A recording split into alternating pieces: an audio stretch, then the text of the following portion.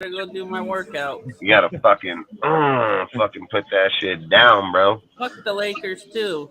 Nah, fuck Well, you, fucking don't Warriors. be a hater. Don't be a Hey, hater. should we just slap this guy already? I mean, Don't be a hater for shit. Taz, bro.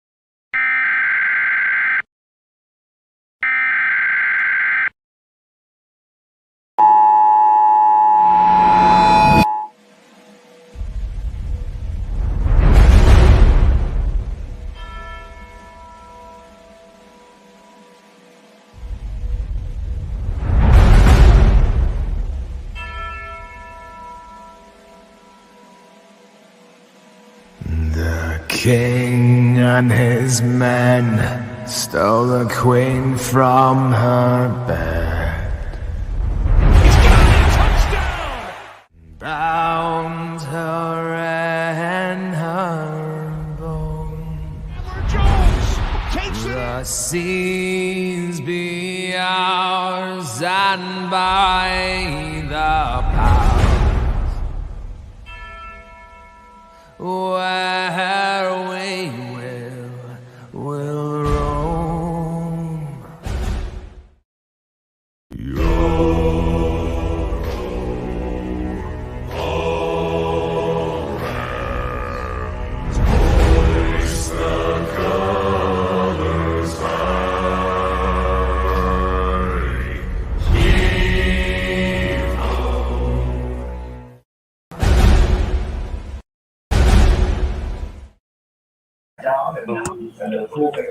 Salute Raider Nation. Appreciate y'all showing up today. Appreciate everybody in the chat. Salute to all the mods. Salute to everybody on the panel. If you guys want to give a shout out, give a shout out before we get going here. To everybody up in the chat, up on the panel, salute everybody. Shout out to the chat. What's the deal? Outside of that, Jeff is not going to be here tonight. He's got things going on tonight, so he'll be back on Monday. Usually goes through a whole deal about following us on all of our channels, go through our Instagram, Twitter, Discord, so on. He does a really good job on it. I do a horrible job on it. I always say, like, my channel's up on now, too. Yep, Cortez, his channel's back up and going on there, too, so he'll be back here 3 times a week, putting on his shine. So, and then again, like they have their live that's, you know, time limited edition, 59 minutes and 59 seconds every single Thursday at 6 p.m., right? 6 p.m. Pacific, 9 p.m. Eastern. Feel free to tune in. His links here in the chat. It'll be popping up in the Nightbot. It'll be popping it up every 20 minutes. So you'll see it pop up every 20 minutes. Everybody that's here, everybody that's part of what we do is going to be popping up in here, or people we support will be on there too. Outside of that, I always say, feel free to join the Discord. It's a unique deal. We always have a lot of Raider content in there. We're going to be doing movie nights again. We're going to do fantasy football. We're actually going to be starting up the leagues here probably next week. Start putting out the invites, everything like that. Like I always say, our Discord, man, I always say again. And one more thing, we're gonna do our pick'em leagues too very soon coming up. Yeah, facts. We're gonna have multiple deals going on. And again, salute John, salute C-Dub, salute to everybody out there that showed up. Appreciate all you guys, man. So outside of that, like I say, the Discord has a lot of things going on. I've always said join. If you don't like it, feel free to leave. I mean, it's just what it is. Outside of that, we can get going here tonight. Let me get a topic here, obviously, since I haven't even looked. Holly.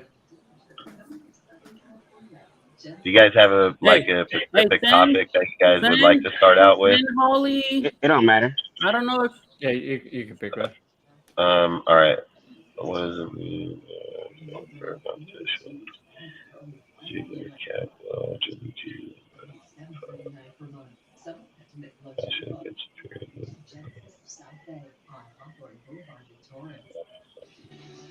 That's the real Holly. Yeah. All right, so yeah, dude, I ain't even lying, dude. That shit fake shit. crazy. Well, I don't know. Did you look in the? Yeah, she has a mod. All right, Or click on. Hey, salute Holly, appreciate you. Oh yeah, she says right there. Want to drop in and say hi? Yeah, I mean, like I say, appreciate you, Holly. Appreciate you stopping by. Outside of that, there are 3 topics in here that are pretty good. I think let's just start with the Jimmy G one. I think is yours, Cortez. So let's go, Jimmy G. Worry. We can do Jimmy G. Holly, we've been having a bunch of people impersonating other people lately.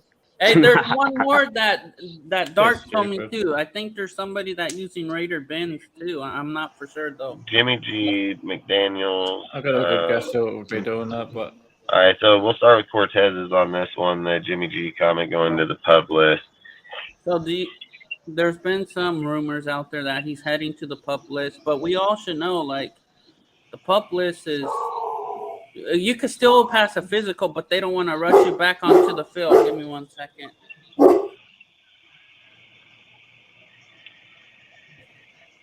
Go outside. My bad. But going back, like the pup list is just you cannot perform on the field. But they're taking their chances with Jimmy G because they don't need to rush him back because he knows he's been in the system before. Like he just needs to practice. Like he knows the system, and maybe it may take a week for him to come back.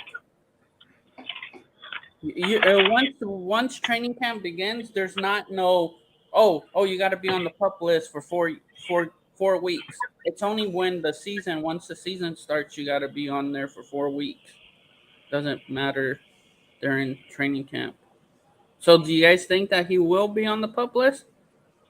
I don't think so. I In think my it's just going to be opinion, till week 1. this is my opinion. If he's on the pub list, I just want to cut at this point. Because with them preaching how he should be ready by training camp and then just put on the pub list, like at that point, like it's just like the difference between it's like, and then so to try not to be hypocritical, like with Wilson, like he's a rookie. Like Yeah, obviously, they're but gonna be, Wilson like a little already bit okay passed with his him. But then with physical. Jimmy G, but here's the thing. That's the thing. Wilson passed the physical, right? But Jimmy G didn't. And the We don't thing know if he is like did. We don't know if he did yet. There's nothing out right now that's saying. They could wait till Tuesday or Wednesday of next week to say. I just feel like if he's like if they're still taking baby steps with him, I just feel like I don't know with Jimmy G. I just feel like with the QB position being like a very safe position either way. Like I don't know about that. I think we'll find out week 1. Because if they're going to cut him, it won't be before week 1. That's what I think. You got anything, Eric? Because Eric. I say they won't make a decision on Jimmy until they see what Aiden O'Connell looks like in preseason. So after preseason. If you ask me, am I thinking about it? I believe when I see it. If he goes to the pub list, of course, what we're gonna know about it. I mean, there's nothing to hide. And training camp has already started, right? Mm-mm. So It's No, not we start the 26th, I think. Yeah, It's starting for the rookies. yeah, next Wednesday, yeah.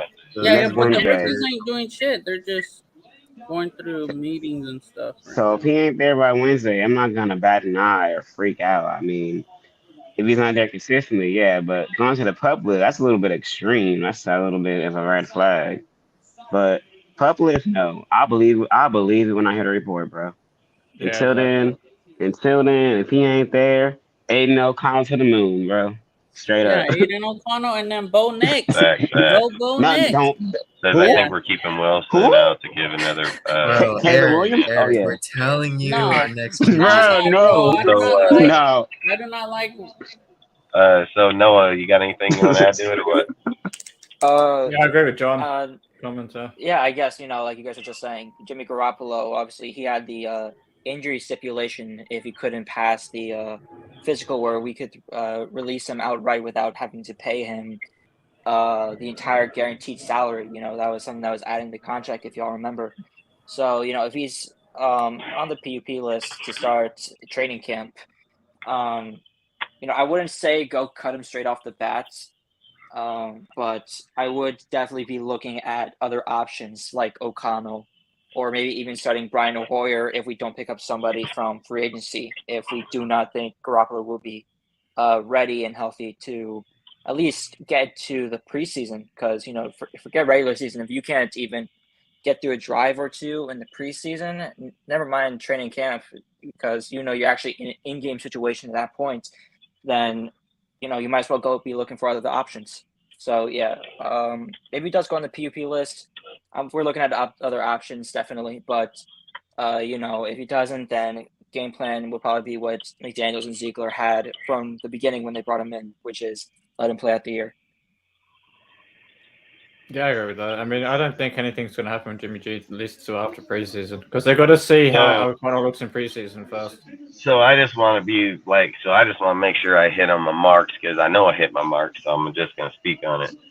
So 2 months ago when we got Jimmy, and right after it, I said straight on our show, straight in the reports that they said Best case scenario is Jimmy would be ready by camp. Worst case scenario is Jimmy wouldn't be ready until fucking preseason.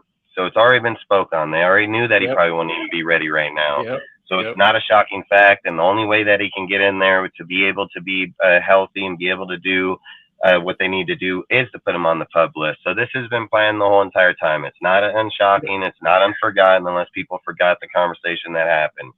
Outside of that, dude, when I've even keep speaking on this numerous times, there's been numerous reports that I heard months ago that I've spoke on the channel numerous times about that if Jimmy didn't show up and he wasn't up to Aiden's level when it gets to camp, that they were probably even going to cut him by the time they did get into the preseason. Then now there's even reports now that are very solid reports that Jimmy said that he may not even play in preseason unless he wants to play in preseason. So we probably won't even see him until week 1 to begin with. So we're going with a guy. I've spoke on every one of these topics, every one of those to the T. And then we're going to go with the guy that hasn't played since week 11 last year, was literally going to get cut by the Niners, has no chemistry with any players here on the team. Aiden O'Connell's been showing up left and right. I even spoke on the fact that if Jimmy was healthy, that don't be surprised that if they held Jimmy out for a day or so to give Aiden the team 1 rep, who do you think getting team 1 reps now? It's going to be Aiden with Devontae Adams going right here into the camp, you know? So when they were talking about Jimmy going to the pub list, every single person that paid attention to the conversation should already had this information 2 months ago. They knew that this was a possibility. They knew it was a very high possibility that he wasn't even going to see any types of deals till the beginning of preseason. So when people sit here and think like, well, we're going to ship, we would have shipped them already. I don't think that's what the case is. I think what the case is Josh is willing to roll with Jimmy. If Aiden is not ready to command the team by week 1, he will roll with Jimmy regardless if he has any type of play skill with any of the team, just because of what he's done in the system and what he's done over the past few years in the NFL. And again, he has 5 playoff wins, dude. Like I think on the list he was like the 8th person or 5th or 8th. I think he was the 8th highest player on the list with the most playoff wins over the last few years, however they labeled it. But long story short, I think that they would be willing to not play him in the preseason camp, anything like that, just because of his previous experience. And then if you look at it, he didn't even play the whole season. Well, I think what he played right after Trey Lance got hurt. What did he go? 8-3. You know what I mean? It's not like, and he didn't even have the playbook. He wasn't even on the team. You know what I mean? Like, there's a lot of things that Jimmy can probably come in and be able to pull off, but at the same time, I just think for me, I think Aiden's been the shot the whole entire time. I've said it since the draft, dude, when they did the last interview at the last second, picked him in the 4th round. Like, I think he's been the choice the whole entire time. I think best case scenario was Jimmy's injury would get healed, be ready to go, and it still may. But you got to think about it. His injury is right on the split. That split sits right over the piece just like this. And if he's sitting there playing in the game and he gets moved back or sit down on there, it's not like it's not uncommon that it wouldn't break again. So all I'm saying is I think everybody knew all the possibilities that we're facing at this moment, because those were possibilities and brought up since the day even the conference was prolonged so they can do it. And Jimmy even said it was just talk in the conversation or in the contract, this, that, the other. Next thing you know, here comes the contract about if he performs it all the way up into, like, I think there's a deal in there that's even later into the season. If he gets injured, if he injured we the can same foot. exactly, we can pull his contract, not give him anything, and then he can't even sue us or go after us. So I keep saying, like, Ziegler's got his shit on lock, dude, and I think the whole time it's been Aiden, and I've said this numerous times on the channel. It doesn't matter if it's Jimmy with Hoyer behind him or Aiden with Hoyer behind him. It's still the same damn thing. So the difference is Jimmy's only here for a certain amount of time, and Aiden can be here for the rest of his career, So I just think, like I said, I've already knew that this was going to happen. I knew that there was a huge possibility of it happening. They already have their quarterbacks. They got Aiden, Hoyer, and Chase. I mean, I feel like if they wanted other people, and it's still a possibility, if you get into camp and you cut Jimmy, you're gonna have fucking umpteen millions of dollars, so you can most definitely sign another backup player. So it's not like I said, it's not uncommon. Yeah, I'll just piggyback off what you said with the injury thing. Yeah, there's a clause, I believe, in Jimmy's contract that even if he injures the same foot again during the season, he's only going to get his game checks for the game he's played, and then we don't have to pay him the rest of the contract. Facts. And that's why I'm saying, like, he'll get his game checks, obviously, for the games that he played, like, but nothing else. It's basically Jimmy just betting on himself. Pretty much, yeah. And look, dude, if he comes in week 1 and he can play like that, then more kudos to him. Like, I'm not gonna, and we got to sit here and think it's not unrealistic that Jimmy ain't reading the playbook, ain't learning it, dude. It's not like he's not an accurate quarterback to get the ball to another player. So I think, like, if he's sitting there thinking, like, and Devontae made this clear, like, reps matters. Reps matters a lot, you know. Speaking of accuracy, I don't know if anyone knows this, but apparently, so I found this out. Jimmy G is actually one of the top QBs when it comes to, like, not throwing the ball to his first read. Yeah, and not only that, he's good. He's one of the best at the short to intermediate passes. So he has, like, one of, like, the highest efficiencies when he throws it to his, like, second or third read, or he's just improvising a play. And I didn't even know that. Like, I just thought he just always throws to his first read, but apparently whenever he throws it to his other read, it's just as accurate as his first read. And guess who those other reads is? Yeah, slot receiver and tight end. Yep, and he loves his tight ends. He loves why do you have to literally his tight ends, literally. Yeah, he likes all kinds of tight ends, if you know what I mean. He likes to be like. That's why Vegas said, "Hey man, if you play for us, we'll give you free tight ends." I gotta be honest, man. I don't think they could have picked a better quarterback for Vegas if you think about the whole image of Vegas and that's why I said, like, even though I wasn't like supporting the Jimmy G idea, I'm like, man, but he'd be like the perfect Vegas QB. Yeah, exactly. Yeah, I just want to make it clear, man. I've been telling you guys when we went to the draft, I bet 1,000 that we were going to go 10-7 with Aiden at the quarterback, dude. I've said this the whole time. Like, I'm just gonna keep saying this, dude. Like, I've said, like, Jimmy will probably be here. I think at best case scenario they can play Jimmy and give Aiden the time. But I think if I don't know if it's somebody's topic, so let me look real quick before I go speak on this shit, because I think fucking.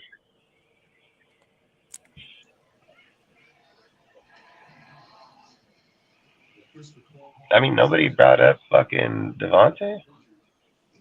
Oh yeah, Devontae talked about in practice. That's crazy. I mean, how do we have all these topics and we ain't got one guy got a Sorry, Devontae Dustin. post? I made that post like after I texted you, and I didn't even think about it. So, long story short, on the Devontae conversation, he said multiple key things inside of it, not just on the Dan Patrick. It was the Dan Patrick, and they asked him like, how does he feel about the Josh Jacobs situation? Yep, I listened to him on my way in, like, out of the field this morning. So I listened to the Devontae deal on the Dan Patrick Live, and the one thing that I thought, like, yeah, he made a few key deals about Josh. You know, like, he said he agrees with how he views it, but he also sees that we have a lot of high upside, that we have a lot of potential, dude, and that he wants him here because he feels if we're going to win a Super Bowl, that we're going to need him to win that Super Bowl.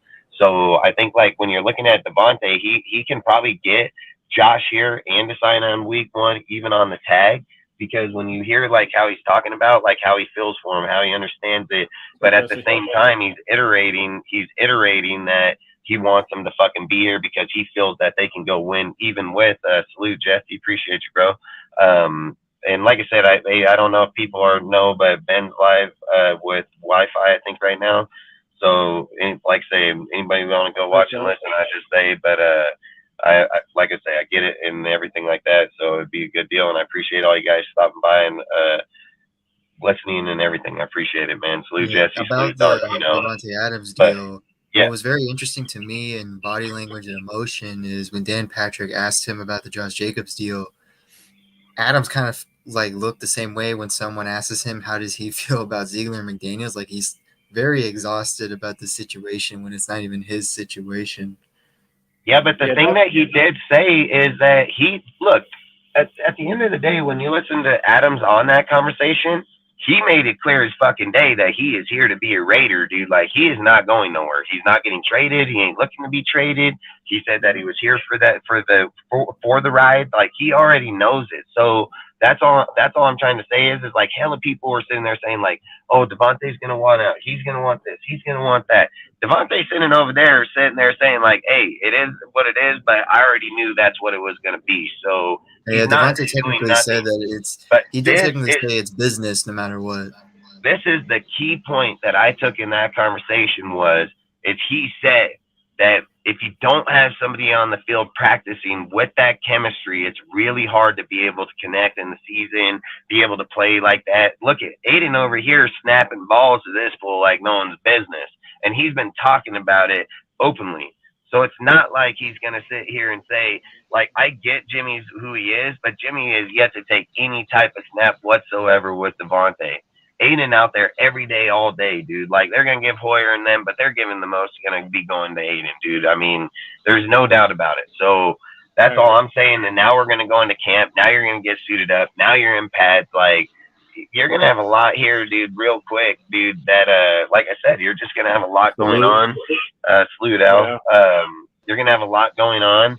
And I've said it the whole time. I think Aiden's going to beat him out, dude, because I've heard reports about a month ago when I came up and said it on here that said I have good insight that they said that if Jimmy didn't hit the ground running at the same pace where Aiden is with the team at the time, that he was most likely going to get shipped. So that's all I'm saying. At the end of the day, I would roll with Aiden. I've been saying it the whole time. I mean, if you go with him and he loses, you have nothing to lose. You still have Jimmy there. What, like you said, come work your miracle, even later, even let your injury heal up. So, worst case, like I said, at the end of the year, you're still going to get a good quarterback. And it doesn't matter if you choose Caleb Williams or Drake Mays or somebody else, you're still going to get a good quarterback. So for me, I think we should roll with the rookie the whole time. I mean, I'll just be honest. I don't care. I think Jimmy, like on paper, Jimmy's going to give us the best chance, but I feel like without the defense, I mean, Jimmy's just as good as Connell, and Connell's got a better arm and better downfield and more risk taker in that aspect, and that's going to be what wins games, just like Rodgers, like Rodgers coming in when he came in the league, getting that big play arm down there is what gets those dudes those wins in key moments, Derek Carr, 28 fourth quarter comebacks, so I'm just thinking, in my opinion, I'd rather roll with Aiden just to start it. That's just what I think. Yeah, piggybacking off what you're saying with Aiden and all that, I can see a very similar situation to what happened with Derek Carr and Matt Schaub. Facts. Like, I can see it playing out the exact same way. Yep, facts. Not a doubt in my mind. I think the same shit, man. I wouldn't be mad at it. Because like you said, best case scenario, we win 10 games. Worst case scenario, we win about the same amount of games as last year and get another top 10 pick. That's right, dude. And that's the whole thing is like, I think if you're going to try to figure out who your players are and figure out like where you're going, that you would need to, like, I think you need to find out sooner than later is all I'm saying. Just sooner than later. Because you have nothing to lose, dude. If you're going to that point already, you've already decided that, hey, we're already fucking not winning. So we need to make that change. So, and then, like, again, if you're looking at the Niners, how they pulled the book from Jimmy. Jimmy didn't even get to he didn't even get to practice with him. He didn't get the book. He didn't get nothing. They were looking to get rid of that motherfucker. Trey Lance gets hurt. They're like, here's the book, come play. And then I think, like I said, if I recall, he went 8-3. So that's all I'm saying is like, he didn't have a lot of time with them. So I don't disagree with the notion of getting Aiden O'Connell out there, because to your point, you have to find out sooner or later whether the guy has the chops to compete at the NFL level, and more importantly, whether he has the chops to actually earn a roster spot and command Josh McDaniels' offense.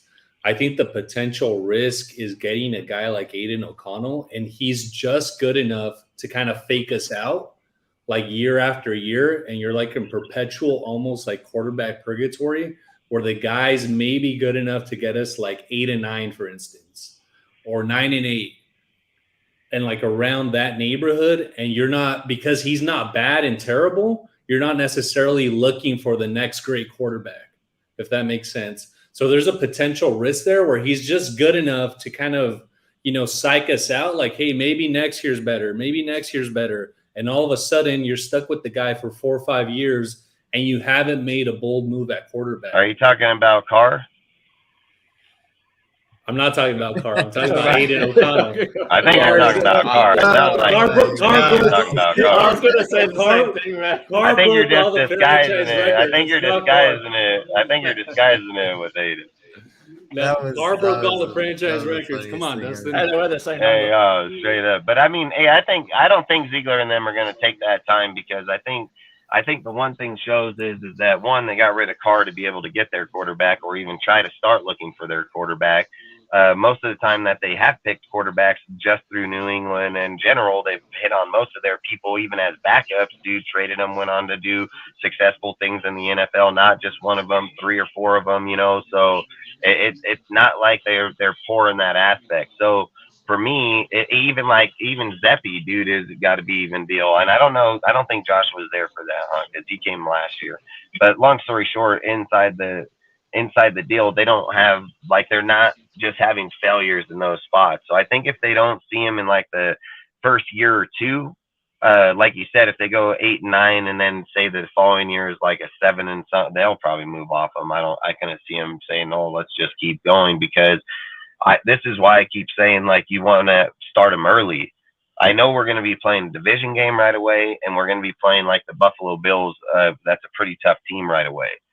So all I'm saying is if you're going to determine who this kid is, what kind of will he has, what he does in certain quarters, how he tries to come back in games, is he the same player for 4 quarters? Is he one player when he starts, one player when he finishes? You're going to be able to determine these things right away. And then if you're playing in your division and he's sorry, you're going to know he ain't a good division player. If he's playing against a team like Buffalo and not even in bad weather and he's still struggling. But if he goes out there and starts with him and he's only 7 points down competing with the dude the whole entire game and he still loses, that still shows good progress on his end, dude, that he's competitive. He's right behind. Just know that we don't have a defense to get the stop to be able to stay. I mean, a lot of those things are going to speak massively on the way he plays. And I just figure we got a tough schedule, a tough one in the beginning. I get it that if you bring Jimmy, you're trying to go. But for me, I keep saying this deal. I've said this last year, and I'll keep saying it this year. I'm not here to just pull off the Band-Aid and then fucking just clean it up a little bit and put it back on and hope it heals. I want to pull the fucking Band-Aid all the way off, clean it out, fucking stitch it up, dude, make sure it heals right. I'm not here just to hope for success today. I want to know, is this our fucking quarterback? It's the most key position in football. And if he's not our quarterback, we need to look for a quarterback next year, instantly. Don't play the hold on game, dude. The hold on game ain't going to do shit. If you want to go and win, I feel like you need to go get that right away, dude. Like you said, if your team around you is helping you win, but he's the one losing, as long as you get a better guy, we're going to go win a lot of games. But I think, like I said, I've seen a lot of different quarterbacks I never even looked at Aiden, to be honest. Never looked at him, never watched a video on him, never pegged him to us, not once. Then when I seen the interview the first time, I was sitting there thinking damn, why did they pick this fucking guy of all people? Started looking at him, researched him, seeing where he came from, what he did, all the deals. Then I thought, man, that's a good guy, but there's still better options. So I quit paying attention to him. And then right before we were going to go to the draft, they said that they brought him in and had another meeting right before the end. And I was like, well, hold on here, dude. If they're doing that, that's even when I switched my pick on the people we were getting and put him in there as our pick, dude. And all I'm saying is those type of things mean things, because these guys, I said this last year when we were in the season, when everything was going, I said, look, when we get out of the season, they're going to cut all these dudes. They're going to fucking get rid of players that people fucking think highly of. They're going to get rid of dudes. They're going to go with dudes people don't even know who they are, fucking guys that are on lower contracts, because it's a systematic team. I said this the whole fucking time. I just said it the whole entire time.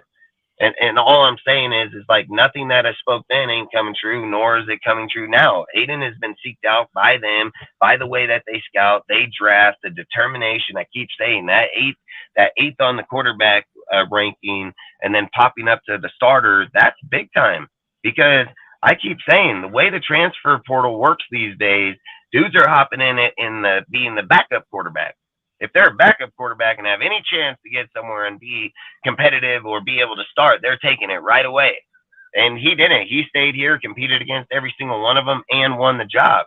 So when you're looking at that and you're looking at the Raiders mentality, looking at where we're at in life, looking at the way that we fucking get behind in games, even Carr, dude, he's been famous for it, throwing the ball out of bounds and fourth down, fucking falling off. If he doesn't get the shit right and perfect to give him that fourth quarter comeback, he's just going to fall off like he's done just in the last few years previously.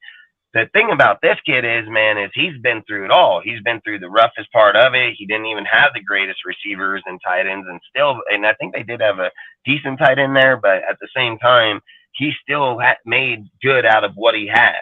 And all I'm saying, those type of players, I said Herbert with fucking Oregon at the time. I was like, bro, if we're going to move off of Carr, I'll take this fucking guy in a heartbeat, because this dude fucking, he knows what it's like to lose to win. And I think that's big time in football, because a lot of people talk about shit like, I've said it, you're going to five-star team, five-star recruit fucking college football teams. You go there for fucking 3 years or 4 years. You never even lose a fucking game. You come to the NFL and you end up on a team like the fucking Cleveland Browns and Jacksonville that do nothing but fucking lose. Like, you don't even know how to lose, dude. You don't know how it feels. You don't know at this level. All you know is I win, I go get pussy, and I party. That's all you fucking know. Like, that's what it is in college, dude. Like, you're going to come out here, you're going to get demoralized, dude. Like, you're going to get demoralized. And I've even said, like, the shittiest NFL team can beat the fucking best college team on any given day. It's just the talent, the people.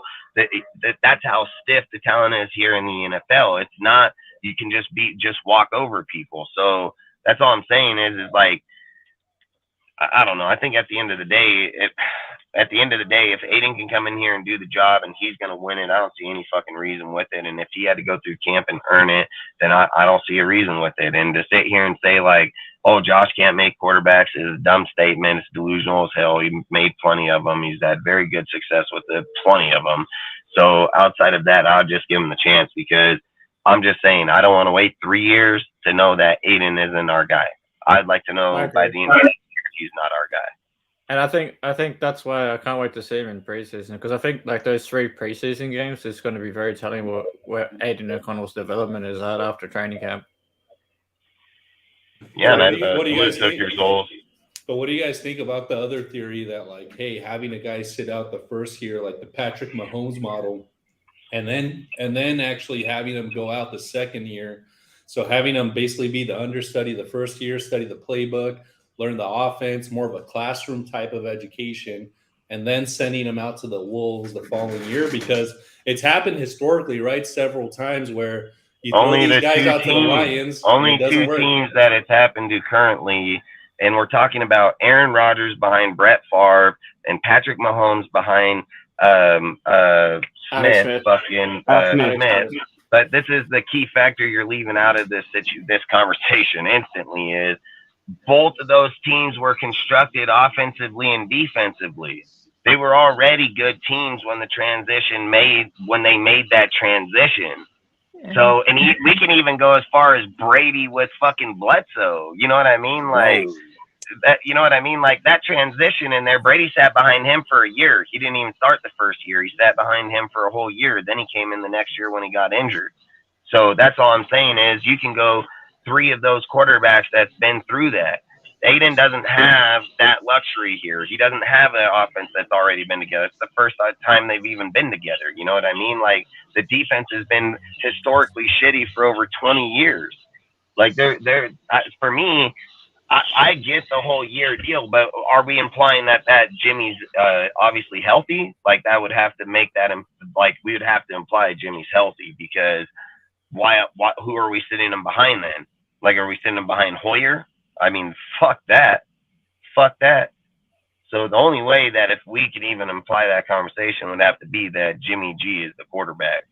Yeah, it would be under the assumption. Yeah, it would be under the assumption that Jimmy's playing the entire year, which is a question. Yeah, that would be the only way, and then that would just be so touchy subject, because This is how I would see that conversation being, just as in like, watching football over my life is like they would say they're rolling with Jimmy. They would say that's their deal, but fuck, don't get me wrong, by week 4 or 5, if they feel like You muted yourself. Jimmy's just shit in the bag. Sorry, your mic went off.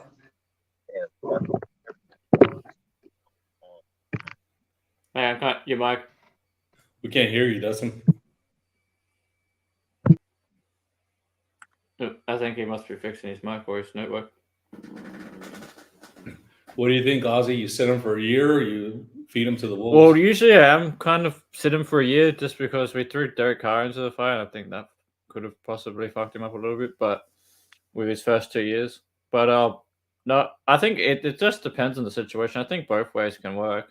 It just depends. I think the roster we have offensively, having guys like Adams, and then the tight end room and all that, like it's not like the kid wouldn't have weapons. Mm-hmm. So, and our offensive line is probably going to be top 10. So he has an offensive line as well, like a big offensive line to protect him. So I think it just depends on the kid's mentality too. But like Dustin was saying earlier, like Aiden O'Connell, man, the way he had to battle for his starting spot at Purdue or whatever. Yeah, was it Purdue? Yeah, Purdue. He's already been through that adversity before, so he kind of knows. I think he's already a little hardened in that sense, in the sense he had to fight for his starting spot in college. So, do you know what kind of offense Purdue was running? I'd have to look into it, to be honest. Dustin will probably have a better idea. I'll tell y'all right now. You there, Jack? Oh, Eric, sorry. I thought Eric was talking, but I think his audio went out. Yeah. Oh yeah. My bad, Eric. How you good, bro? I'm gonna tell you what kind of offense. Yeah, I think your mic's cutting in now too, so it's not just Dustin.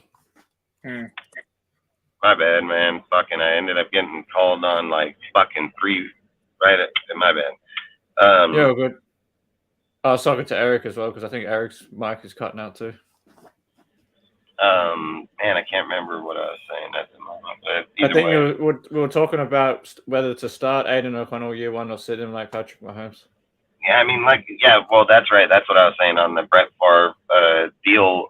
So, like, that's all I was saying is like, if we're implying that we're sitting Aiden, if the only way I would sit him is if it's behind Jimmy. It's the only way. There's no other way. Yeah. If Jimmy is not there, Aiden most definitely getting the ball, or Chase. I don't give a fuck. If one of the two, I don't care. If Aiden ain't got the balls to go start and Chase will, like, let's go. I don't give a fuck. And we've got to. I was gonna say we also have to think about Chase because he's already got 1 year in the system.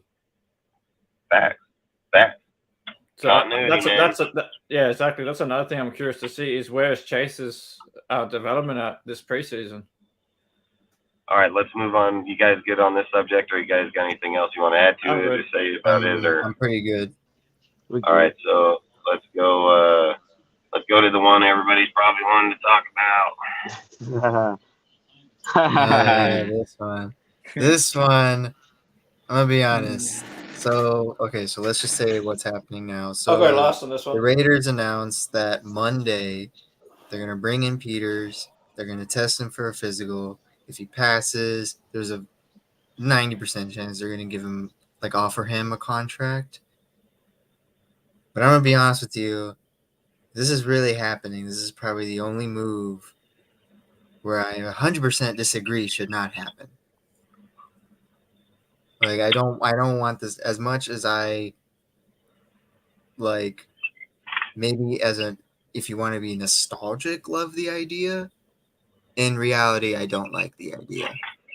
Just because, like, how many times am I going to have to say this Marcus Peters is washed? Like, he is. Like, every other content creator saying, like, oh, he makes turnovers or he's that veteran corner, like, he's not him anymore. Like, he's not. Like, his last season is probably the worst you will ever see him. And if he plays this time, I don't want to make any predictions, but if he's going against AFC West QBs, it's not going to be a good look at all. I can see Patrick Mahomes burning his ass. So I'm not against the idea if it's for the right price. I think ultimately that's where I fall in. Like if it's the right price, I'm for it. I think he brings a certain attitude to the secondary. Salute yonder, salute Sister Holly. I think it's a certain attitude that our secondary needs and our entire defense needs, and I think that's important. For the right price, I would bring him. I would actually think that it's a little premature to call him wash. Don't forget, and I'm not comparing Marcus Peters to Charles Woodson, but if you guys remember the second time around before Charles came back to the Raiders, they were saying he was washed. A lot of teams, he didn't have much of a market. He came back. He played safety for us. I thought he finished his career very strongly. And again, I'm not saying that Marcus Peters is Charles Woodson, but sometimes DBs, we're too quick to write them off because they hit the age of 30 and all of a sudden we think, hey, you know what? That's too old. And I agree. Typically, that is too old for a DB. But if Marcus Peters has taken care of his body, has taken care of it, hasn't drank, hasn't stayed out late, etc. And didn't he just have an injury? Like, didn't he just have a pretty good injury? That's another problem. He did get an injury. That's the thing is like we're not implying that he's not like he's like just out of nowhere like we don't like him and he's washed. Didn't he have an ACL injury? I mean, Yeah, he had 21. a pretty substantial injury. So it's not like it's not like it's just like, hey, he didn't have a bad injury. The fucking guy's got a pretty significant injury in the NFL. In so, 7 games, in 13 games. So like he played 13 games last year, and allowed over 700 yards and 7 touchdowns. Yeah, and I was going to say how many games? 6 in 13 games. So almost 1,000 yards in 13 like games. It may sound disrespectful to some, but I mean, if you do 7, so what is that going to be? 3.5. So he gave up fucking 350 yards on 7. So it'd be what? That'd be 12, 6.5. So I mean, he giving up damn near fucking 70 yards. Huh? Is that 70? Is it 70, 80? 80 by 10 is 800. It's going to be 50 to 60 yards per game. Yep. 50 to 60 yards per game. About 55 yards a game. Yep. I mean, and then how many touchdowns? You said 7? I mean, that's fucking one every other game. The playoff games, things like that. I mean, we had to go without giving up a touchdown all season long. Lockie didn't give up one all season long, but one. This is the one reason I don't understand why a bunch of people are advocating for Peters, because I'm literally looking, and then everyone's like, well, he's good in man coverage. He's not a man corner. He's a zone cover. Every defense that he plays good in, the only time he's played man corner is when he joined the Ravens, and he hasn't been that good. Yeah, I just want to kind of say something here. Looking at his career, like it's not just last year. Also, because he had that injury you're talking about in 2021, but also in 2020 he gave up like 600 yards and 64% completion percentage. So it's not just one year. This is the only way I would take Peters. Like I told Perez, I would only take Peters if it was for vet minimum contract for $2.5 million. It's the only way I'm taking Peters. Yeah, because at that point, I'm using. I'm not giving Peters a contract, dude. He gave up 7 touchdowns, 700 yards, lock you in with the injury. I think he only gave up 1 fucking touchdown all season long, dude. They literally just gave him $6 million, dude. Like. I'm good on that. I wouldn't hate the idea for the right price. Sorry, I'll say I wouldn't hate the idea for the right price because I think he brings a certain attitude that our defense needs, especially in the secondary. Like think of the old Raiders secondary players, Jack Tatum, George Atkinson, like those guys, Lester Hayes, Mike Haynes. Like he brings that kind of attitude to the Raiders that we desperately need on the back end. And he is a turnover machine when he's right, and he's a gambler type of corner, right? So he's how many interceptions did he have last year? I understand that he's going to lose some, but he's going to win some. I'm saying, as well. Not only that, I would ask, are we talking about him having interceptions and stuff when he was with the Chiefs? Or are we talking about what he's doing right now? Because I don't talk about players in their past. We need to talk if we're going to get a player tomorrow, right? We want to be relating his conversation to shit happening right now. We don't want to be relating shit that Even in 2020, supposedly you're saying that. How many interceptions did he have? He had 4 You know, in 2020, and then had one That's last probably year. more than we had all as a team. hey, that's facts. I won't argue that. So I mean, that's 4. But again, was that with the Baltimore Ravens too? I Yep. mean, Yeah, that's a those are shut down independent side defense, dude. Like, of course he's gonna get that. I mean, him getting 4 then don't imply him getting 4 here. There's a reason we don't get 4 here because of the continuity, and there's a reason he's gonna get burnt because he's playing in Baltimore's defense. That's one of the best in all football. They literally just shipped out. Look, this is why I just think it's even more crazy, right? Are we gonna agree, or are we? What's your guys' price on? What's the price on Peters? Is it more than $6 million or under $6 million? I have no idea, but I wouldn't pay him more than, like you said, vet minimum. Okay, so if we go with the vet minimum on him, and John Harbaugh knows he can sign Peters for the vet minimum, even getting Lockus in, why did he let him go? If he's that good and in that type of defense, why did he let him go? And then not only did he let him go, he let him go for a player that was injured for the ending of the season, and even Ziegler didn't even want to do something with it because he didn't even know the gratification of the injury. So that's all I'm saying. If Baltimore willing to risk a dude's injury, not even knowing what it may turn out to be, and have Peters there and let him go, knowing you can sign him for $2.5 million, and then here's even another kicker. 31 other teams in the NFL don't seek out Peters at $2.5 million. Like, why? If he's so great, why are they not? Like, fuck, every team should be on that shit. Buffalo, anybody. I mean, his type of play, fucking Kansas City, any play, dude, at $2.5 million, him having that type, he gonna go get you, even rotational player. All I'm saying is that his play style must have fallen off drastically if people ain't even noticing it. It's just like Stat says, that he's not more into the man and more into the zone. Like, there's a lot of things that back up all the statements that I'm saying. It's not just saying, oh, we don't want him, or it's not. It's just that he is getting old and he is got an injury and he has been getting beat, dude. So therefore he is considered in the wash category, because if he comes here and don't play, he will be washed.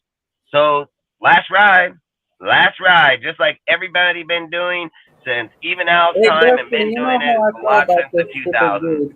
Since 2000, Hey, Dustin, you we've know been how doing I this. feel about Marcus Peters. I don't want him. He gives up too much yardage. We don't need that shit.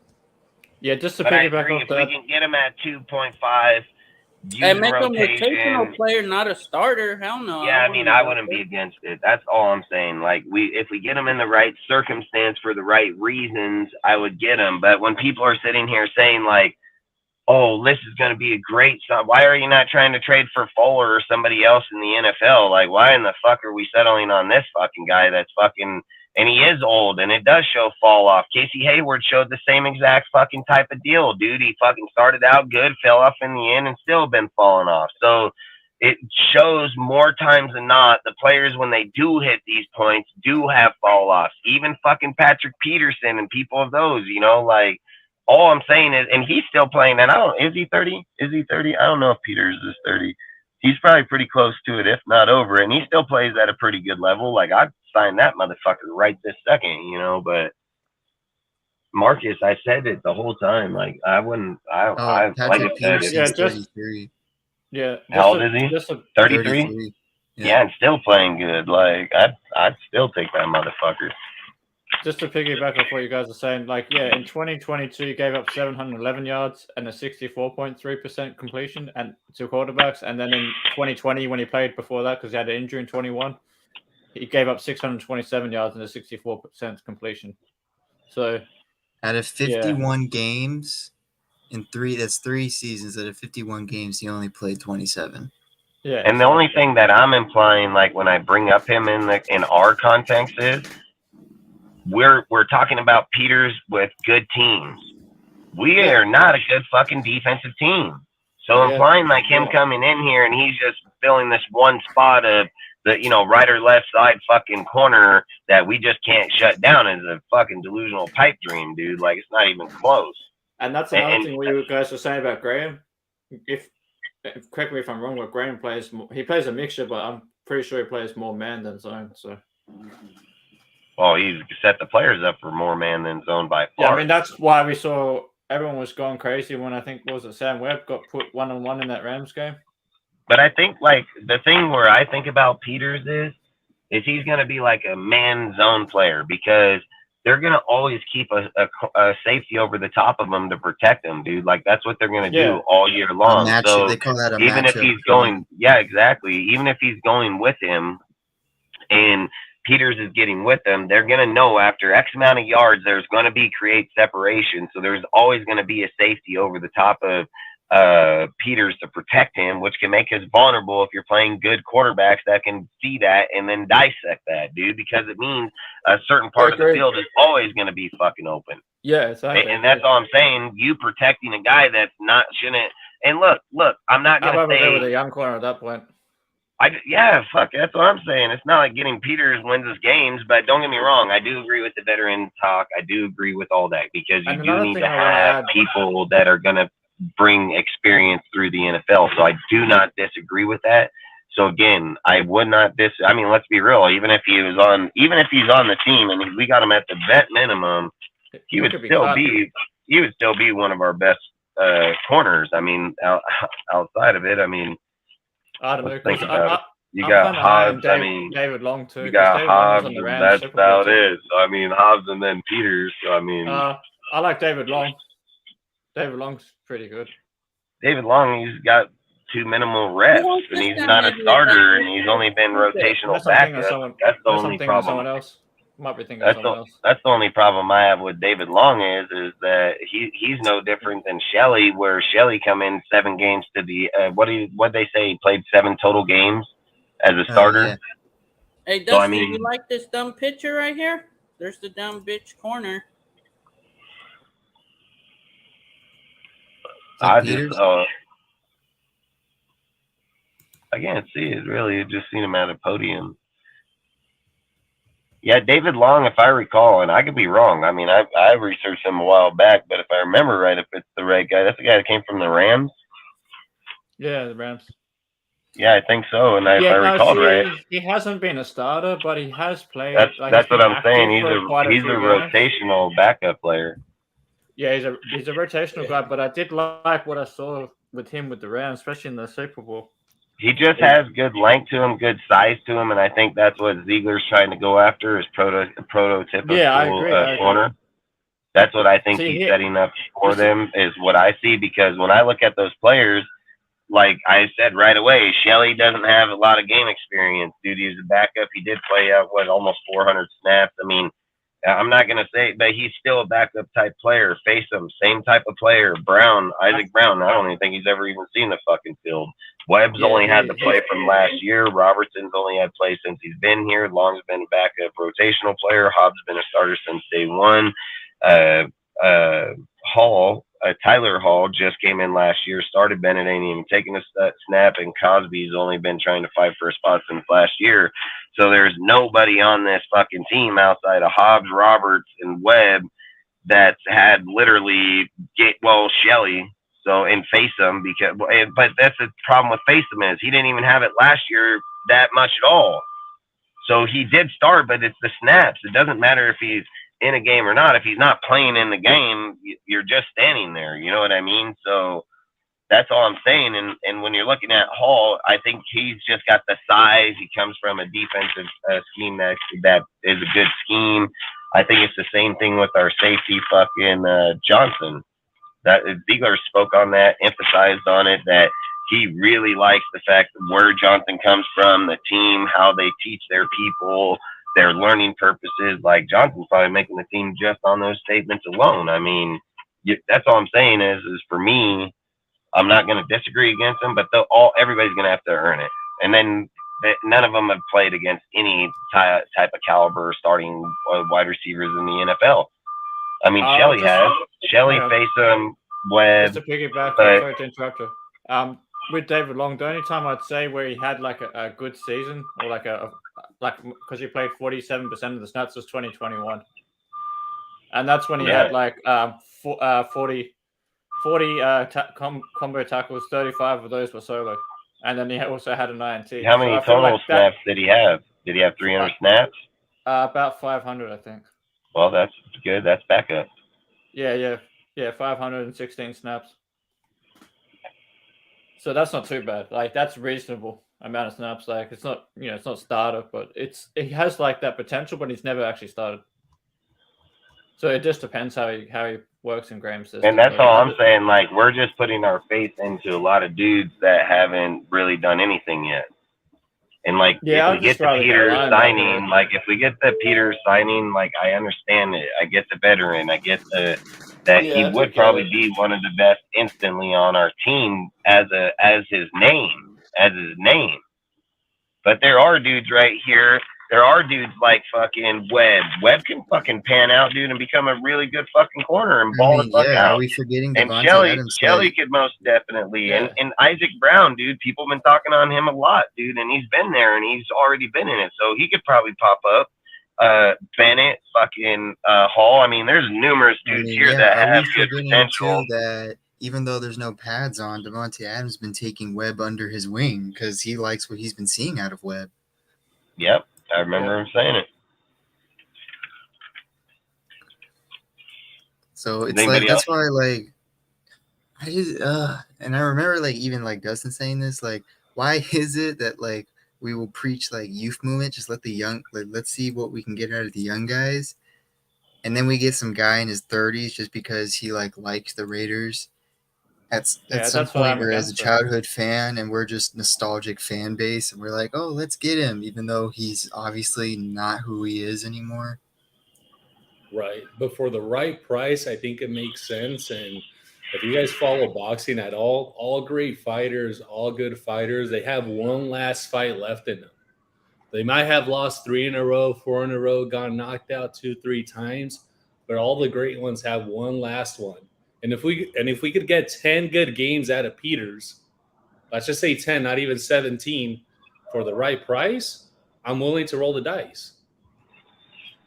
Yeah, it has to be the right price. So I don't want to pay him no $6 million or nothing like that.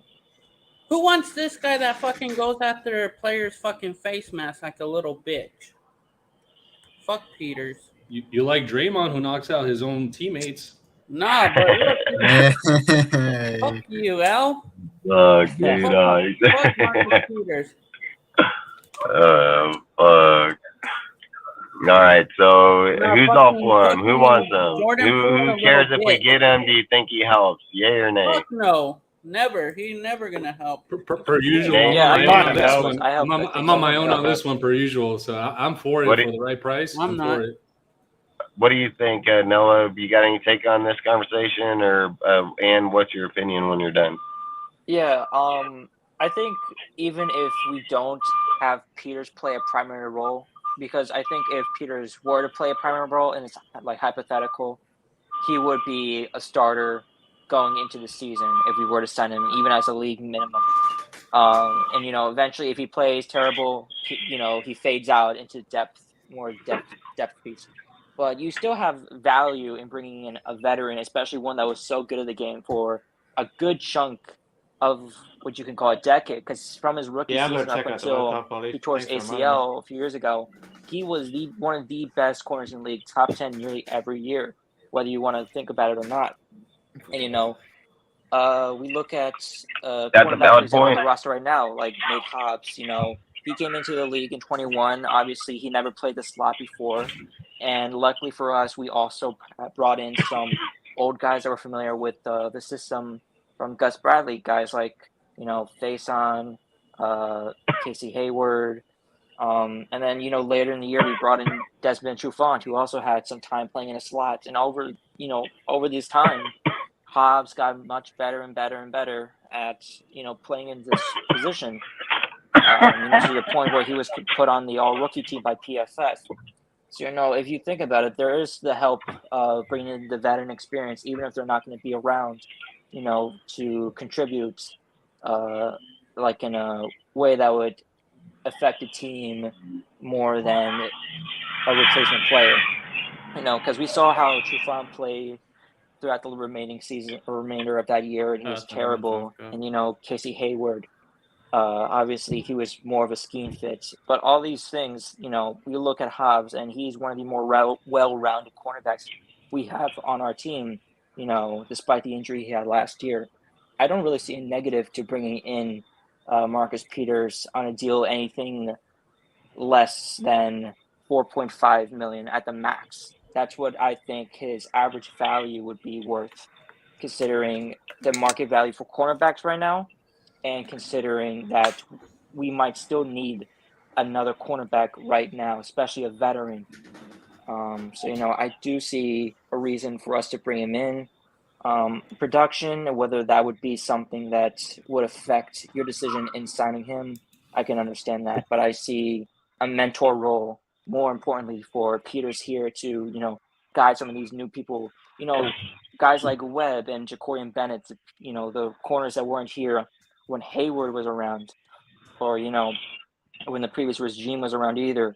You know, these guys can learn from Marcus Peters, you know, and they're all around the same height as well. They all have the same attributes. Obviously, you know, some of these guys are a bit more raw than Peters was when he was drafted by KC. But I don't see a negative to bringing him in and helping him get new guys up to speed, or helping, you know, mentor the corners on how they should play the system.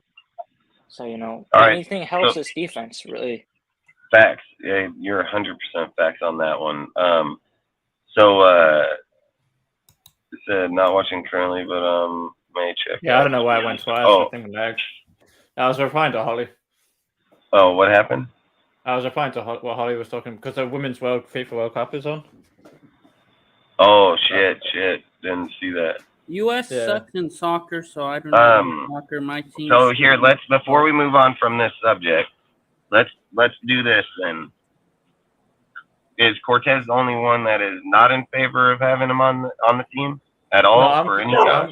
I'm kind of not in favor in the sense that I'd rather sign a linebacker like Deion Jones. Yeah, I'd rather sign somebody Well, else. here's the question.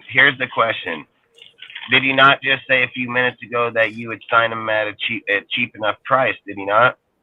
Yeah, I did. So I then guess technically yes. Technically, I'm yes. So yeah.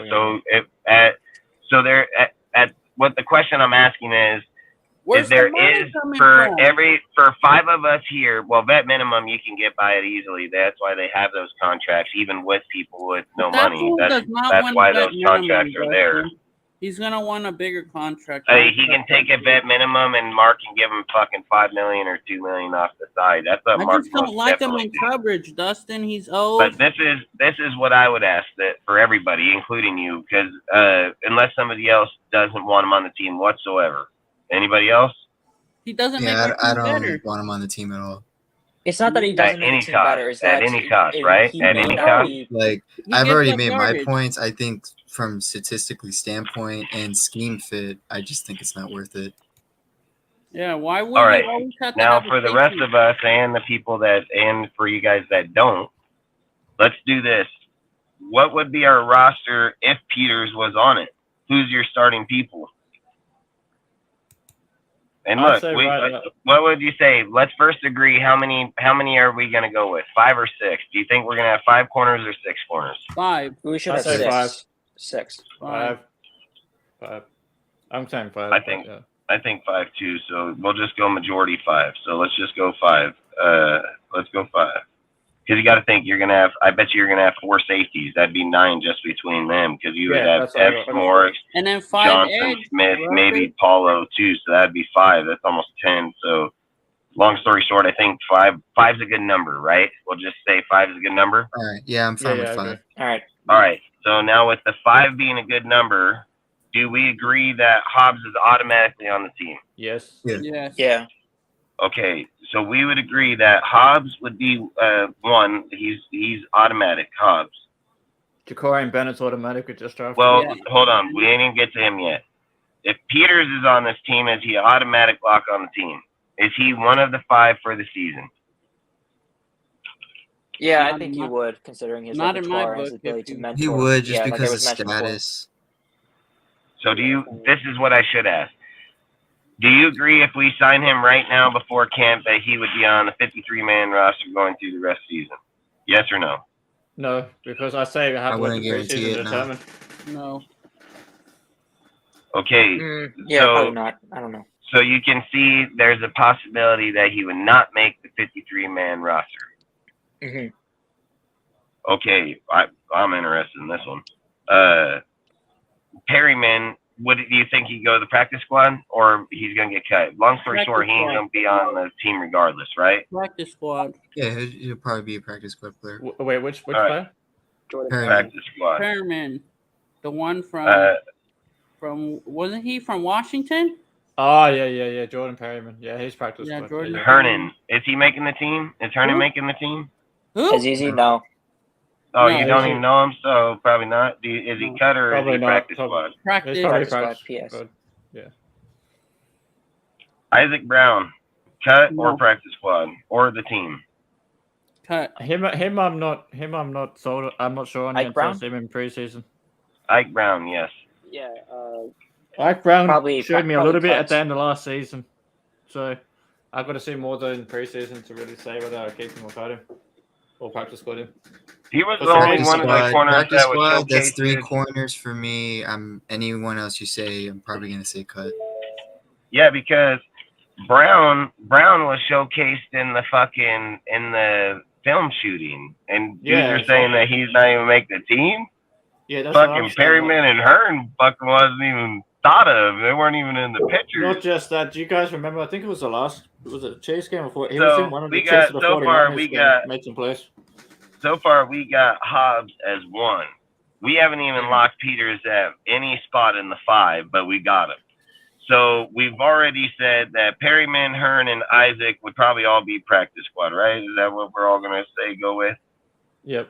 So that's leaving Shelley, Faisum, Long, Roberts, Webb, Cosby, Bennett, Hall. So what is that? That's 1, 2, 3, 4, Meek 5, Robinson's 6, cut. 7. That's 8. That's Meek 8 Robinson's players. backup slot. One has been solidified, and we got 8 more. And Cut. the All right, let's ninth get to the next player- ones then. the 9th Robertson player said his hasn't rookie even got contract. it. So here we go. Let me just go to. Let's just start with Shelley. Is Shelley better than Peters? Could No. be.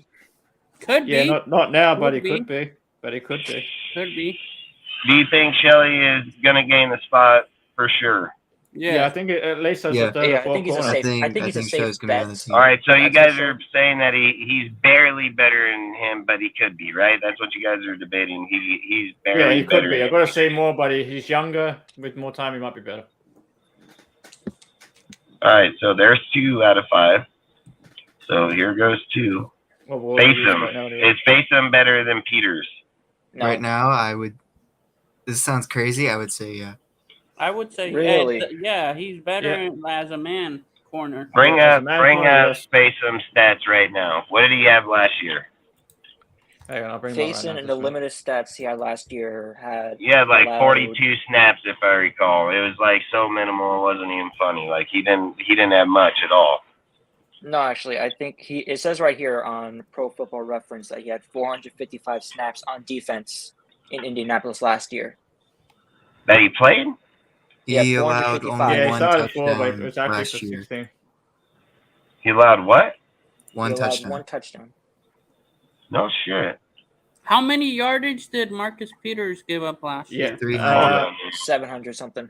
Yeah, almost 700. 1,000. If And then what He did would've played Faisum give more up games last than- year? What did you say he 300. played? Like 400 snaps? 326. You said he had 400? 455 snaps, 326. 43% of the snaps, and he gave up a total of 326 yards. So half the yardage of Peters. You said 346 yards? No, 326. 326. Yeah, Oh, 326. Yeah. Yeah. Damn, I don't know where I got Faisum's only had 42 fucking snaps in the Colts last year. No, that's his target. He got 42 targets. Oh, okay, man. Maybe I misread that, dude, when I was looking through there. That's why. Because I was like, dude, I swear it said he had 42 fucking. That's why I was like, hell no. Even though it's not as much as Peters, And Faison was ranked as one of the best man corners. yeah, and then also Okay, Faison so- only gave up so we're saying 237 air Faison- yards The So rest we was will say after the Fathom will be cast. a third corner that gets the 53 man, right? Fathom. Yes. Mhm. Yes. Fine, yeah. Yeah, he's definitely making a my book. At least somewhere in there, like even if he's the fourth or fifth one, he's on there somewhere. All right, we only got 2 more guys, man, and we got Make 1, 2, Robertson's 3, 4, backup 5, slot 6, 7. and We got Tyler 7 Hall. people with 2 spots. So Tyler Hall and Mick Robertson. is long better than Peters? Long, actually, yeah. I'm gonna cut Long. Yeah, Yeah, I cut would argue Long. against Long. No, Long's practice squad if he's eligible for me, because I think he can come in if we need somebody. Yeah, I'd All like right, to keep so let's Long just put cut / PS, right? Cut / PS. Is Roberts better than Peters? No, hell no, Robertson? he's trash. Robertson, no. Robertson Trash. So is I disagree. Not on him being better, but I'm keeping Robertson. Not saying he's better, but I'm keeping Robertson. No, as my no, backup I'd slot rather not corner. sure he's practice Okay, squad okay, but eligible. this is what I'm talking about. This is where it's gonna get really dicey, I'd right? rather keep Height Because you're over claiming that you would keep him, but he'd be the fourth person on the depth chart, and you're saying that you got Hall, Bennett, Cosby, and Webb and Peters still there, and this guy's gonna take one of those spots. I would Hey, highly who's disagree against I'm that. cutting Amik. I'm Yeah, cutting I'm him. cutting him. He's getting in the cut. same boat as Peters. The dude is just his own corner. Yeah, and not only that, if you're keeping fucking Tyler Hall, he's the same as fucking Robertson. So I don't understand why you'd keep Robinson at that point. Because if we're not And if playing you have Hobbs in Shelley, this squad- Shelley outside. is Robinson. Shelley is Robinson. Shelling's playing outside. Shelley doesn't want to play on the Yeah, side. He but wants to play Epps inside. is inside fucking. Epps is used as a box linebacker, which would take the place of Robinson. So Robinson's position would become pointless and invalid by other people in different positions because Epps was brought from the Eagles because he plays down on the line, box, and in the safety position. Yeah, but isn't So he going to feel like that Abram role though? I think he'll take the Abram role, but again, when was better Robertson in the being a Abram meet at role. the Yeah, I same agree. time He's as doing better than that. when was Robertson being used the same time as Abram was being used at the same time? Okay, Like yeah. that's all I'm saying is you can't have 10 dudes down on the line, and if we're sitting there, you're looking at 6 dudes, and we're implying that Amik and Abram were both on the line with our 4. I Because can't see that. the way I look at it though is I keep three out. So they said 5, right? So yeah, 3 outside corners and 2 slots. So if you Well- yeah, but Bennett plays in the slot too, so are you not going to start him either this year? I think Bennett's going to go outside. See, I think I keep Long and Hobbs on the outside, and then Bennett's like the third guy, and then you got your 2 slot guys in Amik, Robertson, and Hall. I'm cutting Amik too, 100%. It depends on who Because if you got Nate Hobbs and Tyler Hall, they're the exact same inside slot players. How So many they're players, going to play Hobbs is gonna inside. play are outside. on the team right now? Hobbs is going to play outside. So hang on a sec. This is an easier way to figure out. If we keep Hobbs, Yeah, but if Peters What comes happens here, if they want to use Peters if and Peters and comes Bennett here, on the he's playing outside. Fayson's going to play outside. Yeah, Webb will play Faison. outside. Bennett is inside outside. I've seen his deal that they were projecting the him only to play way, in the only way slot. Robertson gets cut is if Webb's taking his. And not only that, he's actually categoried as a nickelback. That's exactly what his deal is. Time out, fellas. Quick point that I want to make, and I think this is where Marcus Peters' career may actually parallel Charles Woodson's. And the reason why I'm going to say the following is, as we've established, he's not a man corner. He's a zone guy, right? He plays off. He plays with a big cushion. I've been advocating for several seasons now that I see Marcus Peters transitioning in the latter half of his career to a safety. Exactly. No one. So what if they're looking at him? What if they're looking at him actually as a safety and not a corner? It's very possible. It's a possibility. I could see a transition like that. Jaquan Johnson. I mean, that's technically his only way to be on this roster. Yeah, he could take Jaquan. I could see him as a safety, as a productive safety. Because I can too, actually. Now that you mention it, Marcus Epps and Trayvon Murray are the starters right now, free safety and strong safety. How many corners so far are on the team? 5. We got 3 so far. And who are they? We got Hobbs, Shelley, and Faceum. And how many And then you players got are Antiquarian left says you for four. got the tournament? Roberts, Antiquarian says Robertson, 4. Peters, or you got Robertson, Peters, Webb, Cosby, Bennett, Hall. And the thing Okay, I keep so thinking about, like Cosby, he plays slot and fucking safety, dude, and he's been here I for think his he's second practice year and brought back. So, like I say, those type of Yeah. players are dudes that they like to see. And even if I'm just looking at these to fill 2 spots here, I mean, I think there's more than 2 people on this team that would play. Webb going to the practice squad, and he's gonna go over Perryman, Hearn, and fucking Isaac for sure. So he'd be a practice squad player if he's not a starter on the out of the 5. So Hearn probably off the team. Then if you're looking at Cosby, he's going practice squad if you don't make the team. He was brought back, so then that means Perryman or Brown. So Perryman probably gone. So Cosby's here. Then you're looking at Bennett. He was a draftee. He most definitely on the team. So he's going to be in the 4th. He's going to be Bennett. Then Hall. Hall was brought back, dude. We brought him here, signed him even in the end before the end of last year. So he's most definitely coming back. But now this is where the debate would come. The debate would be, is Roberts, Hall, or Peters? I'm taking Peters for sure if we're talking out of those 3 people. But even if Peters goes to the safety and Paulo don't make the team, then you can advocate that fucking Hall is better than Roberts. I mean, he has better play style, better tangibles inside there. I say, like, Meek Robinson is getting credit for, like, a punch out of the ball and a pick, man. Like, he didn't do anything else. you got for, that like, pick in zone games coverage too. You didn't get that yeah, pick in man coverage. like that's the whole thing I hate about when we're advocating a guy's energy and play. It happened only once or twice out of 17 games, man. Like, it can't be looking like that. So I'm just gonna have to say that Hall would be the 5th player for me. Robertson's getting traded, dude. I don't think they'd cut him. Why wouldn't they It's trade not him? sold He's on on the Hall yet, team. to be honest. I need to see So- more of Hall though. So he had an 86.5 grade, dude, in coverage. He was the 3rd best coverage fucking corner Yeah, but he in only had that deal. 219 snaps. I mean, fuck, you're baiting Shelley, and he was the 2nd best in that or the 4th best in that category, and he had the same amount. So I don't know how you can justify Shelley's due for it, but you can't justify Hall.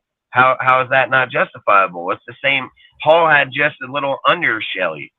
And Shelley was the 4th best on that deal with like an 85. Well, I have it written down on this motherfucker. I know what it was.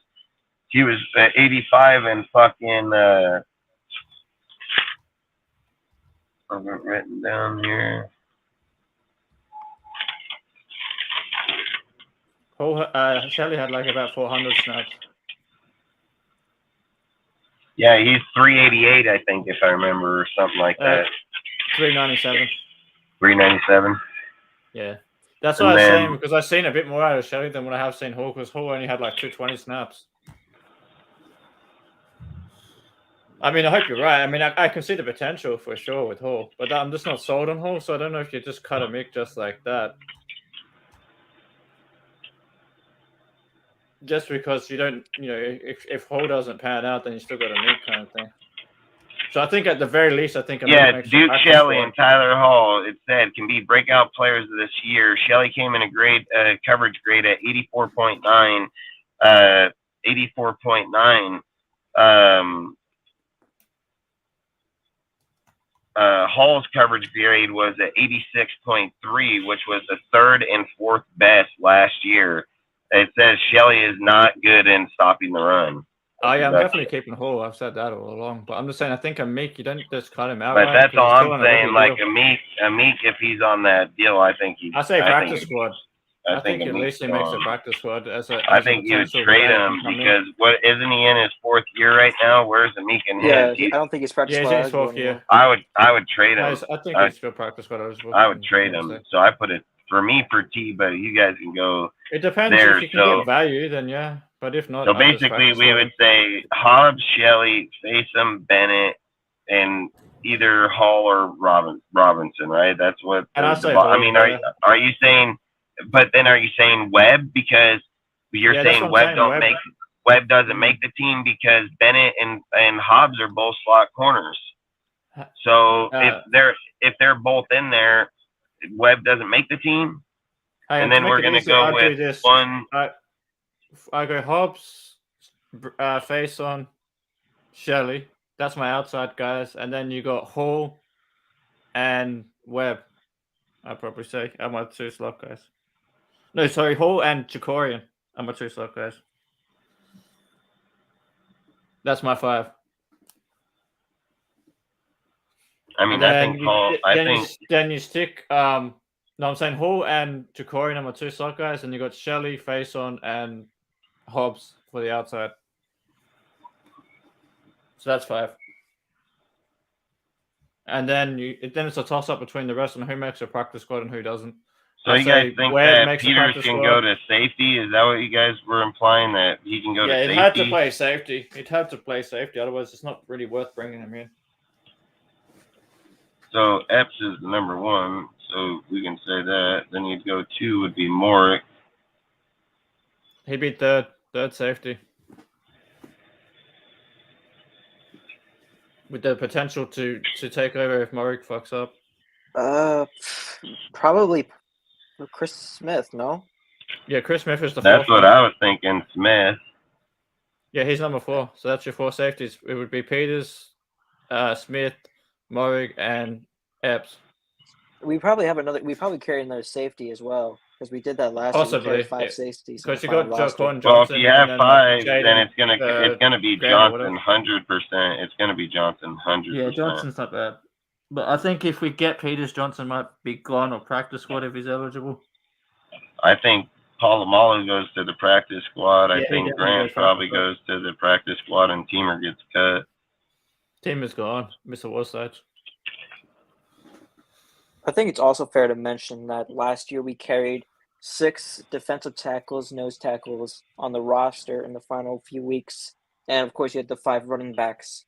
That was the failed running back by committee thing. So if you calculate all of that, we probably do have another defensive back we add to this mix, whether it be corner or safety. You guys choose. Yeah, but in the final 2 weeks, is that what you said? The final few weeks? I said final few weeks. Yeah, I think this roster is from. I would have to say, I would have to also look into the reason did we carry him because of injury, because those were the only dudes on the deal. You know what I mean? I would just look to make sure, if more into the depth of the reason why. You know what I mean? Was there a reason that we moved there because we didn't have somebody who was injured at another position and he was just the next dude in that deal? That's the only thing I would say in the last few weeks. I'm only saying because the last few weeks, because there were a lot of fucking injuries. So that's all I was thinking is why. Thing is, I'm keeping less linebackers too, because we've got edge players that can also play linebacker, outside linebacker. So we don't have to get as many linebackers because technically we've got defensive ends that can also play linebacker. That's fact. I speak on that all the time. And I think maybe next week. I think next week we can probably go over again another prediction of the roster, because for the players here, there's pretty good amount of we can probably hit on most of them. There's just going to be a few people here that are just going to be don't get me wrong, the corner one's a debate because corner one is especially the because you're sitting there with you got fucking, like you said, Robertson that has had production in the NFL, has made the 53-man roster every single year. So that's all I'm saying. And then but then when you're saying Shelley, when you look at Shelley, Faceum, Hobbs, that you can guarantee 3 right there, Bennett 4, and then it's coming down to Hall, Roberts, and Webb. Like I said, I'd even more vote for fucking Webb over both of them. But I'd probably go Hall. I like Hall. I would just go Webb. I just go Webb because if he pans out like Devontae thinks he may, then I would want to give him a chance for sure. Yeah. And Webb did look, he got burned a couple of times, but he did look good at moments last year. All right. Well, hell, that's a good deal. So, some of us want them, some of them don't. We got good takes. So now here's the next question I should ask. So let's re-ask this question. we've been advocating that if he comes here, he's going to come here as a corner. Would you guys all take him as a safety? Yeah, I take him as a safety, but not as a corner, because I feel like we've got that many corners to go through. Bringing him in is just going to make it's going to Wouldn't mind him disadvantage to the youth movement. if he wants to compete for the 3rd or 4th spot, or heck, even the 2nd spot. So a no at corner whatsoever, but a yes at the safety. Yeah, It for me, works it's out yes for at him. safety. I'm not sure how many snaps he's played at safety. You know, I think I'd like to see how he does in the preseason or the word around training camp goes before I just start to make any decision if I do want him as safety. You know, Els Ghost, he did mention a good point that Charles Woodson's career is taking or took a similar trajectory to what Peters is looking like right now. Well, Obviously, I mean, later on in his practice I career, would you know. argue that Woodson was playing at a way higher level than this motherfucker right now. So even injured, Right. Well, Marcus even Peters injured. has never really played safety. As Thing. good as Peters' career was, Charles Woodson Yeah. was Maybe unreal. 29. Charles Woodson was elite the whole time, injured or not. I mean, that's the difference in his will and his play. You put Where a like Mount Rushmore on cornerbacks, he's most definitely. yeah, on exactly, and he's got the most interceptions for touchdown, I think, returns and the interceptions. Like he's got a fucking he's up there, and if not, he's not first. He's right around it. But that's all I'm saying is we're trying to compare Peters to Woodson. No, hell Yeah, fucking it's an no. unfair comparison. I can understand Hell that. fucking Yeah, no. Like no basically fucking way, no our how. own defensive GOAT, technically. It's not to say Peters is a scrub, though. He has been first a few times. I got this dude over here taking pictures. I'm like, what's he taking pictures of? There's a fucking helicopter right here behind me. Oh, Fucking crazy. I think the only time Peters has played safety is in 2019. when he Yeah, was and I'm not with gonna say the that he Rams or can't play the good or not, Ravens? but if you're That looking would at have our been, if you're with the looking at Rams. our roster, if you're looking at our roster and you're saying Epps, Morick, Peters, Johnson, and Smith, I mean, so Paulo just gets reverted back. He goes Yeah, back that's to what the I'm. practice squad. So like this is the thing is like now you're taking youth and Didn't they replacing it say with they one wanted to make not even Polamalu a a Raven. linebacker? Didn't they say they wanted to make Polamalu a Well, hybrid so linebacker? look, I was going to bring that up later, but yeah, that was something I was going to bring up because they have made reports about being low on the linebacker position, and they said that with him putting on the weight that he's put on, dude, it's actually more set for the linebacker weight than it is for the safety position. So he can most definitely make transition down there, just like fucking what's his fucking name did, Divine. So that's all I'm saying is like Paulo can still make onto the team going to the linebacker position, which would be what Spillane. I mean that's a tough one there too. That's a tough one there too, man. Because hey Dustin, I'm gonna go for the night. I got to go. All right, dude. Like the reason I'm saying saying right, is because there's that mega dude or MAGA. I don't know how you say his name. Yeah, Like, Manga. Yeah, he's young, dude. He's still pretty good. Like this is the issues where I'm having deals where it's like Spillane, Diablo, Masterson. Then you got Butler, Bernie, Bolton, Thomas, and Mega. So you're like looking at three dudes. What would you say? I think 5, 6? Are you saying 5 or 6? You know, like what would you do? 6. 5 or 6? Yeah, 5 or 6. Yeah. We'll see how the roster shakes out, but 5 or 6. Bolton, I think he'd be cut too. But, then if just we to were speak just on what you were saying though about Diablo, if you look at the linebackers they're looking at, I mean, you look at Diablo, Bernie, and then if you were to convert Polamalu to linebacker, they're all the same kind of linebacker. You know, converted safety to linebacker. So I feel like that's so then you're saying he would be your 4. How many are you saying? 5 or 6? What would you go linebackers? 5 or 6? We'll go 6 for now, and then we might have to cut one. We'll see how the roster shakes out. So even if you're at 6, we're at 3. You got Darren Butler, Bernie, Mega, Thomas, and then Paulo. So then if you're covering these 3, do you think Darren Butler makes the team? I'm not sure yet because I got to see how Drake Thomas pans out. Do you think Bernie makes the team as the starter? Yeah, I think Bernie does. Do you guys all Because agree? because he's Yeah. that converted safety to linebacker, and I think that's what they're looking for in Graham's Do you team. agree, Sergio? Yeah, I think Bernie makes the team. So there's 4. Do you think Thomas makes the team? It's a battle between him and Butler, Darren Butler. Who are we trying to have five linebackers? They're saying 6. We'll say 6 Well, for Drake now. sounds Six more like an linebackers? edge rusher now. I think Thomas will make it just because of that reason alone, DN / linebacker. So that's what. Yeah. So I That's what think I it's said kind to of Thomas. unfair to compare Butler, who plays more of like a Mike type of linebacking role, especially when he was. Yeah, on and you defense already last year. you already have You got Spillane, Diablo Diablo, and Masterson doing that. Exactly. Right, we have That's why. Robert Spillane. Okay, so maybe we do cut Butler. So Yeah, that's what I'm Butler's saying. gonna get cut. Then But what Butler's about gonna get Mega? practice Does squad. he go back to the practice squad? I say Butler. Butler goes to practice squad and Manga too, possibly. How many games was Butler active last year? Because I think there's a limit if you So before is retroactive. Polamalu better than Mega and Butler? It could be. I 'cause think it's hard.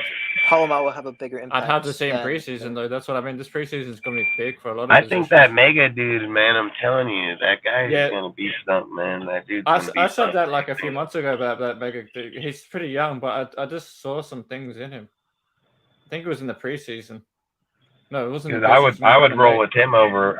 Me think it was someone personally, else. I'd roll with him over Polamalu. I mean, or Polamalu, however you want to say it. But I would roll with him because I think he's young. He's got a height. He can be a Chad Masterson dude. Like coming in, being the UDFA type back player, and then have success. So let's just say this: Butler's cut. Mega's practice squad. Paulo becomes the 6th. He becomes the 6th linebacker. So, and then take the 6th. So just between there. So now we're between. So we got 6 linebackers. What do? We went with 5. We went with 5 corners, right? We got 5. Yeah, we got 5 corners, and then how many safeties are we saying? 4? No, we're saying 5 because we're 5, saying yeah. Epps, Morick, Johnson, Smith, and Peters, right? So let's just say Mhm. 4-2-5. That's just in saying that Peters makes it 4-5 for the safeties. What is that? That's 11. That's going to be 15 to 16 just there. We're only going to get 22 or 23 in the defense. So we've already covered safeties, corners, middle linebackers. So let's go to the DN. Do you think Max is making the team? No, I think he's getting cut first thing tomorrow. Who? Motherfucker, I thought the same thing. I don't know what the hell. Why do we think alike?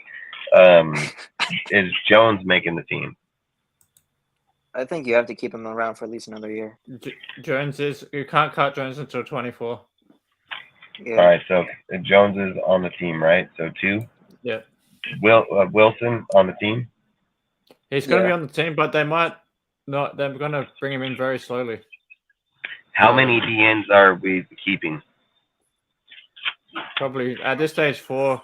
4, yeah, 4. So if we have 16, that's 20. Then that's implying that we're only going to have. So what is that? 11, 15, 4 is 19. If we go 23, that means we're only having 4 DTs too. Yeah, I think so. That makes Yeah, that 8 sounds right. defensive linemen. Unless All we right, drop a so- linebacker. All right. So. But I think when we're going to have a linebacker that can play end and linebacker. So. All right. So let's go through here first. So let's go. We're at 3. So he's saying 4, right? 4. Yeah. So 4 is and it 4. Adam? Is it Adam Butler or my bad? Is it Willis Plant? The dude from fucking Nigeria or wherever he's from. The Nigerian guy's going to Charlie. go in the practice squad, but because he went. Well, he doesn't count. He doesn't He count doesn't against count. anything. Yeah, Yeah, he doesn't count exactly. against anything. Willis is cut. Yeah. Yeah, I Yeah. think so. Is Kuntz cut? No, I think it depends on his preseason, but I don't think we're going to cut him. Traded. He's Yeah, either traded or he might make the team trade. just. That fourth spot, if we're having 4 DNs, that fourth spot is a battle between Coots and Adam Plant. Yeah, exactly. And you're going to give it to Plant? Yeah, probably. In my opinion, if Plant keeps this momentum once they get the pads on, then yeah. All right, and then Tarless is cut or practice squad? I think Tarless. How many? Wait, who we got at defensive end? Oh, you got to remember, you can only have 16 people in the practice squad too, but we can go over that later. And long story short, if we have to cut a guy, we can cut him. 4 or 5 right now, right? Well, we did. Well, did we do the offense? We didn't do the offense. No, we just did defense. So, just in the defense right now, we have 1, 2, 3, 4, 5, 6, 7. Ooh, okay. I think that's a healthy number for practice squad players. All right, so we got Tarless' practice squad or cut. Kuntz is trade or fourth. Plant is fourth or cut, or no, or practice squad. So he's either practice squad candidate for sure. But he'll probably get picked up. He'll get picked up for sure. I think Adam Plant makes the squad for that reason. That if we put him in the practice squad, someone else is going to take him. So do I. That's why I think Kuntz could be, or even 5, because Kuntz has linebacker versatility. So that's why. That's why I'm saying, like, if Paulo is going to have to show up over Kuntz, there's a lot of things that are going to have to happen here. So let's go to the D tackles. Let's just say Neil Farrell, is he on the team or no? Yes, nose tackle. Yeah. I think with the praise we've heard from the coaching staff the past like 6 months or so, you keep both Butler and Farrell for tackles. What one, Adam or Matthew? Matthew Butler. What about Young? Young definitely makes the team. Yeah, right now he's in POP, but he'll make the roster. What about Jade? Jade, for now I say practice squad. Yeah, but we'll see. We'll see who else we put on the roster first. Jenkins. Go on, cut. The 30-year-old one from Miami. I think Nichols. Nichols is on What's the team. What's be his cap hit if we released him? We'll get $3 million back, but our cap hit is higher. Yeah, exactly. They're not going to release Nichols until next year unless we find a trade partner. Because then we eat less dead money. Yeah, his cap is higher. His cap is higher, but his cap's high. Dead cap is high, but we get 3.6 or something back. Yeah, the cap number is 6 mil, but Malcolm Kuntz will get cut. That's all I wanted to say. I've been saying that. I have Kuntz out of here. Adam Plant is better. Right. So, are they going to cut Nichols or no? No, I think they're he willing stays to on take the a team. $450,000 cut, hang on. If they're willing to lose $450,000 on cutting him, then I think they would cut him. Because they get 3.6 million back, and the dead cap only counts this year. It's only just this year, and that's why I think you would cut him. Because let me tell you, if we didn't cut him, he would be our fourth. Do you want Tillery or no? Do you want Tillery or no? Actually, yeah. Yes.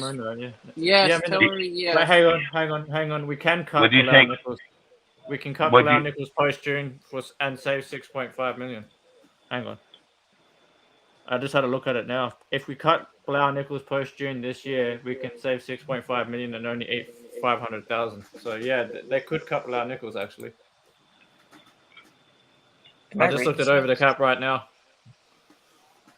So there must be something in his contract that this year he can be cut because before. I don't think that's right. That's not right. Because the dead money. It's not right. I seen the deal, man. I know for sure I know 100% sure that his contract is 3.6 that we would receive. I think that's the exact number. No, that's a dead money. And I know that the dead cap hit would be higher. It's like 4 or 5, 6 million. It's somewhere. It's higher. No.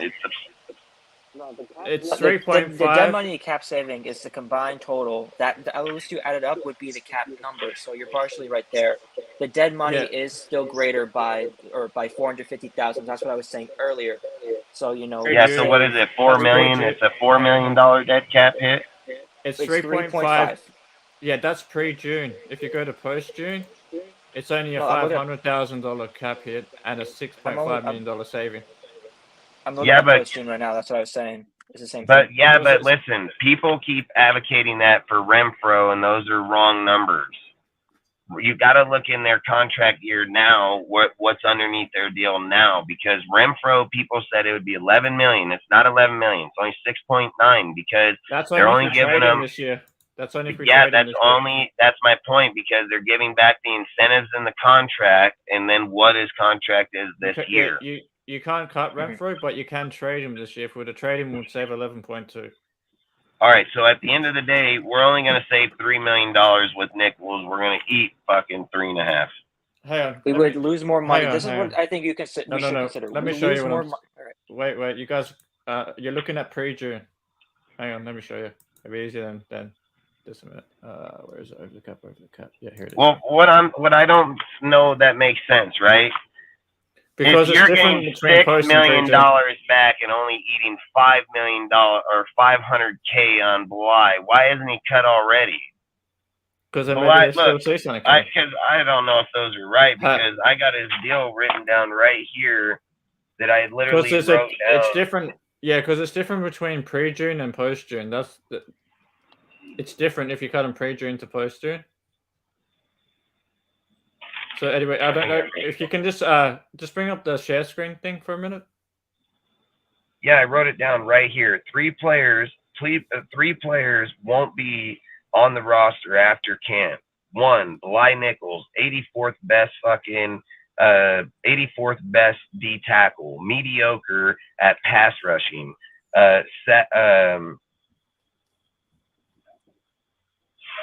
Sacks again, so mediocre at pass rushing, sucks against the run. 3.125 million is what we would save if we were to get rid of that's them. pre-June though. That's correct. That's pre-June. That's also post-June. That's also No, post-June. I Post-June. got those numbers, man. I didn't look that pull up shit the up window. in June. Pull up the window for me. I get this, man, but I'm telling you, these numbers have been wrong before numerous times. I literally got that off their page. I'll show you. Yeah, so that's what you're saying. If you look at Bilal Nichols, which is like here, it's what you're saying, 3.5 dead. But if you go to post-June, that number changes. See, it's 480,000 dead cap because dead cap is on the left Andre side. James. Is it? Oh, it is. Andre My James, bad. bro. My bad. No, you're good. But the numbers for post and for pre-June first cut and a post-June and first Renfro cut can only be traded. He can't be cut. Yeah, Nick. That's where people are making that mistake. You can trade Renfro, but you can't cut him because if you cut him, you're eating too much dead cap. You ain't gonna cut him. That's not even an option. But Bly is different. Bly we can cut or trade, and that's all I'm saying is his number is $3.125 million. I mean, what number are you guys saying he's getting that we'd be getting back? About $8 million. 3.1 back. So we'd only lose 400,000 getting rid of him. Yeah, but so the number getting rid of Tillery. Yeah. The money with Bly is 3.1 million we would get, and we'd lose 3.5. So we'd be minus 400,000 roughly. Well, no, because look, so I think what you guys are, that money's spent already. No, I'm saying like if you look at it from a thing, we'd and it's only 1 year. It's only 1 year. It's only 1 year. So it's this year. It's just this year. Yes. So for instance, you're receiving back the money. So like this is something I spoke about earlier. But you're saving next year's money too. Obviously, you're saving next year's. Yeah, you're getting the money. You're just getting a player right now. Is all with $3 million. Yeah, and that's all I'm saying. Like this is something that the NFL was they're thinking about proposing about players' injuries in the season to where you can pay off a player's contract and then receive the money back to the actual cap. So if the owner wants to go and pay out it he can pay it out, and then the money that was left on his will actually be returned back to the Yeah, and cap. that's how So they you should don't do it. end up. They should do it that way. Yeah, because they're saying that they don't, where certain teams get plagued by somebody's contract later in the season being injured, and there's no return on the player or any compensation back on the contract. So Yeah, which they've is been unfair to talking the about franchise, yeah. prorating them at certain games to where they can return money back to the actual cap. Yeah, And that's all I'm saying. So let's go. Are we cutting Bly or no?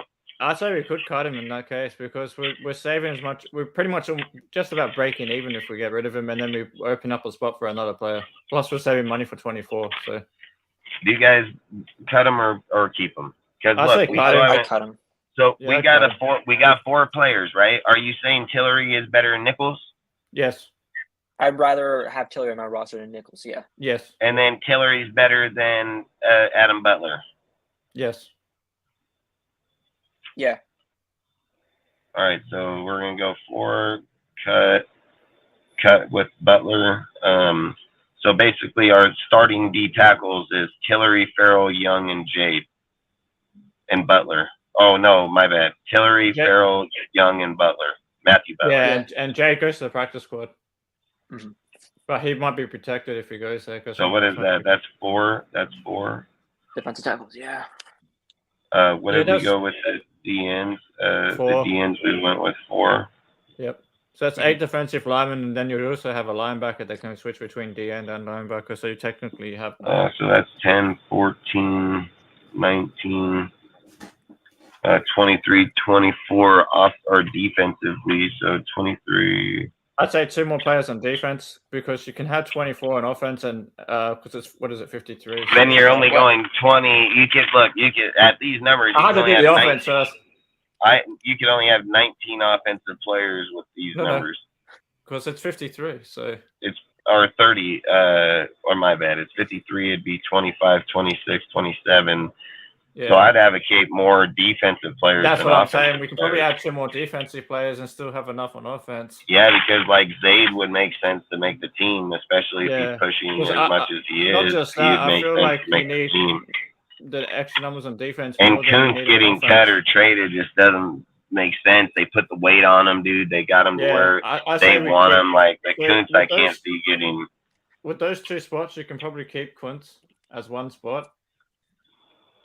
That's another DN. I mean, that if you makes look 9 at linemen. if you had 3 Defense players and put us at 27, at 27 would give us what 26 or Hang on. 24.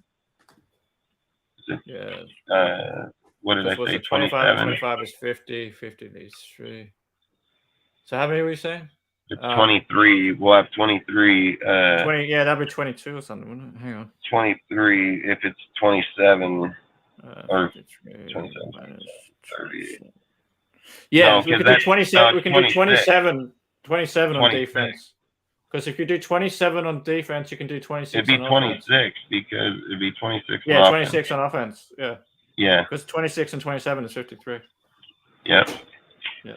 26 that's about right. and 27. So how many we got on defense so far? Because we can go up to 27. 23 to 24, but like I said, I would go 24, pick up Kuntz, pick up Jade, Jade can stay on there. 2 over there, and then defensive lineman. I would even advocate to maybe even bring. I mean, you can even bring Robertson corner. back at that point. You can bring back Yeah. Robertson at that point. Yeah, you could even do 28 on defense and 25 on offense, probably. I mean, Go 2 offense, quarterbacks. Said 3. If you go 2 quarterbacks instead of 3, you can probably get away with 25 on offense.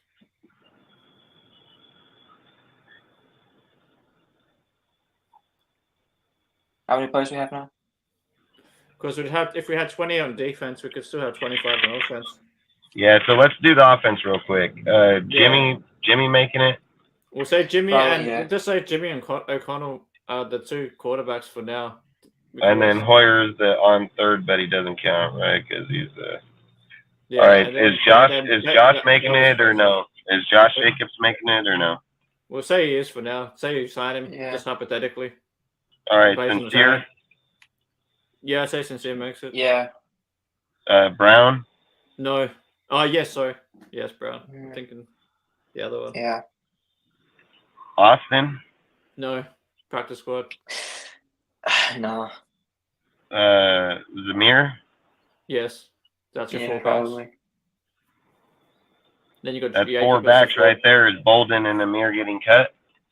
I hope Bolden gets cut. I've been Bolden wanting gets this since cut, last year. and then it's going to be a battle between Amir and Sincere for that. That's what I've said the whole time. Yeah. So we'll just say. So I've it's said between that, those two in preseason to battle it out. We'll just put both of these guys are 2, 1 cut, one practice, 1 cut. Amir would be cut because Johnson's making the team for sure. Yeah, Johnson's making the team, so that's 5 if you include Johnson. So That's Hooper 4 back. making the team. Yeah, Hooper's making it for sure. He's our starting tight end until Mayo learns. Mayer making the team. Yep. Howard making the team. Yep. I have Howard over Hollister and shit. Who else? That's my 3 tight ends. So Horsted and Howard, I know we're going to get conflicted answers. So I'm just going to say these 2 can be the 3 is all I'm going to say because we're going to get the same answer. I'm going to say Howard. You're going to say Horsted. We're just going to end up with the same. So I'm saying Howard. I'm saying how Howard, many Mayo. how many tight ends are we keeping? 4 or 3? I say for now 3. 3. So Shanker practice squad or Fotheringham. Fotheringham practice squad. Practice squad. Is Fotheringham, I know. Yeah. Is Horsted still practice squad eligible? I don't think he is. Fotheringham was there last year, so is Fotheringham he is. Yeah, Fotheringham is, but is Horsted still young enough to go on the practice squad? Let me check his games play and his snaps. Because if he is, I'm definitely sticking him on the practice squad. Schenker or whatever his name is, cut or practice squad. Yeah, if Horsted can't make the practice squad, then I'll probably put Schenker on the practice squad. He's a tight end. Either way, I just say cut. No, he can't. Okay, so Horsted cannot get in the practice squad. He played 15 games last year. So okay, well he's cut then. In that case, you can probably have Fotheringham and that Schenker kid as the 2 tight ends on the practice squad. So you probably keep at least 2 on the practice squad. Adams making the team. Oh, obviously. Nah, man. Mayor making the team. Mayor making the team. Mayer's making the team. Yeah, number 2, wide receiver 2. Is Renfro making the team? Slot receiver unless we trade him. Is Tucker making the team? Yeah. He's our burner. How many receivers are we keeping? 5. 5 or 6. Is Carter making the team? Yeah, Carter's going to be the kick return guy / extra speed guy in case Tucker doesn't work out. Yeah, I think that's the right option. Yeah. So Turner's going practice squad. Sims going practice squad probably. Wilkerson practice squad. Lacey cut. Cole cut. I have a feeling Cole's gonna play good this year too. Watch, gonna piss me off, man. Dorsett cut. Dorsett's gonna get cut. I reckon Tucker or Andre Carter will beat him out. Could be wrong, but I just have a feeling Dorsett's gonna be like this year's Robertson. I remember years ago when I drafted Philip Dorsett in fantasy football. That was the year Andrew Luck had like this injury to his ribs or something like that in 2016, and completely destroyed, my team. So I've always had like a little grudge there.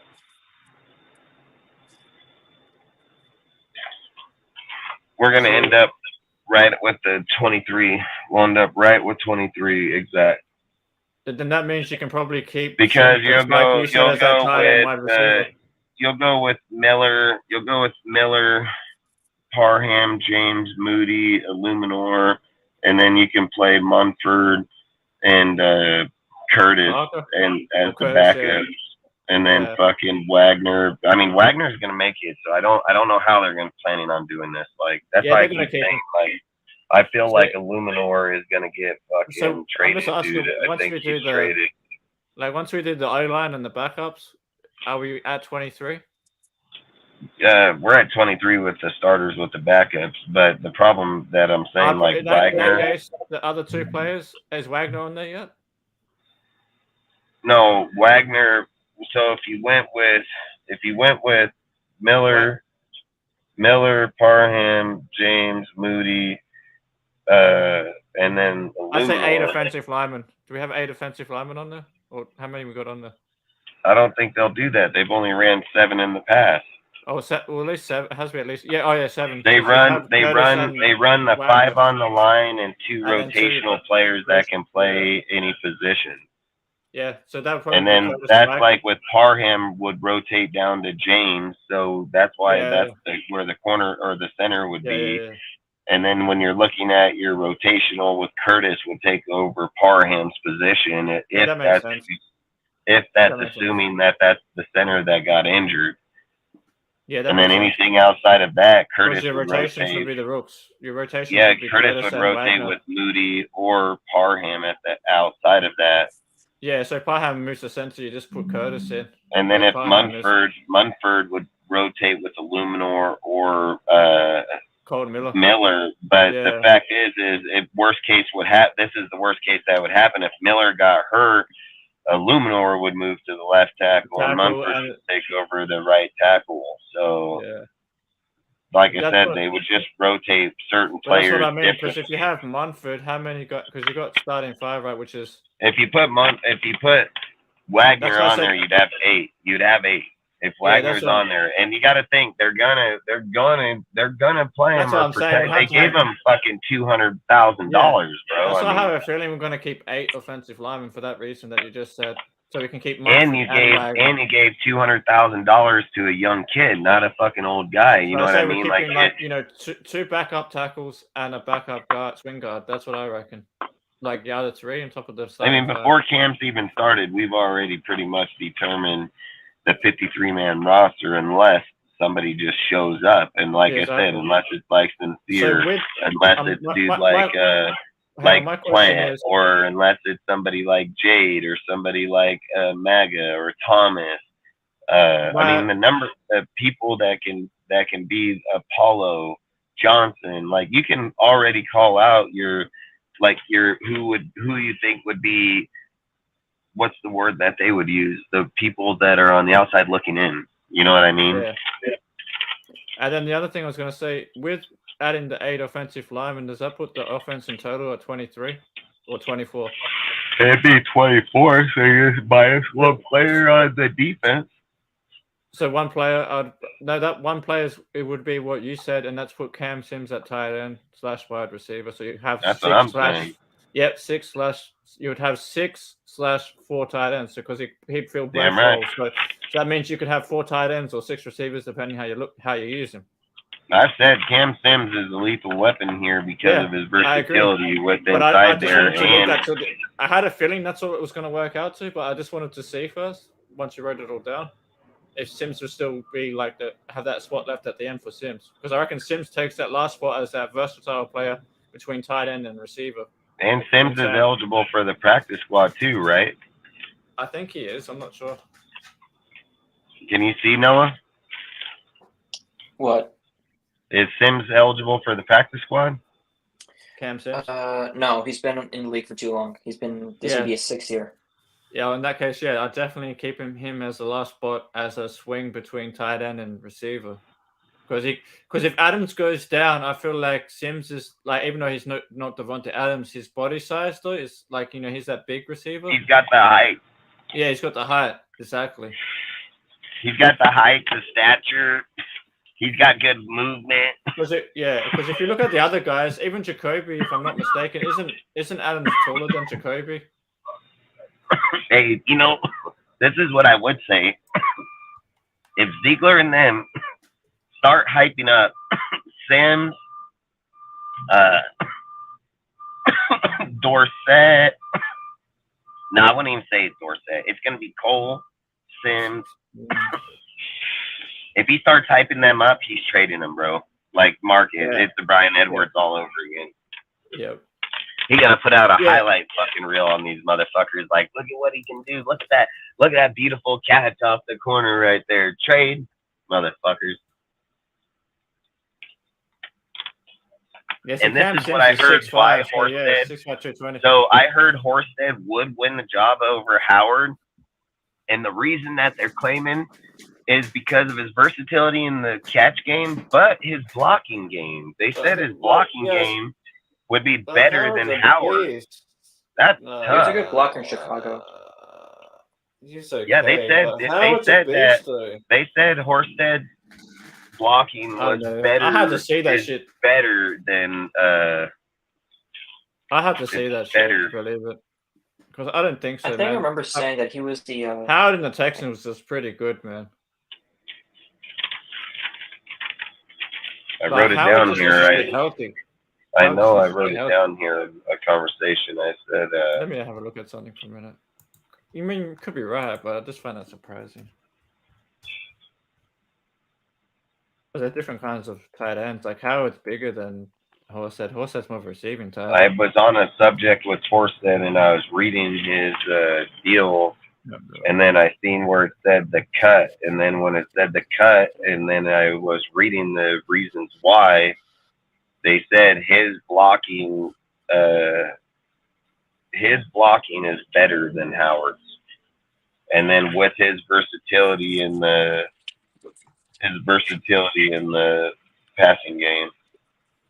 And they said, if I know I wrote it down because I remember it clear as day. They said since 2016 or 19, Howard and Hooper both have actually fallen off in production. Yeah, they both have.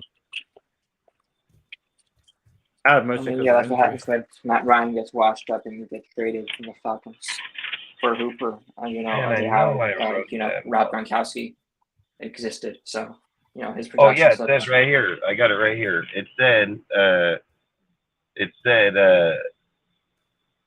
So 3 players won't be on the roster. That was the one I was talking about. Blind Nichols, fucking that they were claiming. They were basically saying that the actual starters. So this is what they think the starters were going to be at DT, and why he was going to be cut is because they're going to run Byron, Neil, Nesta, and then what was the other one?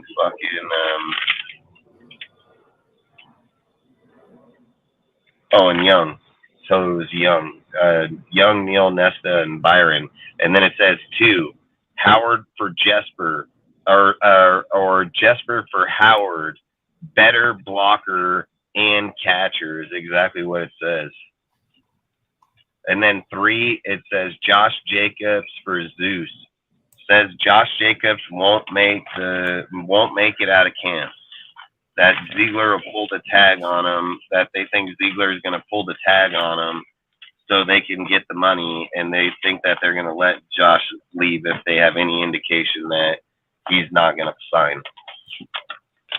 They said that they're not going to go through the year trying to deal with the contract situation with it. But I've always said, like with he said, Salute Nation, I'm back. Fuck Wi-Fi. I was busy, but watched 5 minutes of him, and that was enough. Hey, fuck, I appreciate it, John. I mean, like I said, he's got some theory takes, bro. Like, I'm not gonna lie, he got some theory ass takes for sure. He's not a bad dude. I mean, person, he's not bad. I've talked to him a lot. He was part of my shit for a minute, but he's got a lot of theories, man.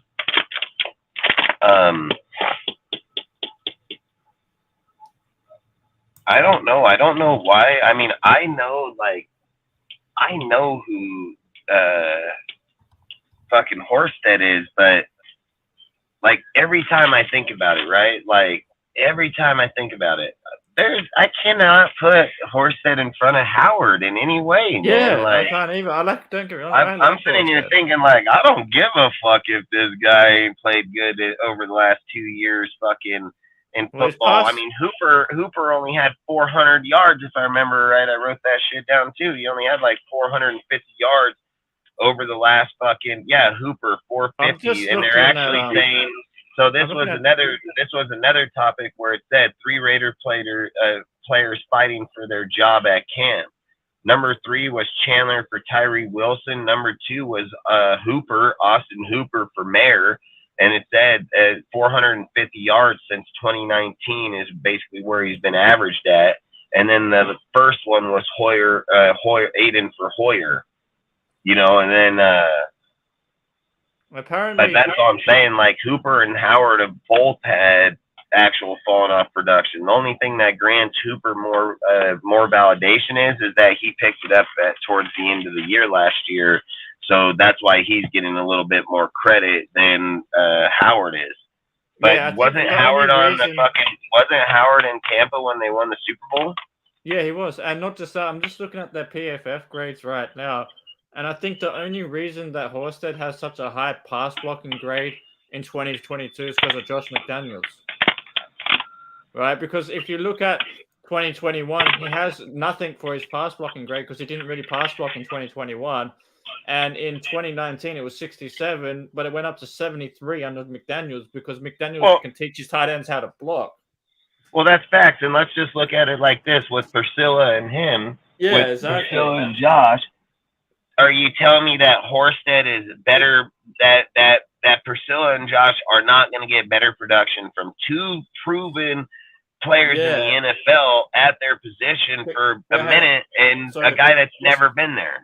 Exactly. Like never been there. Just to back up the point of what you're saying, Horsted's numbers jumped almost 10 fucking points on PFF grades between when he was in Chicago to when he was with Josh and Priscilla. So it went from like a 67 to a 73. And so look up Howard and Hooper. Blocking. Let's look at Howard and Hooper. What's Howard and Hooper's? All right. So if you take away 22, right? Because if you take away Josh McDaniels, Cooper was at about a 50. Howard was at about a 50, sorry. And what team was he on last year? Horster was at a 67. What team? Howard last year, wasn't he? Which team was it? It was Tampa Hooper Bay before that. And yeah, if you look at 2020, but in 2020, Tampa Bay, when they won the Super Bowl, Howard's pass blocking was 76. Yeah, so look, he has a 76 pass blocking. Yeah, but Hooper's was a fucking you just said a 63, and he's running in front of fucking Henry, bro. Hang on, now let me check Austin Hooper. Hang on. Oh, I thought you said he was at a 63. No, I was saying that what happened there? Just for Horsted was at a 67. What are you talking in Chicago, about? And then what do you call it? Howard was at a 76 in Tampa. What was Hooper at? Yeah, I'm just checking that now. One sec. So last his was way down, man. Last year was at 24, and the year before that was at 56. What's Mayer's? Michael Mayer? Yep. Let me check. Just a minute. I don't know if they have a stats yet, but hopefully they have college ones too, I would guess. Hey, Noah. What's up? While he's looking up that, you want to look up something real quick? What is the passing yards for Howard and Hooper?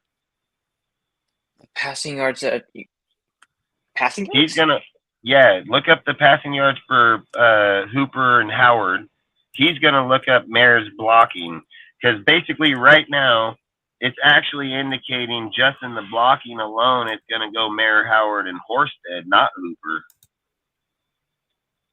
And then let's see where their passing is. Let's see where their passing is, because if Howard is equal with Hooper in passing, why would they not keep Howard here for the factor of his blocking skill? He's obviously substantially better blocker than Hooper.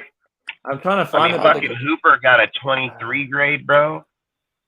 And again, if Mayer, let's all be real, Mayer is one of the best in college, period. I mean, we probably ain't gonna find his deals to that, but we know he's been graded as one of the best in college.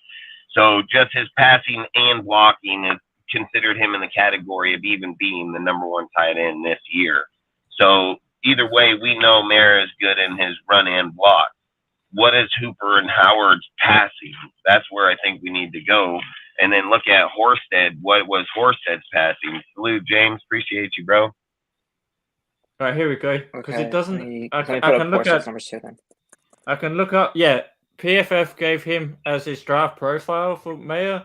His run blocking grade was an 82. Fucking elite. Yeah, exactly.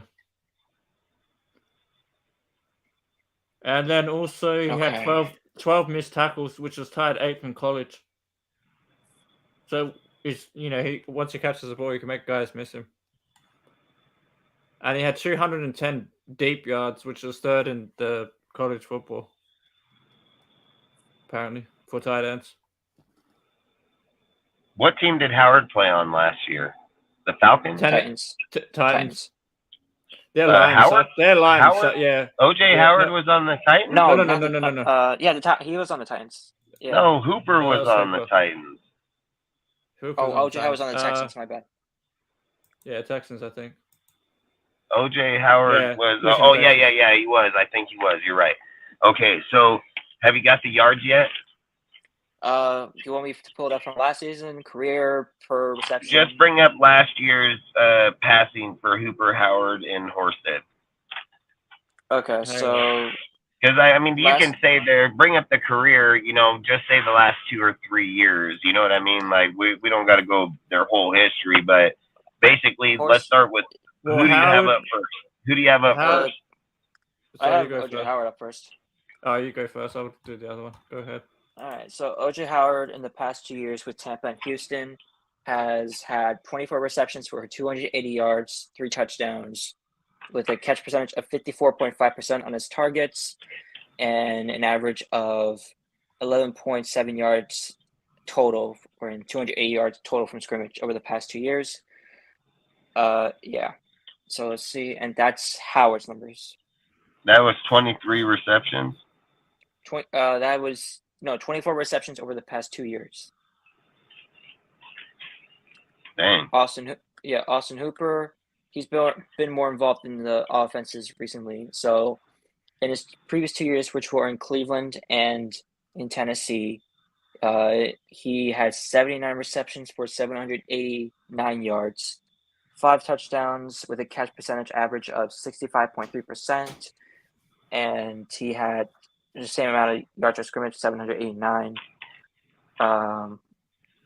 Average per game would be.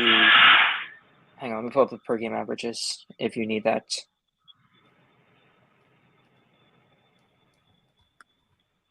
Okay, so per game average. Let me just do Horsted stats before I go back. So Horsted in 21 was listed as a receiver for Chicago. He had 2 catches on 3 targets for 21 yards and 2 touchdowns. Both of them were touchdowns. And then last year he had 3 receptions on 4 targets for 19 yards. So Horsted over the past 2 years. This is where I'm kind of just blown away, because even with those kind of numbers, Howard, Mayer, and Hooper are still better than him. Yeah, exactly. So I'm not understanding. So look, the reason why I'm saying Hooper, because Hooper's got the catching. So Hooper's catching's over Horsted, and Hooper is like Mayer in that aspect. Mayer is like Howard in the blocking aspect, where Horsted, again, is just as equal to Howard in blocking. Right. So for me, I would have to think the 3 tight ends would have to be is Hooper, Mayer, and Howard. Yeah, that's what I've got. And then that's where Sims comes up here and becomes the fourth. What's Sims? Let's look up Sims yards now. Bring up Sims. Yeah, let me get Cam Sims. Okay, you got a breakdown of the premium stats for him as well on PFF. All right, so Cam Sims over the past 2 years in Washington. Okay. In the past 2 years, he has 41 targets. He's caught 23 passes. Granted, Washington has had a shitload of QBs in that time, so maybe some accuracy issues there. You said 23 catches? Yeah, 23 catches for 300 yards and 2 touchdowns. Catch percentage of 56.1%. Yards per target, 7.3. And he's also rushed 1 time for 7 yards. Let me look deeper. Hang on. He's had 1 drop in the past 2 years for receiving. He's also out I've also add that he plays out wide mostly, with 76.5% of his snaps out wide and only 23 in the slot. Right. Okay. Um, Good. Yeah, so he's definitely. How big is he? How big is he? 6'5", 220. And what's his blocking grade? Let me check, because he doesn't really have a blocking grade, because Every he hasn't really wide blocked. receiver should have a blocking grade. He doesn't have one. I don't think he has enough data for PFF to give him an actual blocking grade. Or maybe he's never. Well, you'd think he's only at 41, so you think 41 times you'd think he would have blocked at one point in the game. True. I wonder if maybe something that Washington did with their scheme, whether it be Jay Gruden or Rivera, that, kept them outside of a tight end position when they were doing some type of run play. Yeah, so let's go back to Horsted real quick. Let's hop back to Horsted real fast. Yeah. What was his blocking grade again? Horsted, just a minute, I'll give it to you. He had a 73 grade last year with us. And you said Howard had a 76, right? Yeah, with Tampa. And then Horsted, where was he last year? Horsted was with us. What you mean Howard? before us? Where was Howard last year? Last year he was Houston. But last year was Houston, but before that it was what was his pass grade or his pass block in Houston? 47. Oh, he's a little substantially off, but we'll just roll with. Let's just say his prime over there. Let's just say give him the benefit of the doubt of 76. This is the key factor. What's Horsted's receptions again? Horsted's. He had 5. What did I say? Did I say Horsted? I said Horsted, didn't I not? Yeah, you said 5. All right. So last year he had 3 catches, and the year before he had 2. The most he's had in the season was in 2019 when he had 8. Opted out in 2020. He's had 13 career catches. For how many yards? 127 yards in his career. Man, I don't know where these guys are getting this Horsted bullshit. Like, I'm mind blown here. Yeah, the only reason they're advocating the catching. They're advocating the catching. Here, let's go to Howard. What's Howard's career yards in catching? His career yards, he's got 1,882. And how many touchdowns? 17. He smokes Horsted's ass. Smokes him. Exactly. Here's the thing. What does Hooper have? What does Hooper have in touchdowns in career or yards? Hooper has 3,468 yards and 25 touchdowns in his career. Smokes him. Yeah, 3-5 almost. And then this is even where the more kicker is. I had to be one of the first people to bring up this sim shit too. Had to be the first person, because the second we signed him, I said instantly, oh, Sim's gonna take fucking Horsted's job. I said tight end / receiver. I said that shit instantly. People were saying, no, Horsted's got this. I want to know if Sims is a 6'5". How big is fucking Horsted? Good quote. Just Horsted is 6'4". Yeah, 6'3". 6'3", 6'3", 237. So he's got 17 pounds over him. I mean, a little bit more in blocking, so a little more power in there. But Sims has. But this fucking guy he has actual receiving yards in the fucking NFL. 23 for 300, 2 touchdowns, 56%, 7.3 yards per carry. This fucking guy got funny. Sims also has an extra 2 inches. He has a 2-inch reach over him too, like a 2-inch reach, so 2 inches taller, which can make a difference if you've got your arms outstretched to catch the ball. And I've said it would make so much sense if Sim was up here in the tight end's position, because you can slot him away as a big-bodied receiver when you need him and a tight end when you play him. Yeah, you can switch him in and out the whole time.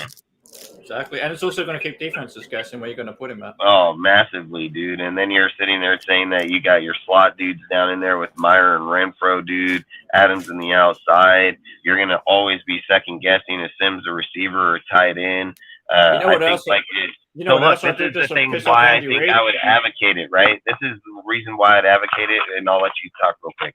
The reason I would advocate it is that Sims has a higher ceiling than fucking Horsted does. Not only in receiving, dude, but I think in maybe even in blocking. And look, this is why I think you can do this. Horsted, even at the 3, is not going to be starting. Like, he's not going to be starting, dude. So if you're taking Sims and just playing him for a year, you can do the same thing you did with Horsted last year. You're not hurting nobody. It's not hurting anything. So for me, I think you would be smart to throw Sims in there and cut Horsted, in my opinion. That's what I'm doing. I'm cutting that motherfucker out. Yeah, you can cut Horsted. That's what I was saying before. Yeah, I'm cutting Horsted because I think for me, just looking at the team wise, Horsted got blocking, but let's just say the worst case scenario, right? Let's say you cut Howard. You got Mayer and Horsted with the blocking capability. Has Hooper never been a good blocker? Salute, Ben. Salute, Ben. Appreciate you, bro. Who's that? Hey, I hope your show was good, man. I hope that Wi-Fi wheelie and everything worked out, man. Have you seen Hooper? Yeah, and Hooper, He's not much of a blocker. He's more of a receiver. in his whole career, he's never blocked anything. No, he has blocked, but his blocking grade is pretty low. It's 24. But that's what I'm saying. For his career? Yeah, for his career. Oh, not for his career, but for last year. It doesn't. But he's had a good go back. career in Atlanta. If you can go back a few years, what's his few years? Did he ever have a high? Yeah, if I start in 2016 when he started out, he had an 87 grade. But then he's only gone downhill from there. Yeah, and then he had a 64 in 2017, 71 in 2018, 65 in 2019, 59 in 2020, 56 in 21. So I say he'd probably be average around 65, 70. So the only real reason that we'd be keeping Horsted is because of his blocking to match with Myers. Because obviously he's a 73 graded. He's obviously got good graded. But here's the next question. How many plays was he in to get that grade? Does it tell you that? Yeah, that's what I'm saying. Like his, what do you call it? Hang on, let me get a snap cam. I can get this. It's only because his snaps are so low. What did you say, Noah? Yeah, that's the reason it's got a high grade. Did they calculate the blocking grade on both special teams and offense? He had 5. Did you say special teams and offense? That's a good question. I want to know if they calculate the grade like that. No, I think it's only on the offense, and he had 5 pass blocking snaps, I think.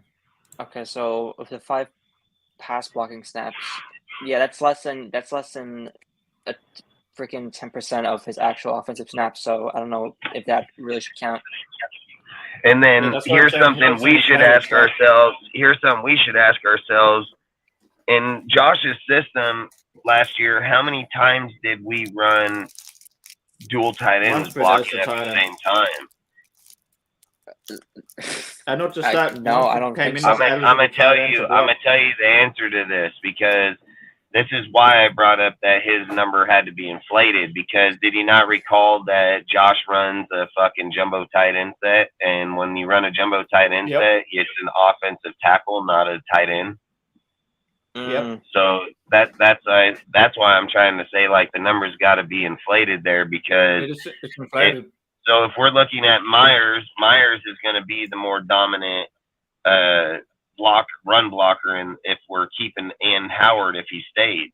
See, I think, like, even the more and more I keep thinking, like, I don't care about Howard or Horstead's fucking 5 fucking blocks. Yeah, I mean, that's what I'm saying. Sims, you can bring Sims, develop him, and get 5 blocks off him. He might get a 95. You never fucking know. But exactly. All I'm saying is he can probably block anyway if Basile teaches him how to block. I think what would make more sense to our team is to keep Hooper, Mayer, Howard, and then put Sims up here and release Horsted, just because of Sims' catching production. And not just so that. Then you would have 2 blockers, 3 catchers is the way I would look at it. Yeah, and not just that. like I was going to And say then before, we don't even have a grade on Sims blocking, so there's no way to bring it up. because I got to head off in a minute. That was my alarm clock. So just before All right. I head off, I just wanted to say one thing on what you were saying before about how you can move Sims around. You know what I'd do just to fuck off Andy Reid? You could do stuff where you could even have Sims on the outside and move Jacoby in the slot, because Jacoby played like 60% of his snaps in the slot too. Move Renfro out to wide receiver too, and put put Sims. Put Jacoby in the slot, and then Sims at tight end at times, like depending like different packages and shit. So you could really fuck with the head coach and defensive coordinator. Same with Tucker, dude, and the speed. Same with Yeah, Tucker and the Tucker, speed. run him out of the slot on the slant and that kind of shit. Like, yeah, definitely. I can see us doing so much different shit on offense this year. It's going to drive defensive coordinators nuts. Yeah, that's facts. That's facts. And that's why I'll probably have to do the other topics next time, I reckon, because I might be back. I'll keep them on there. I'll keep them on there for Monday. We can. But I will speak on one thing because it kind of like links into what we just said. We can bring it up. Which one? The one about do we get good compensation for Waller? Because we're talking about Tucker right now, which is what we got for the Waller pick, right? So what does see? Like you were just explaining with Tucker and his speed, putting him in the slot at times is a little fucking pit bull, and he can get major yards after the catch. So you don't even need, and on top of that, you can use him to stretch the field like we did with Henry Ruggs. So there's lots of people who are saying that we didn't do shit with the Waller trade, but yes, we did, because we got Trey Tucker with that pick, and that's exactly what this offense needs, is a guy that can take the top off. You don't need every fucking player to be a possession receiver like Adams, right? Because Adams isn't a speed guy, he's a possession guy. He's a guy that, big body receiver, catches the ball, and then can move and whatever. But he makes more yak yards. He's more dependent on his route running. His route running that, right? But when we didn't have a burner last year, and that's one of the reasons why Devontae Adams got double teamed. When you bring in a guy like Tucker, it's going to take pressure off of Adams and our tight end room and whoever else. And that's probably why they brought in DeAndre Carter too, because DeAndre Carter is there to compete with Tucker, and then best man wins the job as the speed guy, and Dorsett too. But I think Dorsett's going to get cut. I think so too. I think DeAndre Carter and DeAndre Carter and Trey Tucker is going to be the two speed guys that we're going to keep on the roster. Wilkerson, what has that guy got? What's he done in the NFL so far? He's still young. I think I know he's young. Developing. Yeah, he hasn't done that much. He was with New England before. He's had a few. What's his yards? Does he have any yards? What is he? 23, right? He's only 23 years old, isn't he? Yeah, hang on a sec. My computer's full. Christian Wilkerson. The hell? He's been this will be his fourth season, and in the 4 years he was in New England for 3 years active, and in those games he's had 4 receptions for 42 yards and 2 touchdowns. Yeah, he's 26 right now. Let me check how many games he's actually played, because there's a lot of practice squad asterisks on here. Is he 23 and he's been in the league for 4 years? No, I said he's 26. Oh, he's 26. Oh, I was like, what the hell? Yeah, math, Yeah, that's what I was thinking. Like, what the fuck is going on here? Okay, he's still practice. He might be too old for the practice squad then. He might get cut. 4 games in his career. 1 game he started in 2021. And all receptions came in 2021. 8 targets, 4 receptions that year for 42 yards and 2 touchdowns. Okay, so here's the crazy. He's probably going to be cut then. Is Cole eligible for the practice squad? No, he's way too old at this point. He's been around for too long. That's what I was thinking. It's just Turner. DJ Turner's eligible. Is he? Wait, did we have him on the practice squad last year? Yeah, we did. He's been there for the last few years. He's been there for 2 years. Yeah, 21 he was on the practice squad, and then he was waived, IR, activated, waived, practice squad. But he can go back to the practice squad, can he? Yeah, he hasn't been active for more than 9 games. So in a single season. So yeah. Yeah, he's gonna go eligible. Back to the practice squad. So Wilkerson's getting cut, huh? Yeah, he's getting cut. Yeah, that's what it looks like. But before I head off, I'll just quickly finish talking on the topic there. And that's like, yeah, we did get a fair trade compensation for Waller because we got a top 100 pick for a tight end that was freaking injury prone that played barely one season in the last 2 years. So getting a top 100 pick for a player like that is a bargain for us because it was time for us to move on, and we filled a position that we needed to fill, which is getting some speed back in the receiving core. And not only that, but Tucker can do kick returns and punt returns as well. He did it in college. Mm-hmm. And I've seen ones where he's taken a slant or whatever, like Tyreek Hill takes a slant or whatever, takes that shit to the house. And he can knock cunts on, and he can bloody knock cunts on their ass, kind of like Jacobs did to that Atlanta Falcons defender that year. Yeah. I seen Tucker do the same bloody thing because the kid used to do wrestling, so he knows how to put a guy on their ass. Control the weight and movement of the player. Yeah, he knows how to control the movement of weight and the center of gravity and stuff. So when he's running, not only can he run fast, but he can run fast and hit you. And I want to check his college numbers real quick. He's pretty small, but Here's another guy. Look up Lacey real quick. What's his age? What's info on him? I'll be back in a second. All right, dude. Before I do that, then. What did you say, Noah? I said, let me look him up real quick. So yeah, Chris Lacey. Hey, Sergio, you still there or what? I haven't heard of him in like an hour. I'm not Yeah, sure. I'm still here. He's over there daydreaming about donkeys right now. Nah, I mean, bro, we literally, me and you doesn't had this depth chart conversation We like did. 20 times. We did. It's good information though, because it's I think like when you go over it more than one time, I think it just solidifies more and more answers. Because for one, before, if we weren't going into depth like we are right now, we would assume Wilkerson's that he's going to be in the practice squad, which he's not even a practice squad candidate. Lacey, we got to find out, is he practice squad candidate? All right, so I have Lacey's numbers from the time he was in the regular season. The last time he played a regular season game. What's up, Sergio? Sorry, Noah, I was interrupting.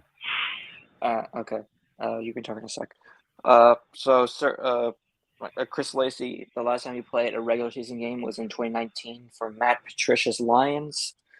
And in that season, he played 7 games, started 2 of them. He had 10 targets for 3 receptions, 60 yards. Let me check. 0 touchdowns. He had 30%. He caught 30% of the targets that were for him. He had a dropped pass. I don't know what this. Hang on. What was his receptions and yards again? He had 3 receptions for 60 yards, so that's 20 yards per reception, on 10 targets with 1 drop in that season. What's his career receptions and yards? The same amount. He's only played 1 other game in any other year. Oh, 2018. so how old is this guy? Chris Lacey is 27 years old. And he's obviously eligible for the squad. Because he only played 7 games. Yeah, he only played 7 games and he only started 2, so he has to be eligible. What year did he enter the league? 2018. So 18, 19, 20, 21, 22. This would be a 6th year. I think he's eligible this final year. So yeah. It's crazy how Ziegler and them do this shit, because Cole was eligible last year. Mm-hmm. And he's not going to be eligible this year, is what you're saying, right? Keelan Cole, was he eligible last year? I don't think he was. He was on the practice squad last year. They rotated him in and out. That's weird. Okay, because he started there. He started there. Then they released and brought him back. You know what I mean? Like right. he was in there back and forth. That's right. Okay, so he's played 15 games at least every season of his career, Keelan Cole. So I'm confused as to why he was eligible last year, at least. And where did they say the rule? Where are we getting the rule? Like, did you guys look up the rule? Where are we getting the rule from? Yeah, I'm picking it up from SB Nation, this was from August 30th of last year. The practice squad explained rules, pay, roster limit, and more. Let me get back here. It says eligibility.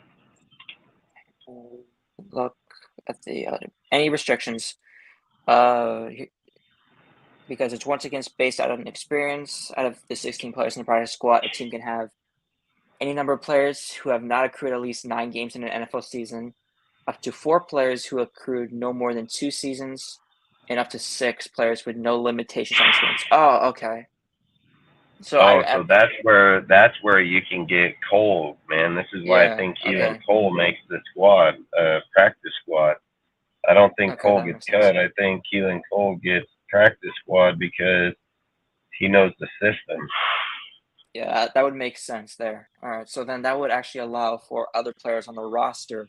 That would change everything. That would change everything again, because then you're looking at Horsted and Sims right back again at being practice squad eligible.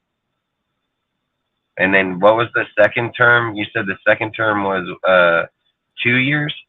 Yeah, up to 4 players who have accrued no more than 2 NFL seasons. Which is weird, because this is contradicting, because it says any number of players can be accrued with who have not had at least 9 games in an NFL season. So that'd be something that someone like DJ Turner or Christian Wilkerson would be eligible for, because they played obviously in multiple seasons.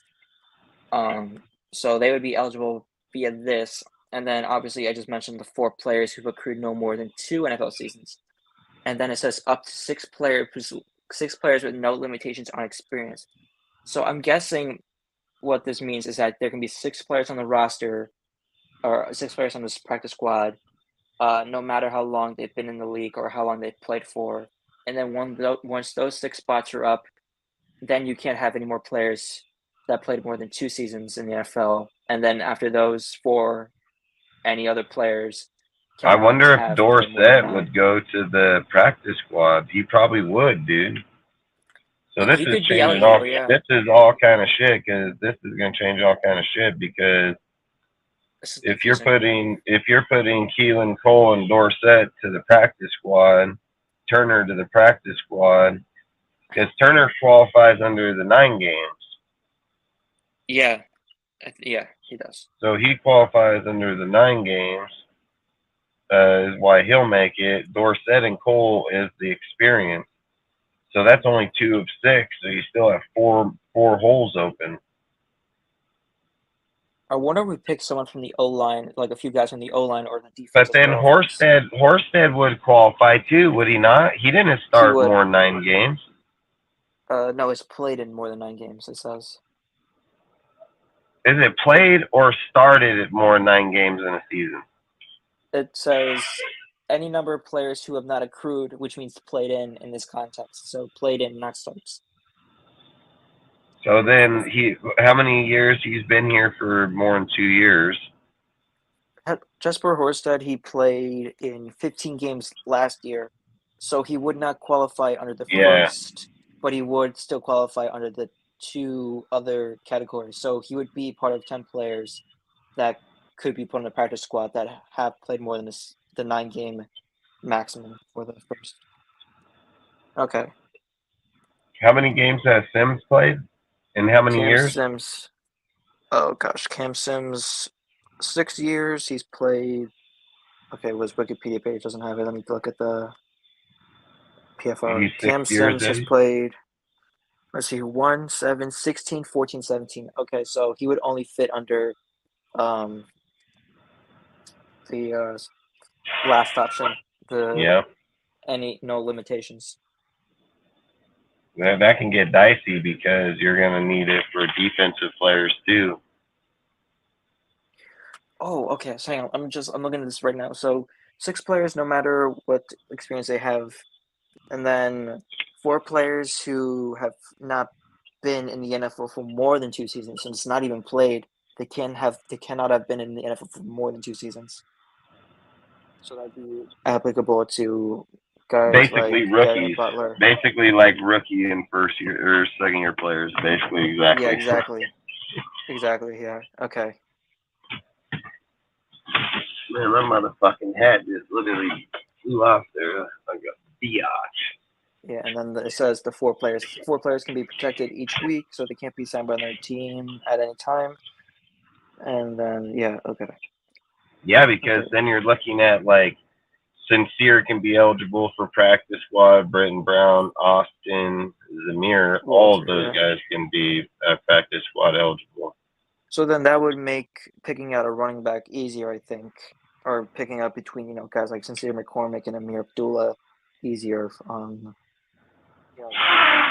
Amir would most definitely be the starter because Sincere can go to the squad. Right.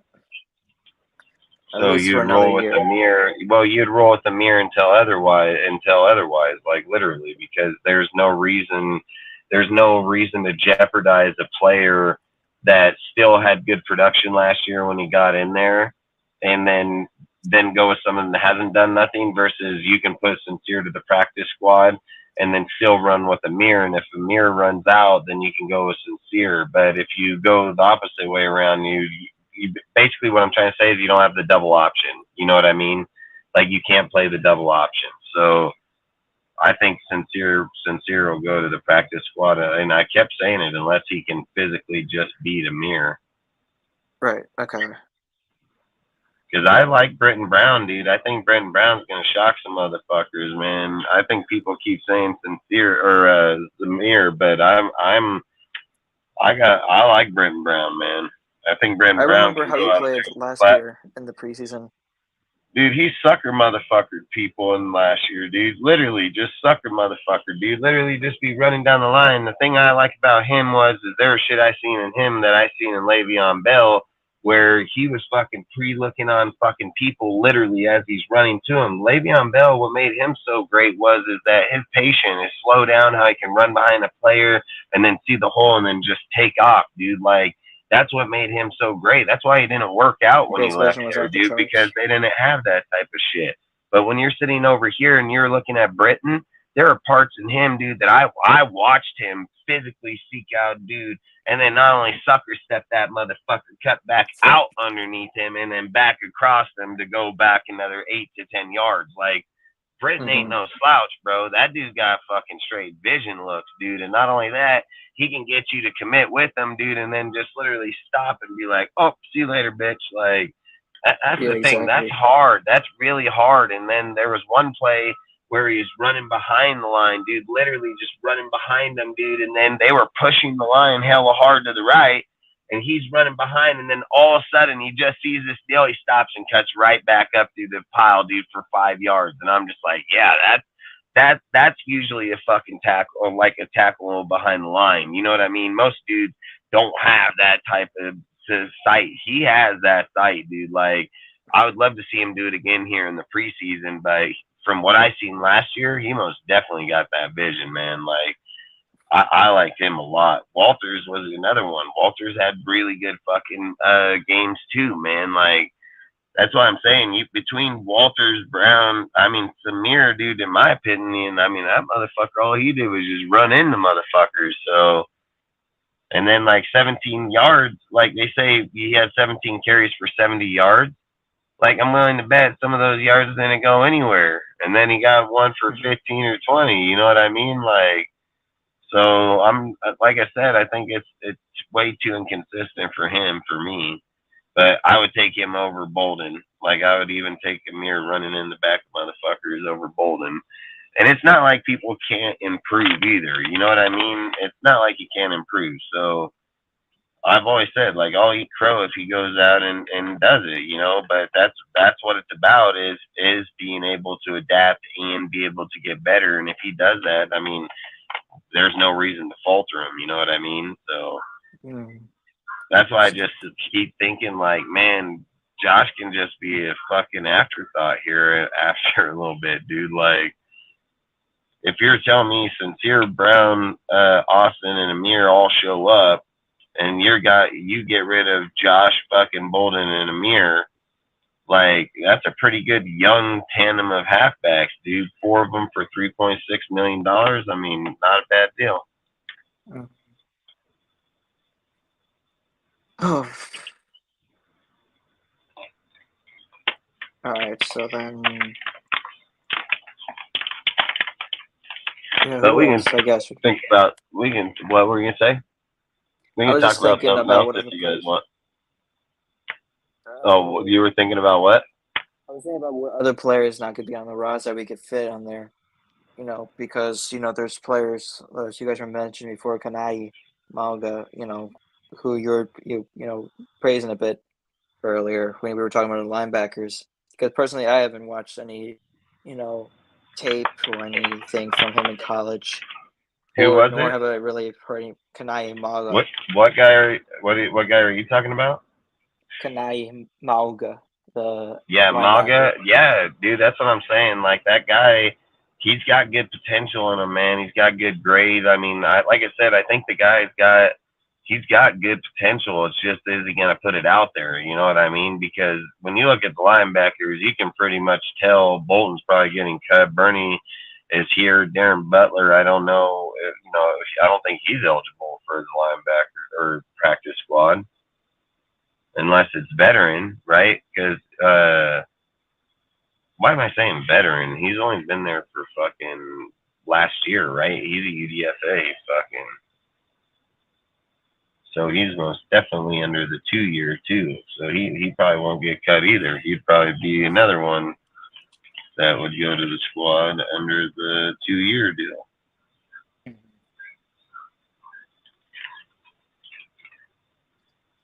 And then how do you say his name? Kanai Malga. Let me spell it out actually. So it's Malga. yeah. I'm trying to think of another. I feel like that last name, I've seen that last name before in the NFL. Malga. Because I mean, the way Thomas was just, getting the hype up, and again, it's all going to matter when he gets his pads, everything on him.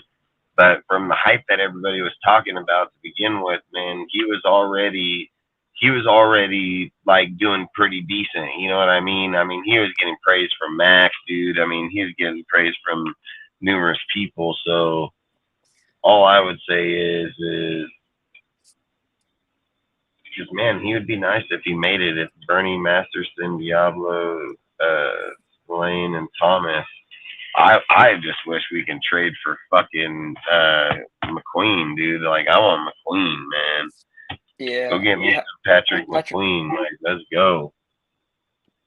That would be nice, but I think I've become the idea is less sweet on me, more so than soured. I don't have any reason to not like a trade. It's just kind of like the reason or the incentivity for me to like kind of like push an agenda for a trade between that it's kind of like died down considering the time it's been since the draft. If that makes sense. And the only reason like I would even advocate it just right now is just because of the fact that Josh not wanting to fucking sign over here. And they got KJ Dobbins, dude, and you go give them. I know he's going to be in the AFC division, but just because he's in the AFC division doesn't mean that we're going to play him in the. Like, say we get to the playoffs, another team can dethrone him. It's not. There's nothing guaranteed. You know what I mean? So, and again, he's been on our team for years, dude. I'm pretty sure our team has practiced against him fucking every year he's been here. So. I'm not going to say that he hasn't beat up on our team either, you know what I mean? But all I'm saying is they might have a better insight on tendencies of what he does. Like Max, for instance, might know what Jacob's tendencies are, you know what I mean? Like, that's all I'm saying is there's guys that practice with him every fucking day, dude, and see shit he does. And they've done it since he's been here, you know what I mean? So that's all I'm trying to say is it's like when some guy like Baltimore is going to be tough just because of the team, you know what I mean? But I'm willing to say like Queen and Spillane and them can stop fucking Jacobs, dude. Like I have faith in them. I have faith in Max. I have faith in Tyree. I got faith in Byron Neal. I mean, I feel like that's a pretty good line of people that can get him shut down inside there. And I've said it, Jacobs is not unstoppable. Jacobs has been shut down numerous times when people seek out what he's doing that they can get behind and stop him. You know, I keep hearing people say like, Jacob is 1,000-yard back. I mean, 1,000-yard back in 17 games, it's not fucking uncommon. It's not like, oh man, it's a big achievement. You know what I mean? Like, you should be probably in 17 games, you should probably be averaging like 1,200 at minimum. You know what I mean? Like, especially if you're a good back. Like, dudes were doing fucking what's it called? 1,000 yards in 13 games. You know, like I even said about fucking Cook and them, dude. Cook was popping it off in fucking 1,500 in 13 games, 13, 14 games, you know? So that's all I'm trying to say is like we're looking at a time and era where we're at now where we got more games added and we're sitting here saying like now that he got all the carries that basically all I'd say is like the numbers and where we're at these days are just inflated. And that's pretty much how I get that because it's just what it all comes down to. I think at the end of the day, I mean, fucking, we're sitting over here. I don't know how I want to say it. I don't know if I don't even like talking on it because I think we've talked too much about that motherfucker already. Either way, for me, what I think is that if we can get the trade to Baltimore to get Queen here, I think Queen matters to our team more than Jacobs does. I just named 4 pretty decent backs that have had good. I know it's preseason, but unless they get a chance in the NFL to start running, then nobody's ever going to know. Pacheco, 7th round draft pick last year, runs for 1,100 or what do you run? 1,200 yards. I know he's over 1,000. I know he's over 1,000. Let me check. But either way, just say over 1,000. It's his first year here, dude. 7th round pick, motherfucker busted off 1,000 yards. You know, like that's all I'm trying to say at the end of the day when we're trying to say, oh, this guy like Jacobs should be popping off 2,000-yard seasons like nothing. You know, I mean, who was it? C2 Chris Johnson. Yeah, he popped off fucking 2,000 yards, fucking. Like, that's all I'm saying. Like, in this era, it's not fucking 13, 15, 16 games. It's 17, man. So. But either way, I mean, we'll see. We'll see. I would like to trade him. I would like to trade him for Queen. Like I said, I would trade that fucking guy right this second for Queen. I don't care. I'd give up the money. I'd cut fucking Jimmy, get the 23 million, trade Jacobs over there, get another fucking 10.1, have fucking 33 fucking $million, go get fucking McQueen 17.5 million for 5-year contract, dude. Sign that motherfucker, give him a big old fat hug and be like, let's get the fuck to work. And then still have fucking another, 17 fucking $1 million left, $16 million left, like, and be able to go get even more better players. Like, that's why I'm saying, like, Jimmy and them they're holding our team back in the production that we could actually generate better production on the other side. I mean, the only problem that anybody has is they don't know who Aiden is. That's all. But on the opposite side, it's not if Jimmy gets hurt, it's when Jimmy gets hurt. Well, I don't know who Aiden is, and he's had a lot of production where he's at, dude, and he don't have a lot of injury behind him. So I'm gonna roll with this dude real quick, see what the hell's going on. Like, we know this guy's gonna get hurt. Dude, he can get hurt today or fucking next, in 5 fucking weeks from now. But we know he's gonna get hurt sooner or later. Someone's gonna pop him, and he's gonna go down. So that's all I'm saying is why not roll with fucking Aiden and just figure out what the hell it is.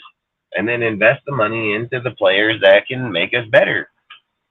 Like, don't tell me if Queen gets brought here to the Raiders, that's the best linebacker we've had here in fucking probably since 2002. You know what I mean? Like, that'd be the best solidified linebacker that we've had. Young, fucking got to run in the past, dude. Really good players. So.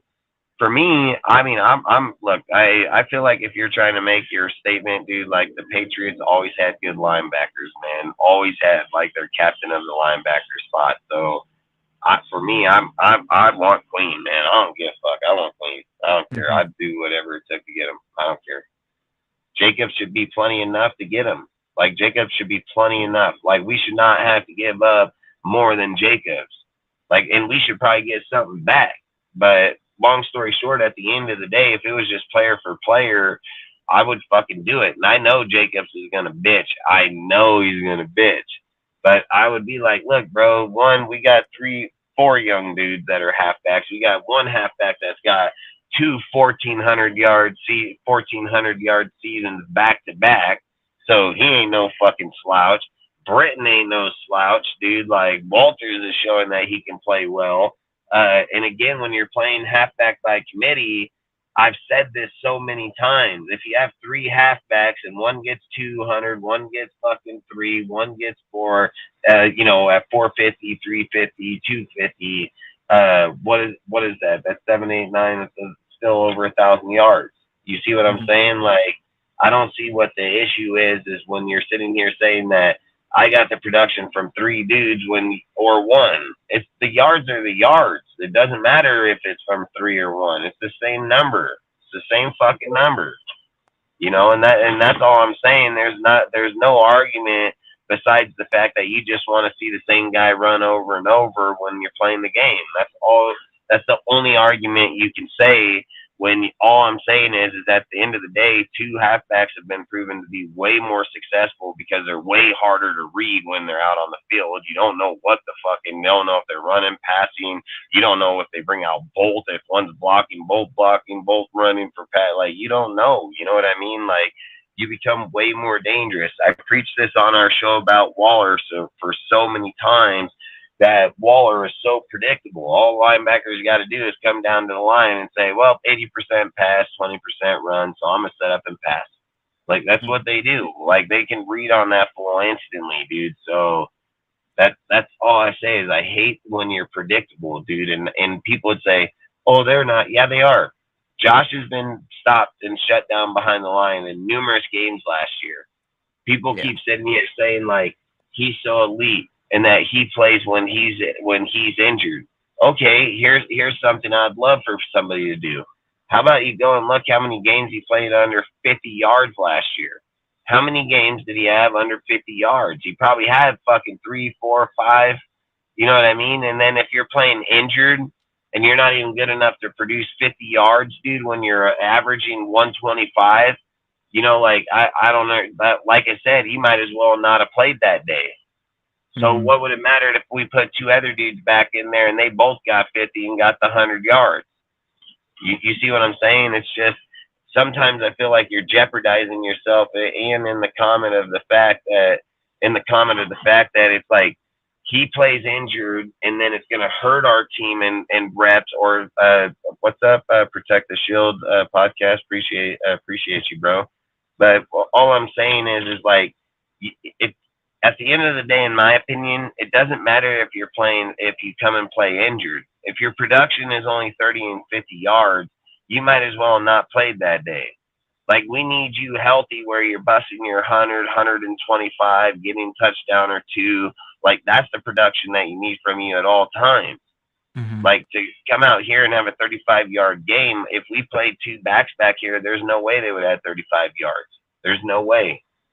One would have got loose because they just wouldn't have been able to read him out every time. That's why they run him in 2. That's why in another deal I was even going to bring up the other day is about that reason to begin with, because like I said, a lot of people say that somebody, I think it was Drew Jones that made the comment, the Patriot way never works if Bill is not running it, right? But there's statistics that'll prove otherwise. There's statistics that prove Bill actually wouldn't even been Bill without Josh, dude. Like, Josh's consistency in the way that he runs his team, his offense, the way that he's backed it up for year over year, it shows that, what did it say? Ever since 2016, 2015, Josh has ran the 21 personnel. It's actually his staple of his offense is what he's done over the time.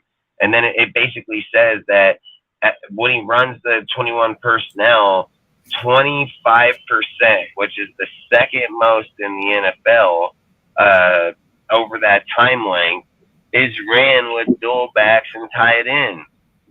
Facts. So that's all I'm saying is that if Josh's production, which I've shown over Stevenson and Harris, I've shown their reps are just as equal to Josh's 1 year. The difference is the production. I've said in their 1 year,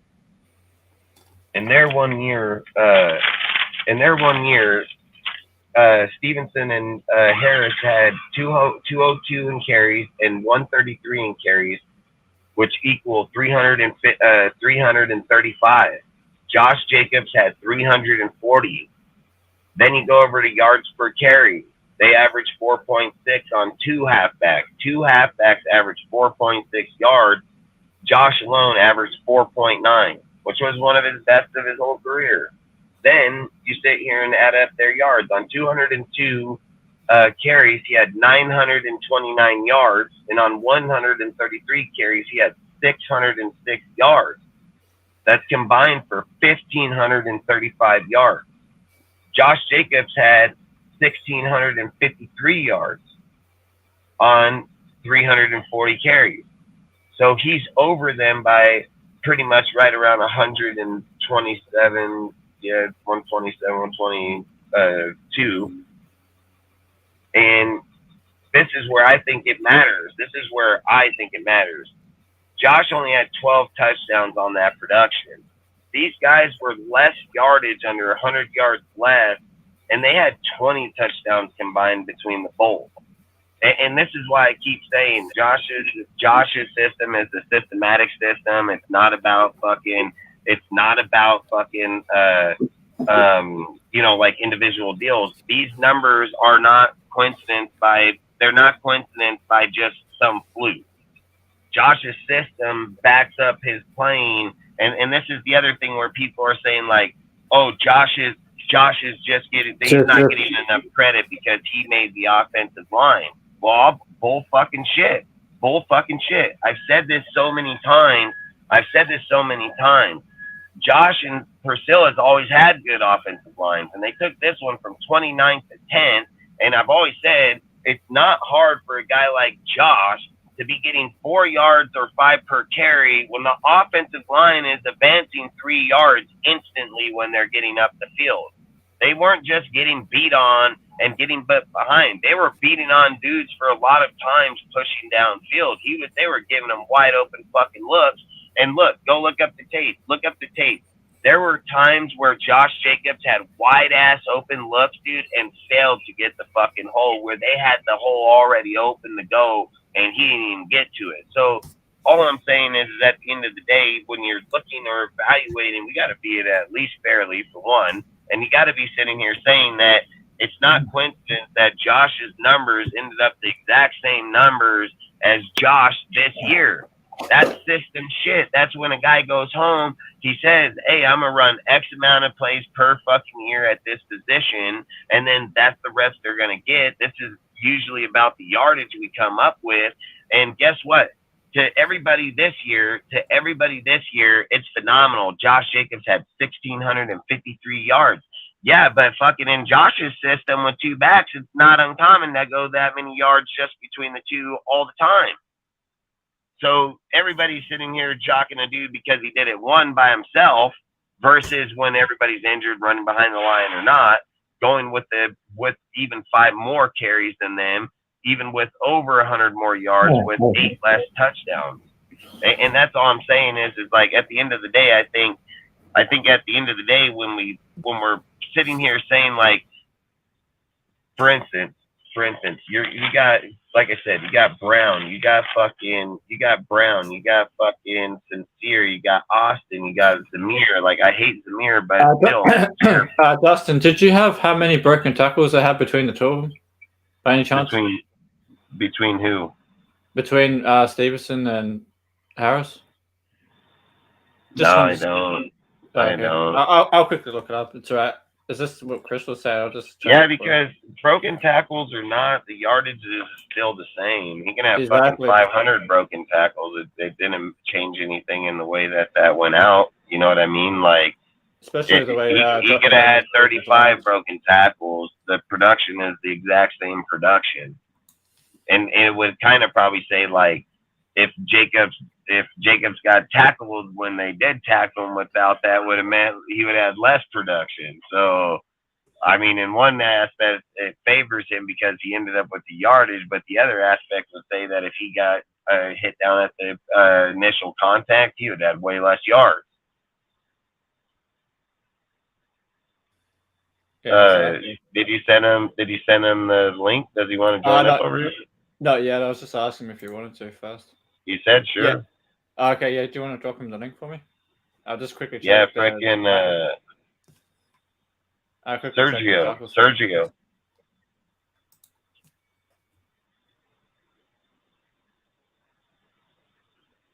Actually, I can probably just drop it in the chat. I got it. Do you want me to just drop it in the chat? Oh, hang on. Yeah, just drop it in there if you can. No, I can't access it from my side. I think only you can. All right, say invite. Where it says invite at the bottom, where you got mute and camera and stuff.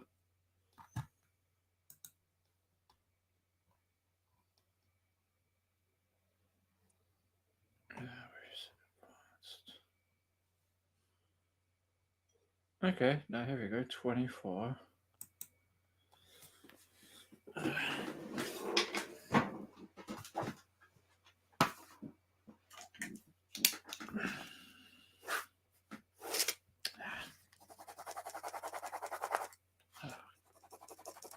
Fucking not a dead pen.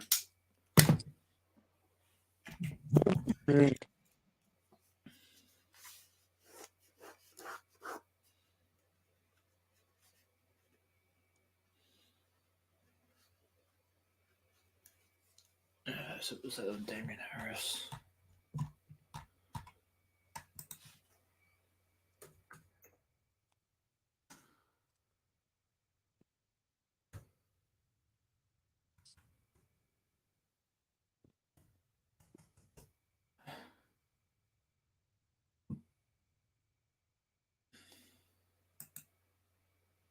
Are you there, Sergio?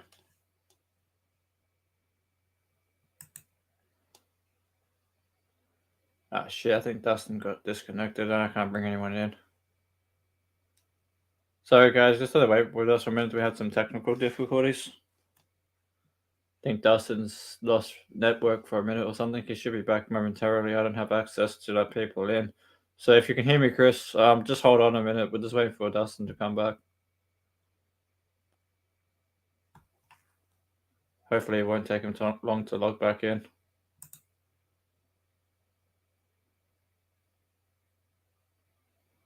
All right, no worries. Yeah, cheers, bro. You can hear me? All right, cool.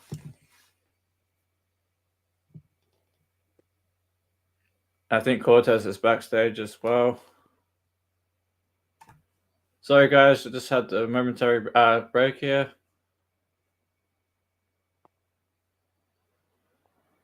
I think I can show anything on my screen.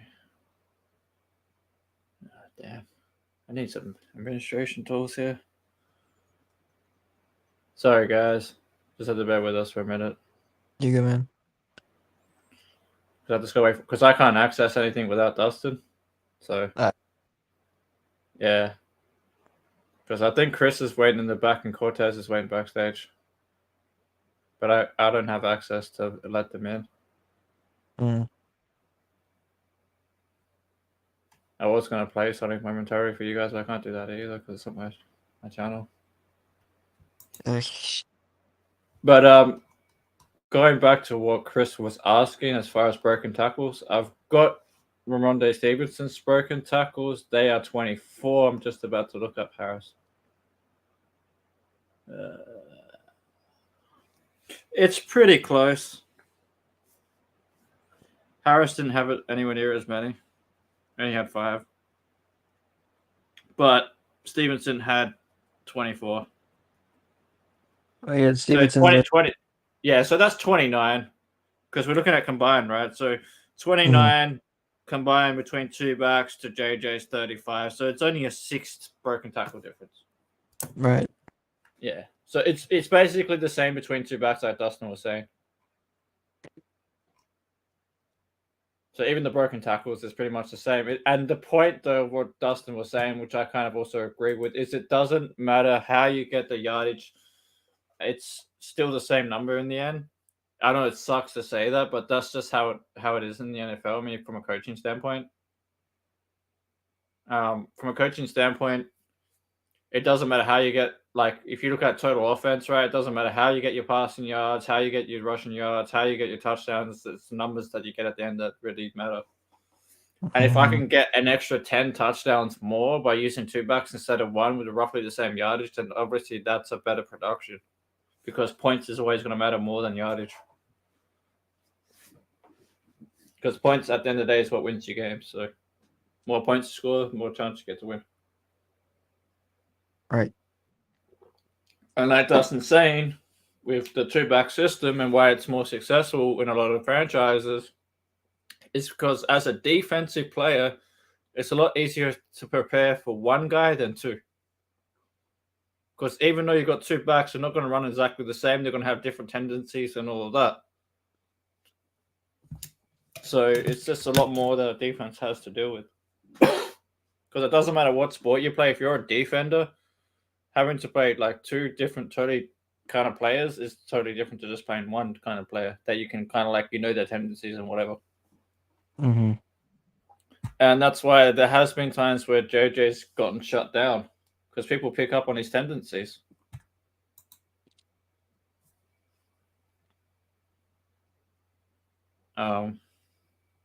Let's have a look quickly. And I'm by no means saying that Josh is a bad running back or nothing like that. He's still top 5 to 7. So it's not like I'm saying he's a scrub or anything, but I'm just saying the production can be replaced. Would I like for Josh to be the lead back out of the 2 running back system? Hell yeah. But I think if we could have Jacobs as the lead back and then someone else like Zeus as the other guy, then that would be better than just running him all the time constantly. But it depends how much he's asking for too. Right, where is it?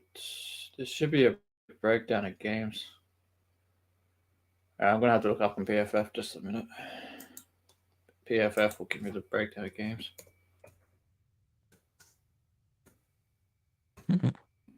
So what I'll do is I'll look up Josh Jacobs on PFF because I can get the premium stats, and then in the premium stats it can also tell me like how many yards and stuff he had in each game. Because that Seattle game also, when you get a game like that where you have like a big game, kind of throws out the actual What's overall. up, gentlemen? What's going on? Not much, man. Nice to meet you. You too, Good to man. meet you, Chris. How y'all doing? Quite a good work. All right. Sorry, I got a phone call, man. My bad. Oh, that's what it was. That's what it was. I thought maybe it was network or something. Nah, fuck. I got a phone call. I just need to do something tonight before I get back to my house. Yes, that's cool, man. So getting back to what you were saying before, with the broken tackles, while you were off air, I looked it up.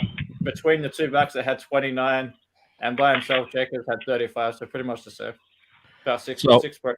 So I was looking. Yeah, and that's all I was saying. Oh, go ahead, man. Oh, no, that's fine. So I know, Port, I know we kind of talked before. So what I pulled was the PFF, the forced missed tackles. Let me see if I can pull. Oh, you mean the 90 missed tackles? Huh?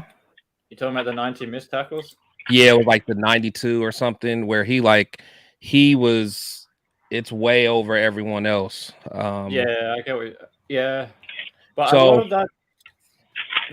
Go ahead. I was just saying some of that is like when how when the line pushes forward for about 3 or 4 yards and he goes through the hole, and then he's coming up against probably like a linebacker first, I think, and then he just kind of like dodges and weaves them, so he can make cuts. That's like his cutting ability. I'd say that contributes to that. So in saying that though, if he had a bit more speed, you get a guy that has similar cutting ability, a bit more speed, you could probably get even more yardage out of it. So I think he has his speed is. I mean, he's more shifty than straight edge speed. Yeah, I think. And I think, said his speed went up this year. They said that with his training and everything, he actually got faster this year than he has in the past. Yeah, he cut a couple pounds. Yeah, I agree. I think Josh's what people don't and the stats don't always show it is his just playing a running back. I played running back and safety. So I think the biggest thing is he has great anticipation, great instincts. That stuff doesn't really correlate in the stats. But if you really watch and just do the eye test, like if you watch his game against Denver, I mean, you see, as crazy as it sounds, you almost You mean see the things first that one? Barry Sanders did. Huh? You mean the first Denver game where he rushed for 144? Probably. I can just visualize it. I don't know which one it was, but I mean, I imagine. I think the second game he got what, $129 or something. No, 109. Yeah, it must have been the first one you're thinking of, because the second one was just he didn't have as much production in the second one. It was the first one. So I'm guessing you're thinking the first Okay, one. yeah, maybe, yeah. I'm not sure, but just watching it, I mean, it's the being patient, where there's really not a hole and he's finding a way out of no way. Like those are the type of things. Like even though we didn't see that much of Zeus, Zamir White, I think that like he doesn't have that. In running backs, a lot of running backs don't have that. Like it's easy just to say to plug Oh and heck play. no, Zeus got vision on how to run in the back of his players. Right? Like, Yeah. Right. I said if he's in an open field with the pole in it, he's gonna hit that damn thing. Like, Right. there's no doubt about it. And I've always said it's not a trade he can't fix. It's just that does he have the capability to fix it? Because some people can't slow the vision down in the NFL that much to concept to be able to get through there. And that's the thing why I said why Britton Brown is a little more exceptional, because he plays let me run behind you type player like Le'Veon Bell shit. And he's also the other type of player where he's already showed in preseason. And I know you're not going against starters, right? But there's a play in there where he actually started going parallel backwards, where a play where Josh in the regular season, I think it was in the Rams game, that could have got us that first down when he ran to the outside and it kind of carried him back behind the line. Britton ran two dudes back behind the line like that to the backwards sideways and suckered him and then cut back through them both and went down for yards. Like, that's all I say is like there's things he's got in vision. But that's why I say preseason versus regular, you're playing number ones and twos versus, like you said, those are threes and fours probably not even being on a team. Most of them not even going to be on a team. So, but the vision part, it doesn't matter if they're ones or threes or fours. Yeah, if you got vision, you got vision. No, I agree. Exactly. Yeah, vision's vision, because I've played football my whole life, and I played a halfback too, and safety. It's weird they said that, because that's exactly, dude. I played on both sides. So you understand though. So that's why I'm surprised to hear you say almost that running back is a plug and play. Because I'm surprised. To me, this is the only thing though. See, like, I've thought about this, and this is something I've thought about even with like people like Josh when you're in college. In college, I would have probably made a different transition of player depending on how I would have been there, how it would have. And again, if money was an issue to me, then I would have taken that into consideration in college, because that's where people would make that transition. And I've even brought up that the halfback is a dying breed. It's going to die out over the time, and it'll probably turn into halfback wide receiver people back there, wide receiver in the halfback position, because I think that's the only way. I think that's the only way they can justify giving the money. Because let's be real, I've brought this up. If you give the money to Jacobs and Saquon, right? Let's just say give them the money, right? Usually you're implying when you're doing these types of moves with those types of players is like, let's give them the contract before the market's actually reset by the bigger players, right?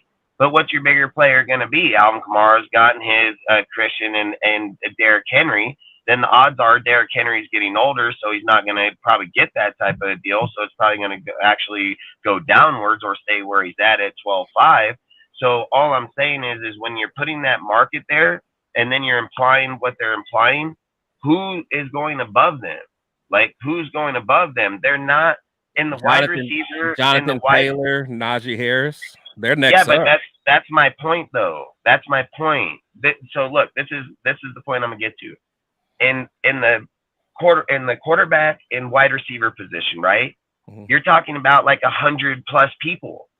So if somebody gets that market and you put, say you take a player like, and I've argued this about Derek Carr plenty of times about people saying his contract. At the point in time, yes, the contract was high. But by the time 8, 9 other dudes were in front of passed him him, up. Yeah. his contract isn't. Yeah. Jacobs, that's not going to be the factor with Jacobs. There's not going to be 8, 9 other factors. There's going to be 2, maybe 5 at best. And that's saying if those top dudes even get another contract like that. You see what I'm saying? It's not about. It's not about that I'm sitting there. What I try to put to factor is that we're putting 100 to 1 ratio versus like 10 to 1 ratio. It's gonna take for these to offset themselves. It's gonna be like literally 10 dudes to 1 of them. You see what I'm saying? No, to even fluctuate 1%. No, I get it. Even at a 10%, my bad. No, I get it. But in a way, though, that's kind of better because it's not going to drive it up as much. Whereas the 1 to 100, those guys, just like Carr, like we said, Carr got that at the time. It was the highest paid contract ever. And then a month later, it got beat by whoever. And then it kept getting beat. But like someone like Josh, for one, he didn't even want to reset the market. I think more or less he wanted the years, He did say cap on that. I seen his post in that deal where he did say when dudes were talking about 16, he said not. Yeah. But this is the other question then I would have. This is the other question I have would be for him. And this is why it's not about me being a halfback and playing and being biased. It's that when I look at my team and every player is across there, I try to be unbiased at any point to stay as natural to the game as I can. So I can't look at a player and favor him, right? Yeah. I have to look at it and sit here and say, okay, even if you imply you want 13, 14 million, right? How do you imply you get that if you're not better than Henry? Your stats don't compare to Henry. You are not better than Henry on any given day of the week whatsoever. But you're implying that the money is going to be better than him. You can't beat the King. You can't beat him unless you take him out of the deal. There's a deal when Jacobs averaged 70 yards in his career, right? That's what Jacobs averages, 70 yards per game in his career. You know what Henry averages in his? 100. 100 yards per game. Henry has 6 200-yard games. Jacobs has 1, and it was lucky because Derek Carr called the audible. There's a lot of things that we have to take into consideration. Jacobs had 13 or 15 100-yard games. Derek Henry's never been under a 100-yard game, or you know what I mean, like his under it, but average wise. And that's all I'm saying. Like if we look back on his consistency, right, on Jacobs. I've said, even on Gruden's best year, he went for, 270 carries for 1,100 yards. 750 and 12 touchdowns. He would never got 70 more carries in that system. He would have never got it. He got those carries because, one, we only had Devontae Adams and literally fucking Jacob. Our next people on the roster was going to be Foster Moreau, and then it was going to go Keelan fucking Cole. Like outside of Devontae and outside of Jacobs, there was nobody else. So when they're getting these yards and the carries that they were, you can't sit here and say that next year with this type of roster that we're sitting here saying, like we're literally sitting here saying that you can have Hooper, Mayer, Howard as your starters. You're going to have Josh. You can have Sincere, Brown, Austin, Zamir. You can pick them. It doesn't matter. Then you're going to your receivers. Dude, we couldn't even name dudes like this last year. And you're going Adams, Mayer, Renfro, Carter, Tucker probably going to be your starters. Maybe possibility of Sims in here. You can even, like we've been over a bunch of times, you can have Dorsett, Cole, you can multiple. The issue last year, we were talking about Robinson from the Chiefs. And then we're going to imply that Jacobs is going to get the same production. No, realistically says Jacobs' most production underneath that type of system under Gruden with the healthy players, he was only maxed at 270. And then I do realistic. And look, I even favor him by a mile. Josh Jacobs' best season, is 5 yards? Is 5 yards average? Yeah, I give him 7 by 270 yards. He still don't eclipse those numbers. So I favor him 2 yards per carry more, which is way above it when they're talking Chubbs is going to look for 6 yards per carry this year. You see what I'm saying? Like I'm trying to give him the benefit of the doubt. The numbers don't lie. It Yeah, doesn't but matter if the guy you gets got 8 you yards, got to pull 10 him yards. back a little The bit average more. is the yard. So you got to peel it back a little more than that, because again, the numbers don't always tell the story. So again, like if you look at Jacobs' first 4 years against pretty much any other running back that you guys think that is elite, Yeah, he's but right. He's right there with. Yeah, but he's not. Is he there with Emmitt Smith? Emmitt Smith has only missed 5 games in his whole entire career. Okay, And are we going to say that he's going to be on pace with him? He's not. He's not. Hell fucking no. Well, anyone else? I mean, besides the yeah, number but we're talking 3, about the greats, and there's only a few of them at that position. What are we going to go? Are we going to get down to like Terrell Davis's or something? Like, how far back do we have to go to that? Well, I'm saying him in that category. Terrell Davis is elite. I mean, that's what I'm saying. Let's go to last 10 Emmitt years. Smith elite. He's not Emmitt Smith elite. And to be on that category and have those conversations, you got to be there. And the thing is Emmitt missed 5 games, I think, in his whole career. And I'm just thinking off the top of my hand because I think it's 5. But the production that came behind him, it was just the whole nother deal. And that's all I'm saying. Like, elite players like Barry Sanders, you brought up a while ago. He may have a trait like him, but he does not have nothing like him to get in the backfield, run around a dude, fucking get over here, half set a whole fucking team, go back the other way and go 80 yards to the house. He does not carry that type of trait whatsoever. But so if we're looking at like a vision trade or those, I gotta disagree with what you were saying before too, Chris, about how you said any other back. Because even Derrick Henry, if you compare like since Josh entered the league, Derrick Henry's numbers blows him out of the water since 2019. His first 4 years. Yeah, Derrick Henry. Can you just open that up for me, Dustin? I just put it in the share screen. Oh, yeah. Let me know if you can see, or if I need to zoom in. Can you see that, Chris, or do I have to zoom in a bit more?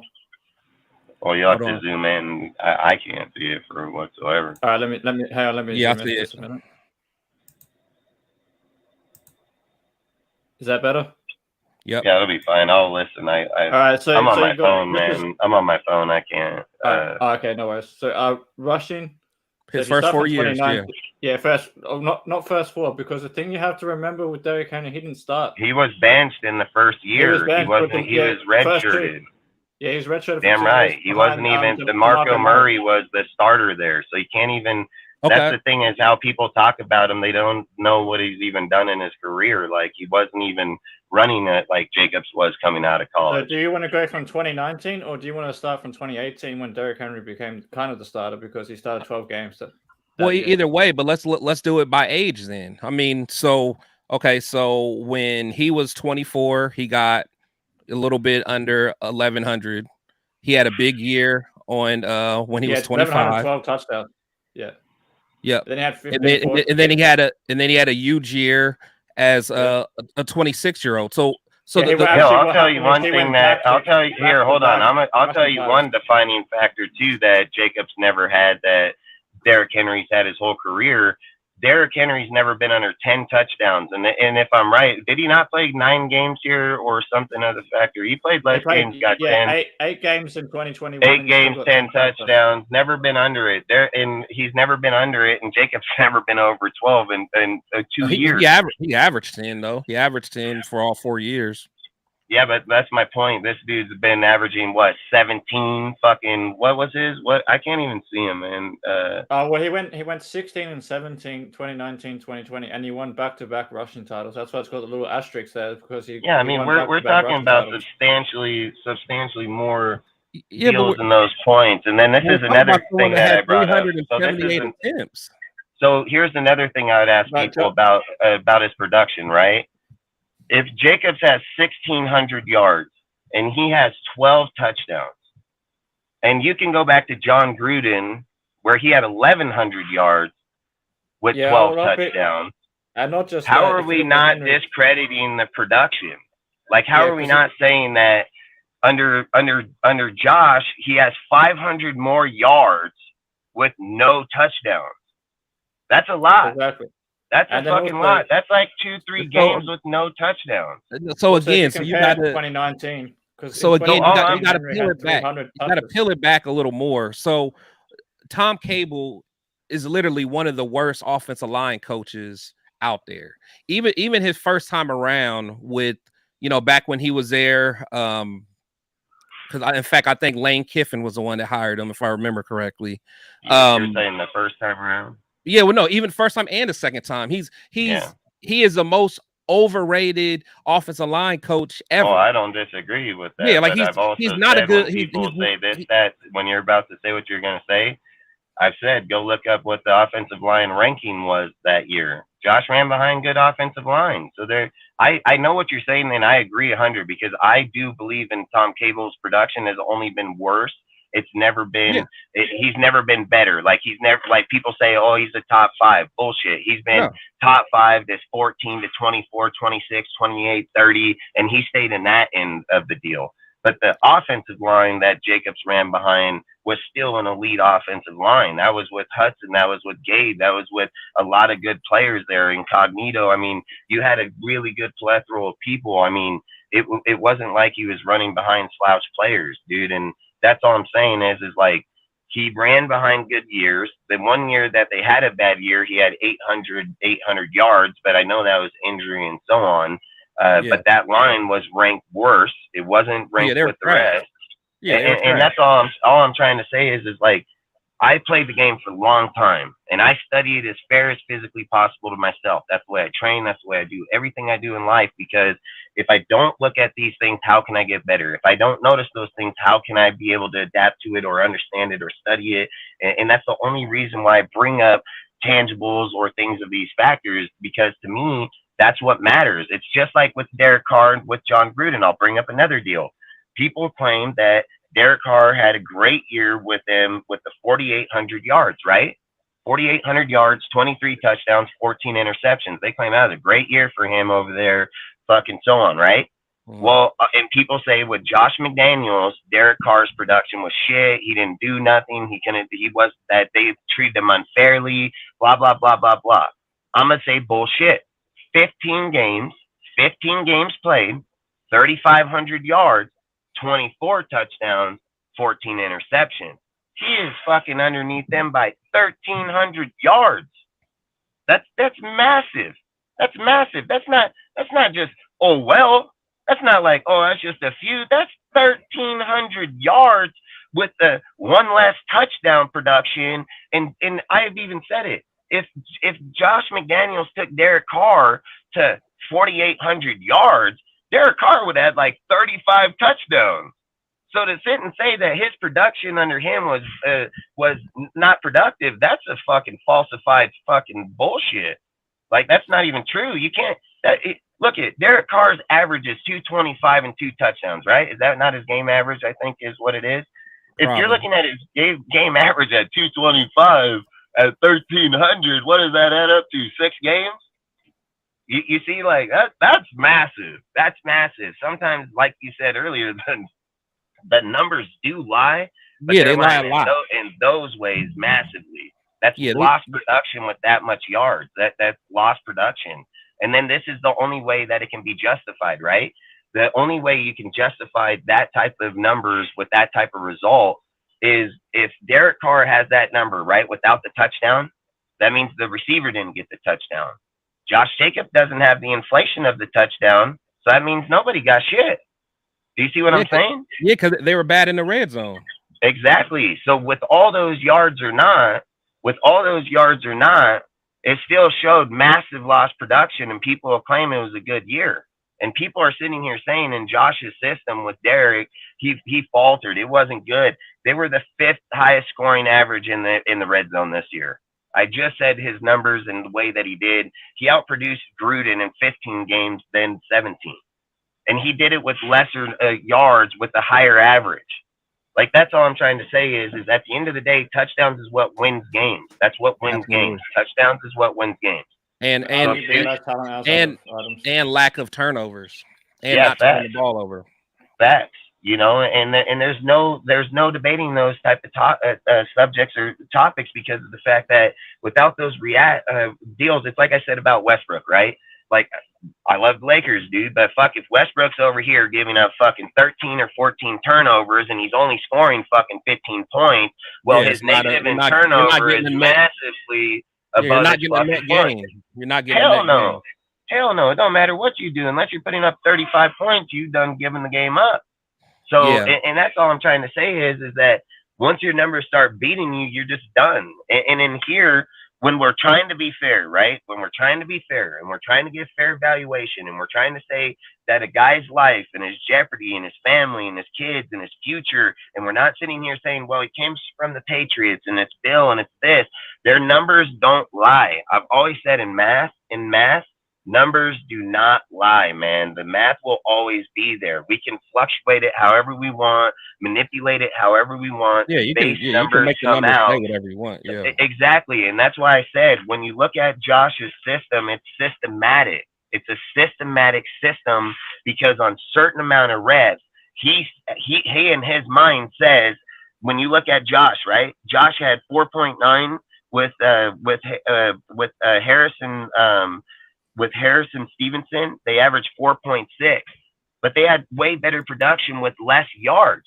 127 less yards, 20 touchdowns between the two. And the only thing that I'm saying is there's nothing saying that Jacobs is bad. So I don't imply any of that. I don't, when I'm talking about it, I'm not implying any negative towards Jacobs.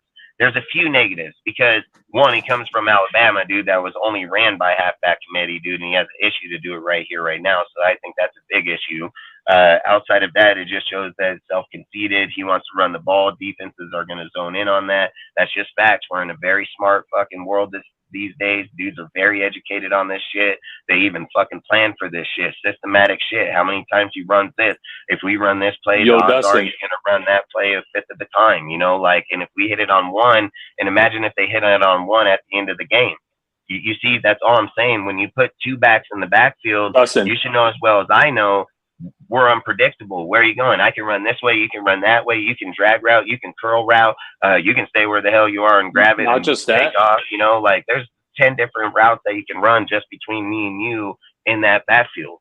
Not just that, Dustin, not just that. By the way, salute, protect the shield. Appreciate your content, by the way. That Hugh Jackson interview was awesome. Yeah, appreciate it. Hell yeah. That's what I say. He did pretty good, man. I'm not gonna lie. That was an awesome interview. The other thing that bothers me about Josh Jacobs, and I want to preface what I say by saying I like him as a Raider. I think he's a good running back. I don't think he's elite for a few reasons. Dustin and I have discussed those reasons ad nauseum on this podcast on DSR.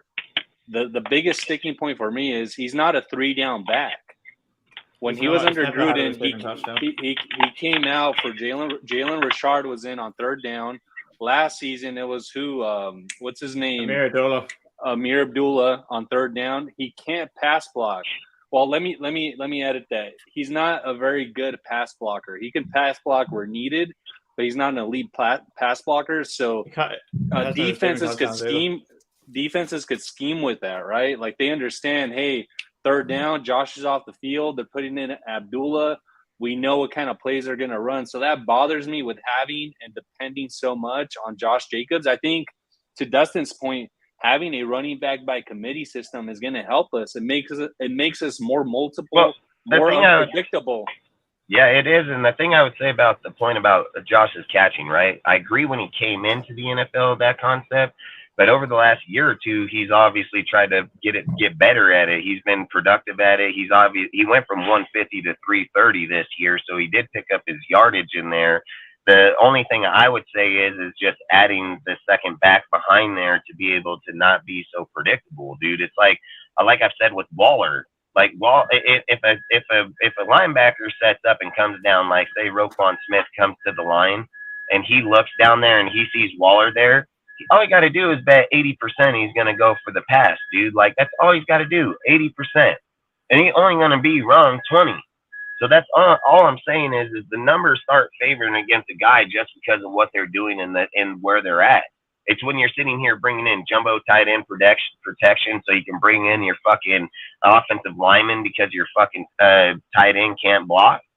Like I don't get those things, you know, and that's all I'm saying is like I get when with Raider fans we hold on to names. like big time. We hold on to the name, man, and that's it. It's like with the production with Renfro, so many people think like, what's going to be a bounce back year? How's it going to be? Is his numbers going to be 1,000? Hell no, they're not, dude. Like if you sit there and look at the way, it's going to be around 600 yards. I bet anything. I bet anything it's going to. Dude, Jacoby Myers has been proven 800-yard receiver back to back. He's been proven back to back years of 800 yards, dude. Like he's going to get those passes and those yards. Sorry, hey, yeah, peace out, bro. I think I've seen his woman up to the side. Yeah. Salute to protect the shield. Who's woman? I think it was his woman, or somebody was on the side. I think was telling him like to come on or something. I don't know. I've been there before. Shit, I know what that feels like. Fucking A and B sitting here fucking by the ear. Come on, what the fuck? The hell you doing? You know, like just trying to chill with the homies and talk football, dude. Like that's hey, facts. My one been trying to blow up my phone. I just keep acting like I don't see the messages. Dude, she's probably watching. Look, at the end of the day, and like I say, what's his name, Chris? Hey, like I say, I appreciate you coming on. More than welcome. Come on anytime, man. Like I always say, love the debate. And I always say it doesn't make any of us right or not. It's just a conversation to have to see where we can be with people. And all I'm saying is if we added a back with Jacobs, it would be more dangerous. But the fact that he just wants to be by himself, it hurts. I just want to say something real quick. Go ahead, Ozzy. I'll just go real quick. Yeah, just real quick. Sorry about that, Ozzy. I just wanted to say, although I don't think Jacobs is an elite running back, I do understand why people are attached to Jacobs, right? Because we haven't had much success drafting homegrown players, developing them, making them into Pro Bowl players. Like we haven't had that kind of success as an organization. So when you hit on a guy like Josh Jacobs, a guy who's been to multiple Pro Bowls, who is a perennial 1,000-yard back, I think we could say, who has been a good citizen, let's call him that, for the Raiders and a good representative for the organization, I understand why people are attached to him because he is a good player. He is a good guy, right? But what we have to remind ourselves is no player is above the shield. You guys know, like I'm a big Derek Carr supporter. Once, his bags were packed and he was headed down to Louisiana, you got to keep it pushing. You just can't get too attached to certain players because it's like I came up with I told you guys this analogy the other day, right? It's like employees working at a company. Employees are going to come and go, but the company's going to stay. I'm sure Dustin, true or not, like I'm sure you've had employees come and go through your company, fucking dozens what are you of guys times. talking about? Not hundreds of times, like millions. What are you guys talking about? Yeah, like millions of them. But your company's still there. Like you can't get attached to certain guys. What's up, Cortez? Hey, what are you guys talking about? I'm just joining in. We're talking about Jacobs, and we're. No, time to move on, bro. I traded him. You can back out. We're talking in our deal, man. Don't come join and be like what we're talking about. If you want to know or be here. We're talking about it. We're discussing it. We don't come in and tell people we're not going to talk about shit we are talking about. Like, at the end of the day, he's still a Raider. He's still on this team. And if he don't sign or he does sign, it's still part of what we're going through. I'll hit you guys up on Monday. All right. Cortez-y peace. But I just think, frickin', like you're saying, with him, at the end of the day, man, it is what it is. The thing I have an issue with is like you said about, if people feel that a player is above the shield, then why do they keep saying that there's no player above the shield? And again, every single time I bring up a valid facts on one player's stats, the way that he runs, the way that he is, how come he can't beat his stats and you keep trying to inflate his number? Like, that's all. Those are the only things I'm trying to say is like, if nobody can inflate Henry's numbers, like Henry's numbers are his numbers. You know what I mean? Like, they're his numbers. There's no inflating it. The dude, like I said, he's averaging 100 yards per game. And dudes are over here saying, oh, this guy averaging 70 or 80. I think it's like 79, I think. But still, it's massive. And then his touchdowns are massive. Like, there's all kind of things that are so offset here. And then dudes don't even know that Henry didn't even play his first 2 years, really, dude. And then if it, like the whole thing, like when he said the age, I'm just wondering, what would the age have anything to do with it if he's still producing at those numbers in those type of years? The numbers are numbers until they get outweighed. You know what I mean? Like, till the numbers out justify the number. Until this guy gets there, he's still catching up. You know what I mean? Like, what it boils down to for me is this, right? Like, if you have to look, so obviously Ziegler has done this as the GM. You have to look at Josh Jacobs' career in totality. You can't look at it in isolation. It's not like his career just started last year. You have to look at it in totality, right? So obviously, let's assume in a hypothetical world that Josh Jacobs' career was only like last season, which was what, 1,600 yards, over 2,000 from scrimmage, etc. Yes, it's amazing. It's remarkable. But then you have to look at the 3 prior years, which I'm not saying are bad, but they're not astronomical numbers like that. So you have to look at everything in context. Dude, out of the 3 years before that, 2 were 1,000 yards barely, and then at 800 yards. Yeah, exactly. And exactly. I've said Cook has better numbers than that. He does, and I'm actually, like, I'd be in favor of bringing Cook on board, but that's a different. So let's get off the Jacobs deal. I want to go to your topic because I want to know what you got on this Madden shit. Oh yeah, so I was, I was on Twitter earlier today, just looking at, at the football news coming down the pike, and it was interesting to see like all the different like Madden ratings that are out there. And they just dropped today, so I don't know if you play Madden anymore, Dustin. I haven't played in the last year, man. Fucking work too fucking much to play anymore. Yeah, so I was wait up, I had some notes on this. Check this out. So they have the five highest graded Raiders. So Devontae's at 97. They have Jacobs at a 95, by the way. Yeah, I know, a guy that leads the league in rushing yards. If that was CK2, man, that would have been 99. Yeah, so Max Crosby's at 94. Colton Miller at 87. They have Chandler at 82. Those are the 5 highest graded. Well, that's crazy Raiders. That Colton's an 80 what? 87.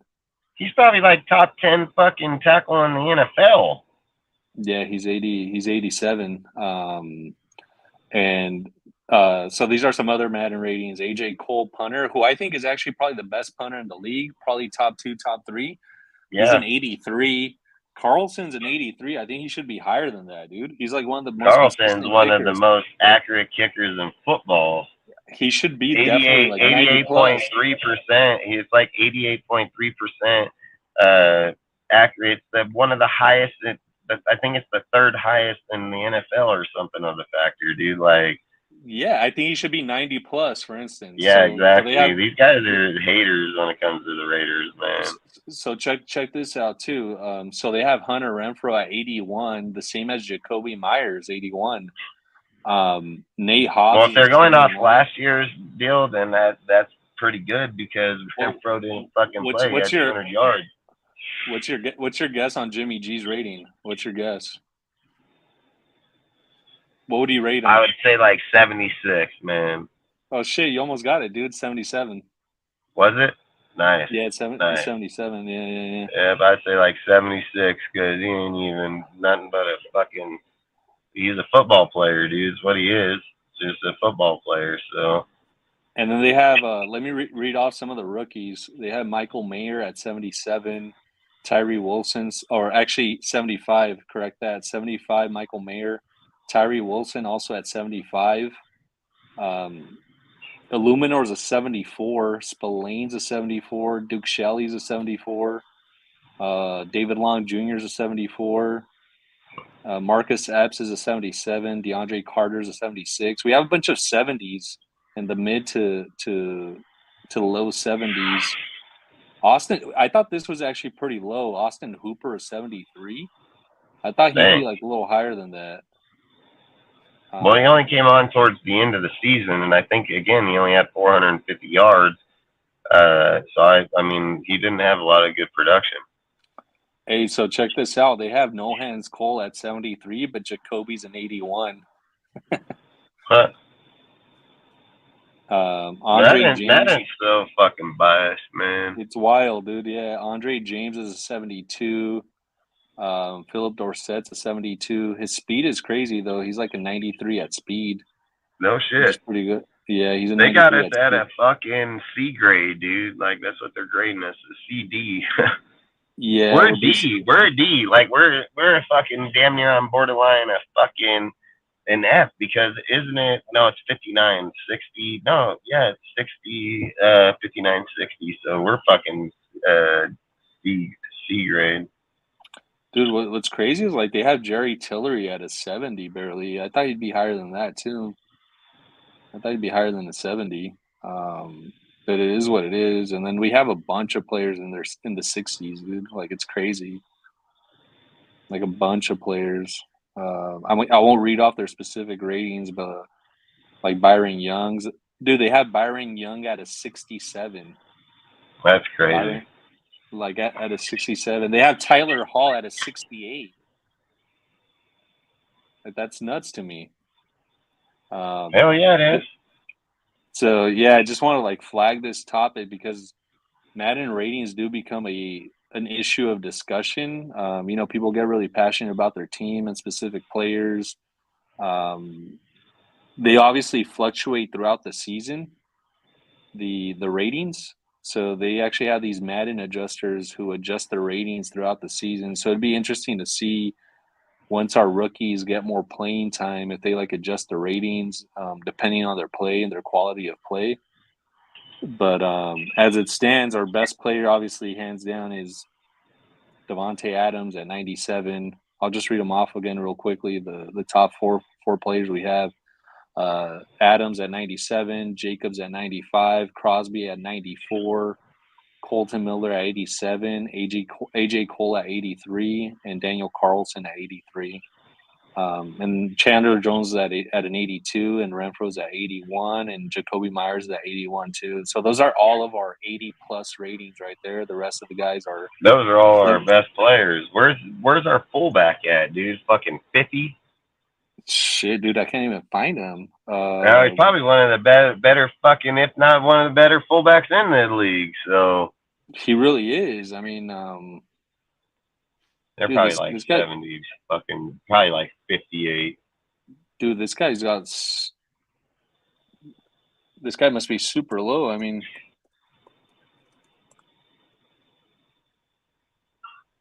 shit, dude, he's a 68. He's a 68, dude. I said 58 being sarcastic. I'm fucking 68. Yeah, he's a 68, dude. Hey guys, sorry about that. Yeah, it's all good. No worries, Ozzy. We were just talking about, I don't know if you saw the Madden ratings dropped. No, I haven't checked it out yet. So, yeah, I was wondering if you had any thoughts on this. So, our highest rated player, take your best guess. I don't know if you were listening. Maybe Josh Jacobs or Max Crosby. It's actually Davante Adams at a 97. Oh, okay, yeah. Oh, yeah, Davante. Yeah, I forgot about Davante. Yeah, so yeah, it had to be one of those three. Yeah, and they have Jacobs at a 95, Crosby at a 94. Colton I don't know Miller how at the an fuck you 87. have Crosby less than Jacobs. That doesn't make sense. Yeah, I'd have Crosby higher for sure. Yeah. And what No, Dustin dude, I think it's just that, like the inflation of numbers, dude. People, when you got dumb people, you know, and I don't mean to be like just dumb, but when you got dumb people that can't count or do math, it's just like I was sitting here saying a few minutes ago about how one person's looking at 4,800 because they think it's a lot of yards and a big number, but then the other guy has 3,500 and he has just as equal production. You see, like, that's all I'm saying. And I've even said, like, you can't change that when it comes to the tight ends or no receiver, no tight end didn't get because no point or no touchdown went on his record and no halfback got it because none went up in theirs. And that's all I'm saying is his numbers are just fucking misconcepted all the time, dude. Yeah, no, it's wild. Like, another thing is some people look at yards more than points, and I'm like, how? Touchdowns and points, or if you're a defensive player, stopping people from scoring points is more important than yards. Facts. You know, Hey, when do you Murray's over there If you're getting 10 stacking fucking someone, if you're touchdowns in stacking a someone, year, you're stacking sharing. points and yards. Hey, So- hey, do you guys agree with Justin Jefferson being at a 99 and Devontae Adams being at a Fuck no! How the 97? hell does that work when Devontae had more touchdowns than he did? He's at a 99, dude. He's the highest rated receiver in the I know game. it's bullshit. I mean, Yeah, I I get get why it, they but I do it don't. because he's young. Because he's Because of young. But yards would you and do for that with yards. Rice? Would you say Jerry Rice was like that? No. Dude, That's they Devontae what I came mean. here, had his second best year in all of his career, and he's a 97. They rated Kelsey at a 99, dude. Yeah, that's what I mean. Like the overrate. Yeah. Oh, Kelsey's a. I mean, he's I don't the know, best he's tight end pretty in high. the Yeah, game. he's the best tight end. So that I one don't makes know. a I bit don't know if more he's a sense. 99 though. I Yeah, don't know if he's a probably. See, 99. that's where they fuck up with the inflation and shit. So Kelsey I would should love really to be a hear why 97. not. I would just love to hear why he's not. Like, I'll the guy explain can why. block, he I'll can explain. catch, he'll just smoke your ass. Yeah, He's I beat don't on doubt us all that. every But day since if he's they want been to make there. the game more balanced, I'm right? giving him a 99. I don't even like the I Chiefs. get I'm what gonna you're give saying. He's him. definitely the best tight I'd give end. him like I a don't. 95, 96, dude. I mean, You're doing that for bias. You're doing that to be nah, biased. dude. I'll He's explain the why. best. I'll explain why. If he's the Wait, best, wait. if he's the best. So look, you're indicating that Adams would be 99, right? That would imply that he's the best. Yeah, because So to make if the game he's the best, balanced, why isn't he different 99? position. Because who's the I best do it based on quarterback? position. Is he 99?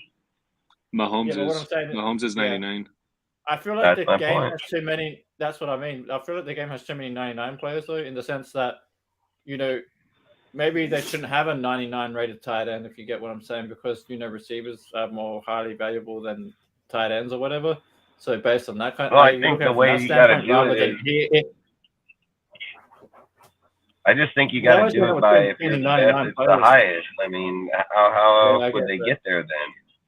Because Yeah, if you don't rate the best player in that deal and you rate him at 97, how does he get to 99 then? You know what I mean? Like there's got to be a way where your ceiling's at 99. Like I said, I'd love to hear the debate about the Kelsey deal, because at the end of the day, if we're just being honest with the game, Oh, he's the best tight Kelsey's end. probably one of the best that's going to play the game ever. You know what I mean? Like, so I don't. Check this stat out. Do you think Lamar Jackson's a 91? I don't know. I think I would put him less. I'd put Yeah, I his would put ass him less less. too, dude. I put him Maybe less too. 89, Yeah. 89, 88. And I'll they put had him like Stephon Gilmore. 86, 88, yeah. So they had Stephon Gilmore as a 91. I don't think he's in the 90s anymore, dude. He's probably in the 80s He now. regressed. He Like regressed. Stephon He should be Gilmore. around 87 or something like that. I agree, dude. Yeah, he'd be like 87. They have Amari Cooper surprisingly at a 91. Again, that's too high. He should be around I think that's a little 90 too or high. 88. Yeah, but I think because he's the number one receiver in Cleveland, so I can see why they probably did. And you got to remember, people are playing mutt football and things of those factors, so you got to keep players consistent in there. So that's why that 91. If a guy's playing just all Cleveland team, like I play all Raider team, you got to have some good players. I mean, let's be real. I would say, let's be real. Fucking the Chiefs got 2 99s already. Yeah. So check this out. What do you guys think Derek Carr's rating is? 75. I know you're gonna say it's like a 91, man. I know you're gonna say 91, 92. If they say that because he went, they're fucking bullshit. I'm fucking with you. I was about to be like, he's like an 80 fucking 88, 89 dude. He's a 78 actually, which I think is actually low. What? He's a 78. He's a 78. Yeah. He's a He's 78. He said 93. I was like, shut the fuck up. I was like, this motherfucker goes to the Saints, dude. They're like 100. He's 100. I do He's a think Raider. They're like 50. Low, though. I do think 78 is low though. Yeah, it should be about an 81, 82, maybe a bit higher. So hey, what do you think Patrick Queen is, Dustin? I know you're big on Patrick Queen. What do you think his Madden rating is? He's young, man. So or 85. I'm gonna say like 82, 83. 80, just flat 80. Yeah, Well, that's good. I was close enough. I thought he'd be higher, actually. I thought he'd be Nah, higher. he's a young kid, dude. He's a young kid. He's played behind, so I think his ratings all right. I mean, I was thinking 80, but I was like, nah, 82, 83. I mean, that's still good when you're playing Madden because you got to think about it. 23 years old, 2 years in progression, and if you were to take him through season mode, in 2 years, that fool gonna be at 95, 99. You know what I mean? Like he's not gonna sit back there too long. He's already developed this skill trait. It's just now going forward, you know. So that's the only thing with him is he'd get. Who do you guys develop think? Who do you guys think are the top 3 corners in Madden? Shit, that's a good question. Sauce Gardner got to be one of them. Yeah. Nope. Ramsey's still up Nope. there? Sauce He's is in not? the lead. Nah, he's not. What? That's fun. So they're going to just go off of over the years. So what? Jalen Ramsey's one of them. That's one of them. That's one of them. So it's going to be Jalen Ramsey. I mean, is Stephon Gilmore the second one? No. What's that guy that plays for the Eagles? You talking about Bradbury? Darius Slay? Darius Slay? No, Oh, Bradbury. yes, Slay. Slay could be it because he's been a top player for a while too. Yeah. Nope. So it's not Slay or Bradbury. Nope. What Is about it the other Xavier guy? Howard? Nope. Who the fuck they got as the next one?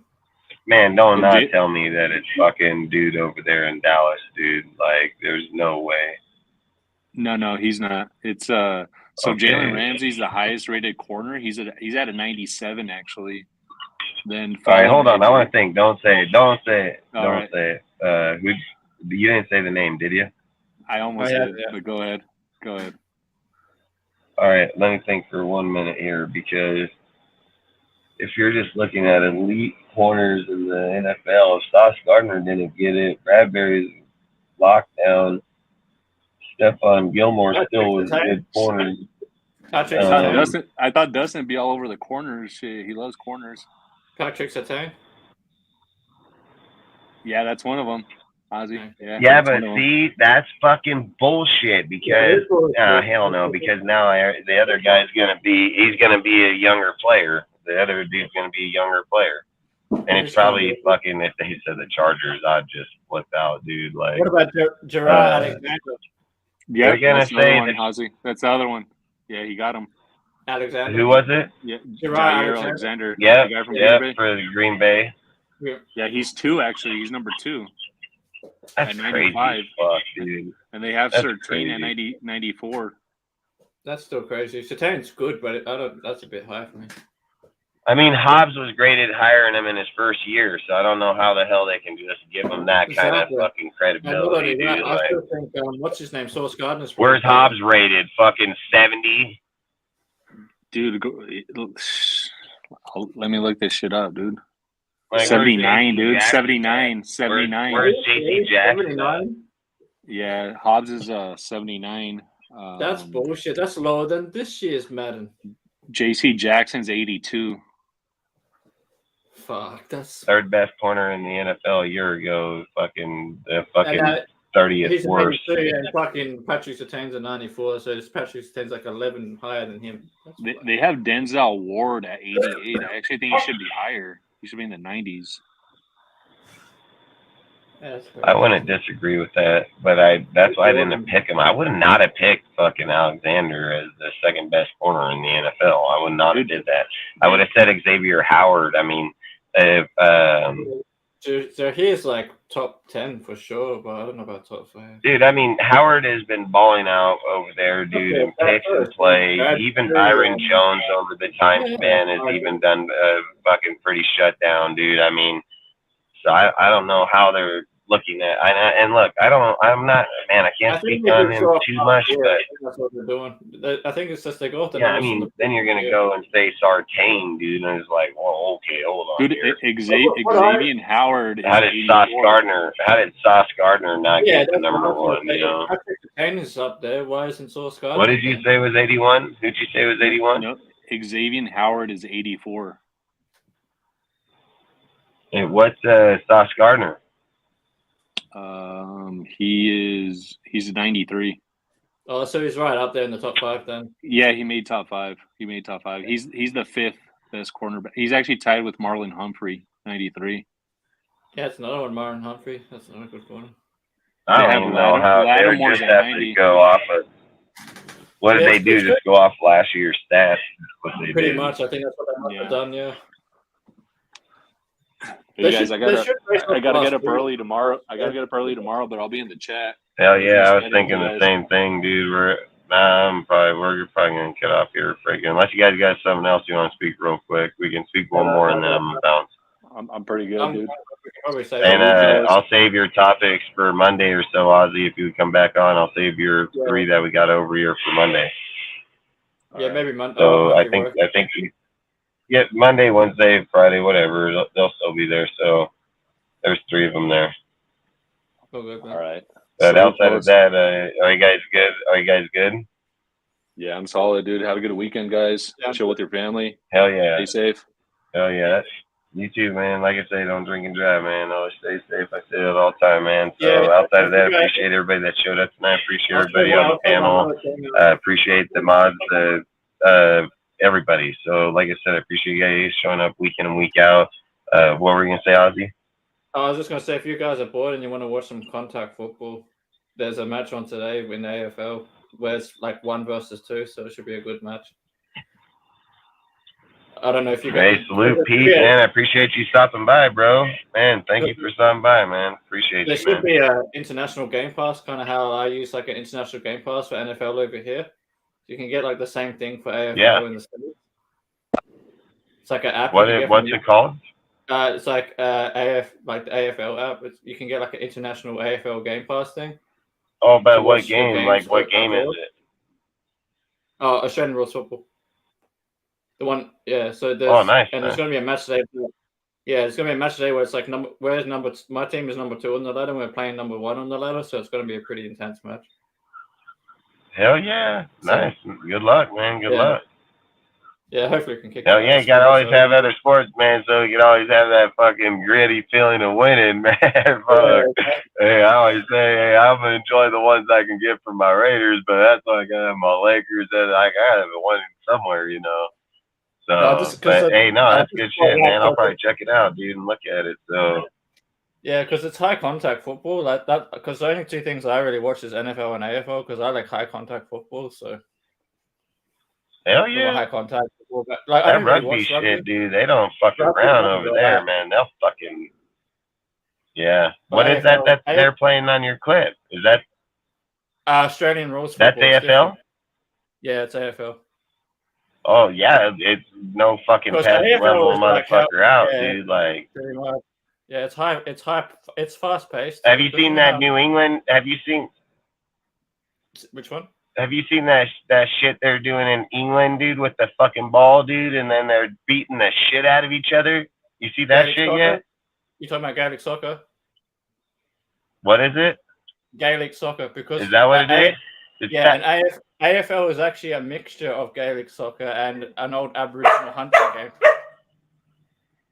That's where it came from. Yeah, because that was back in like the fucking night days and shit, dude. Yeah, because AFL's been around since my team's the oldest club. They've been around since 1870. So yeah, that's crazy, dude. When I was watching them. So go ahead. No, I was saying I started watching that shit the other day. And I'm not gonna lie to you, man. That shit, dude. Those dudes were straight boxing it, bro. Like every time. And then a guy gets the ball, he tries to run through, dude. It's crazy as fuck. And then they just tackle you and hold you there on the ground. They don't even let you up. They just hold you there the whole entire time. The thing is, when we tackle, like, there's no stopping the game unless someone gets tackled and you pin them, and then it's either a stoppage or a free kick. Because if they had time to they got what you call a handball, which is where you hold the ball in one hand and then you got to literally punch it with your fist. It's called a handball. But you use this part of your hand here. So you got to punch it. Yeah. So that's a hand. So you got to punch it to handball, or you can kick it like a quarterback. So instead of throwing it, you kick it like a quarterback to pass it. What's the point of the boxing? Like, why do they box it out like that? Like, what's the point in it? That's Gaelic soccer. That's not in AFL, but that's in Gaelic soccer though. You know I was sitting there thinking about it, dude. Like, if you were fighting like that every game, like you're gonna be fucked up, bro. Like, I don't care how fucking tough you are, you're gonna be fucked up, dude. Like, AFL used to be like that back in the day when people used to get away with more shit than they do now, but. Was it? Back in the yeah, day, I ain't gonna lie. That shit. Motherfuckers doesn't get away with it. Not anymore. Hey, that shit's straight aggressive as fuck, dude. I won't even lie. I was like sitting here thinking, like, God damn, dude. Like, yeah, I thought about it for a fucking good 20 minutes, where I'm like, yeah, dude, it's ruthless, bro. I'm not even fucking playing. Yeah, because on those clips you were showing us before we came live, dude, with that dude just fucking elbowed the fuck out of that dude in mid fucking run and just stopped him flat in his tracks, dude. Like, he just straight motherfucked him, dude. I was like, yep. You're legally allowed to hip and shoulder, which is where like you use your shoulder and your hip to like smack into someone to knock the ball loose. Like if they're running with the ball, you use your hip and shoulder to smack them to try and knock the ball loose. Because the game doesn't stop especially once the ball hits the ground. The game only the ball doesn't the game doesn't stop. Like the whistle doesn't blow when the ball hits the ground. The whistle only blows if A, it goes out of bounds, or B, you get tackled and then you can't move, and then it's like either a ball up or a free kick, depending how long you had to get rid of the ball. Like if you get tackled straight away, it's just a ball up, which is like pretty much a basketball tip off. So, because you have a basketball tip-off, because we have like two ruckmen, right? That go up like a basketball tip-off. And then you got the guys down, the rovers or whatever, down the ground to get the ball when it gets tipped down. That's your midfielders. Yeah, so I'm going to check that shit out more. All you guys on the inside are built like brick shit houses, man, because they're like little balls in there and they got to go and get the fucking ball, man. Dude, I ain't gonna lie. I watched that one dude. He jumped up in the air to go get it, and that other guy just fucking cleaned him, dude. I was like, oh man, dude, like that is. You gotta think. We're over here talking about, dude. We're over here talking about concussions with the fucking pads and helmet.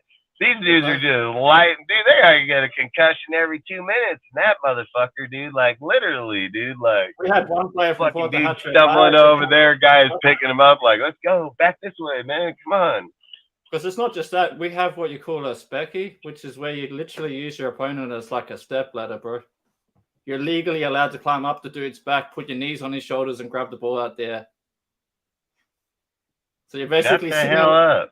No, I'm serious, 100% serious. It's called a specky. You literally climb up the dude's back, put your knees on his shoulders, and pluck the ball 15 meters up in the air. Because you can imagine, I'm 6 foot tall. That's fucking crazy. And I'm climbing up the back of like a basketball player, like a 7-foot guy. I'm climbing on his shoulders and grabbing the ball. Yeah, that's hella crazy. That's hella crazy right there, dude. That and the I'm gonna tell you, I'm gonna check that shit out more. Yeah, go to AFL.com, and then you should be able to find the International Game Pass on there. Hell yeah, look, man. I got the deals in my Discord for I got the games in my Discord for international because what's his name? Ray's one of my really good friends. He's in there. He's from the UK. We watch the games all the time over there, so. But all right, man. I guess we'll cut it out tonight, dude. It was good having you on here. Hope we can get you back on here more often, man. Like I say, you always come with some good insight. It's really good debates when we can have topics like these. So, like I say, I appreciate you popping in, and anytime you can, you're always welcome. So, outside of that, I hope you have a great weekend. I hope everybody stays safe. Don't drink and drive. If you do drink, call an Uber, sleep it off, man. I always say it ain't gonna kill you. It's gonna kill somebody else, man. And outside of that, I hope you guys have a great weekend, dude. We'll be back Monday, Wednesday, Friday, 7 p.m. Pacific, 10 p.m. Eastern. And outside of that, I hope you guys have a great weekend. And you want to say anything for Bounce? Yeah, just shout out to chat. Pretty much everything you said, and then have a good weekend, everybody. Hell yeah. Peace out, Raider Nation. Peace out.